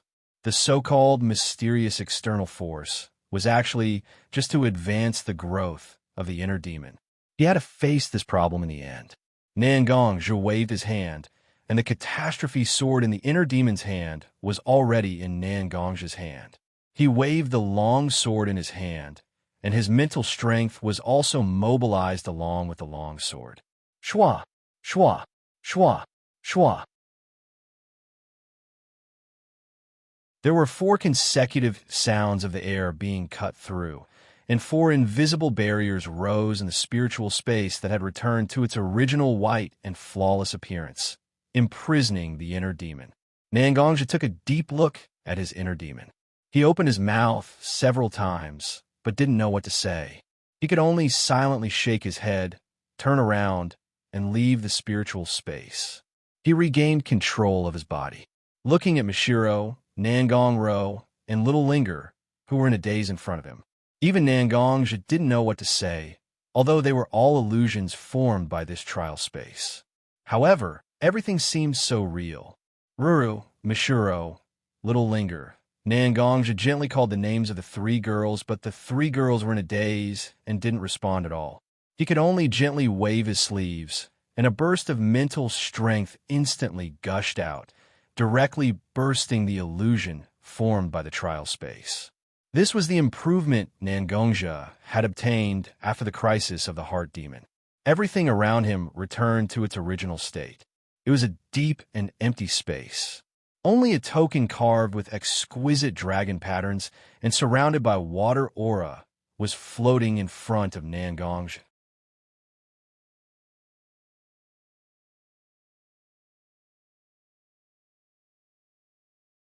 Chapter 169. Nangongzhi once again stood on the back of the golden dragon. Unlike before, when his inner demon seized control of his body, Nangongzhi had completely returned to his original appearance. This time, what appeared in front of Nangongzhi was a door arch formed by two crimson dragons. Without hesitation, Nangongzhi took a step into the cave. Perhaps it was because of his previous experience? Nangongzhi only wanted to pass through these levels as soon as possible. Then, he would return to the Lion Clan's alternate space and take a good look at Nangong-ro, Mishiro, and Little Linger. After this thought appeared in Nangongzhi's mind, it could not be dispersed. Congratulations, you have reached the third level. You have seen through the things you are obsessed with. No matter if it's your soul or your body, both have reached an indescribable level of improvement. We live in this world, we will experience all kinds of things and meet all kinds of people. We will be happy, but we will also be hurt. You have the skills and temperament. Can you bear the pain? I am very curious. This Crimson Dragon door is to test how much pain you can endure. In front of you, there is a path. It is filled with flames that can burn both the body and the soul. No matter how far you can go, you will obtain the Crimson Dragon token. All of this is related to your choice. Senior Lijia's voice rang out as usual, explaining the stages to everyone who challenged him. No matter how far I can go, I will obtain the token for this level. Nangongzhi did not think too much and directly stepped on the path in front of him, which was burning with golden flames for some reason. When his first step landed, he felt a burning sensation on the bottom of his feet. But that was it. With Nangongzhi's willpower, he was able to endure the pain.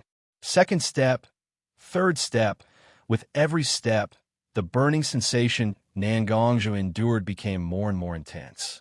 The air around him became hotter and hotter, and waves of pain came from his head.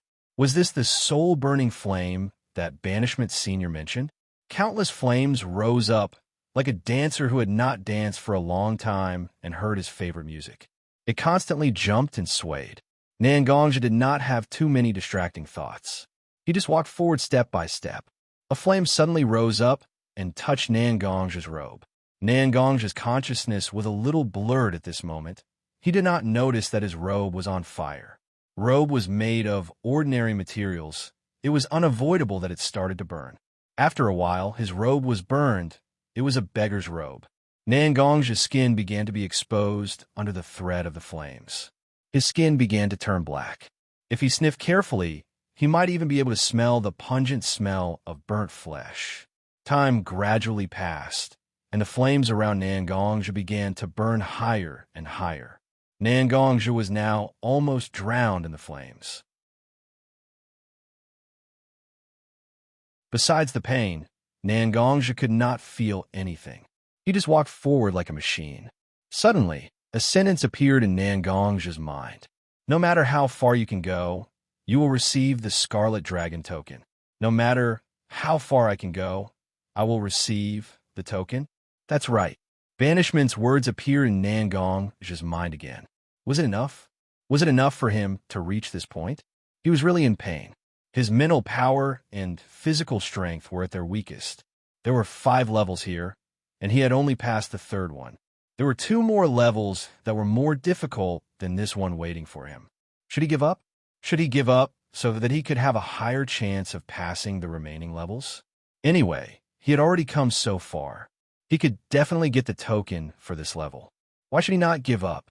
His goal was to pass the levels and become the head of the Blood Garment Pavilion. He did not have to pass these levels perfectly. Why should he not give up? Give up. It was enough for now. He could definitely get the token. Why should he suffer like this? However, even if Nangongzhi was hesitating, his footsteps never stopped. It was as if there was a voice in his heart telling him that he should never give up. The original scarlet flames with a little bit of gold had turned into a completely golden flame. The heavenly calamity sword in his hand had also lost its usual coolness. It was now burning hot from the flames. Sword? A swordsman would rather break than bend. The sword is the courage of the person who wields it. As long as you still hold the sword in your hand, as long as you still have your sword in your heart, you should face all dangers. Then, you should be brave enough to face all dangers. Our lives are destined to be filled with thorns. Some people rely on their wisdom, and some rely on tricks to get through the dangers. However, your sword will tell you that you don't need to use such methods. The sword in your hand is the best way to face everything. These words were so righteous that it was impossible to refute. It sounded so good, but did it really have any practical meaning?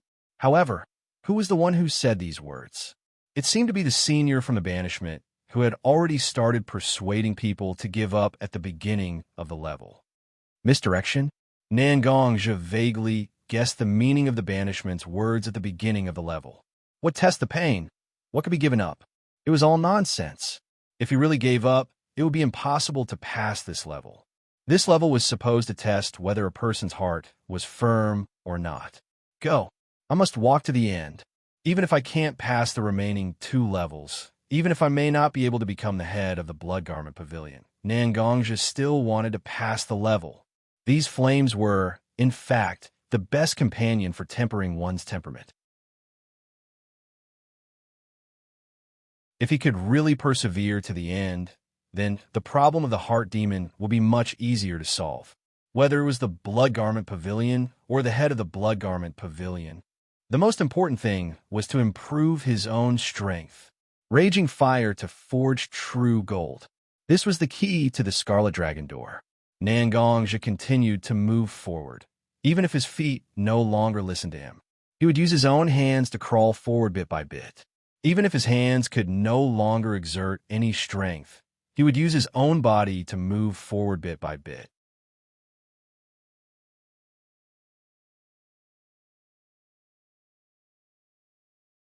Chapter 170.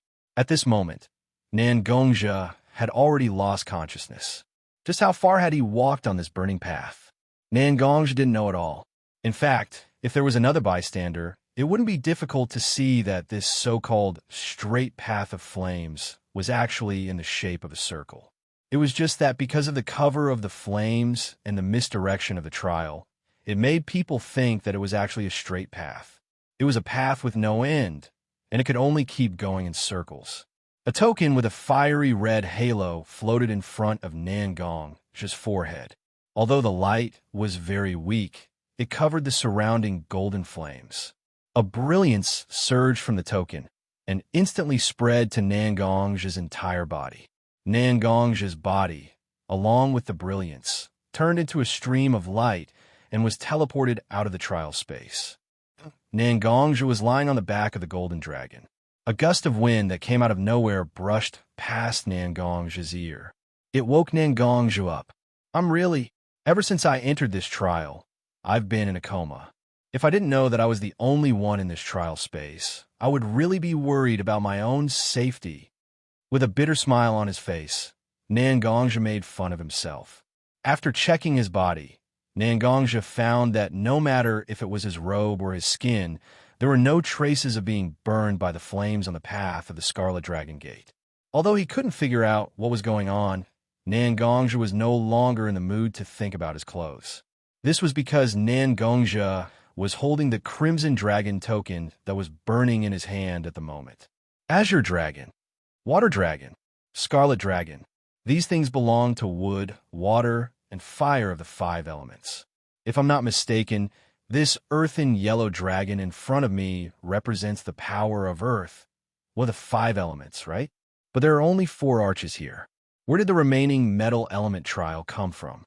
Nangongzhi took out the 3 tokens that he had already obtained and began to slowly think about the problem of this trial space.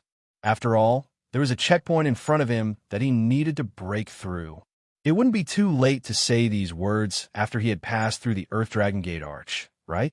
The 2 earth-colored dragons faced each other and looked down with their big eyes. Nangongja stepped into the archway.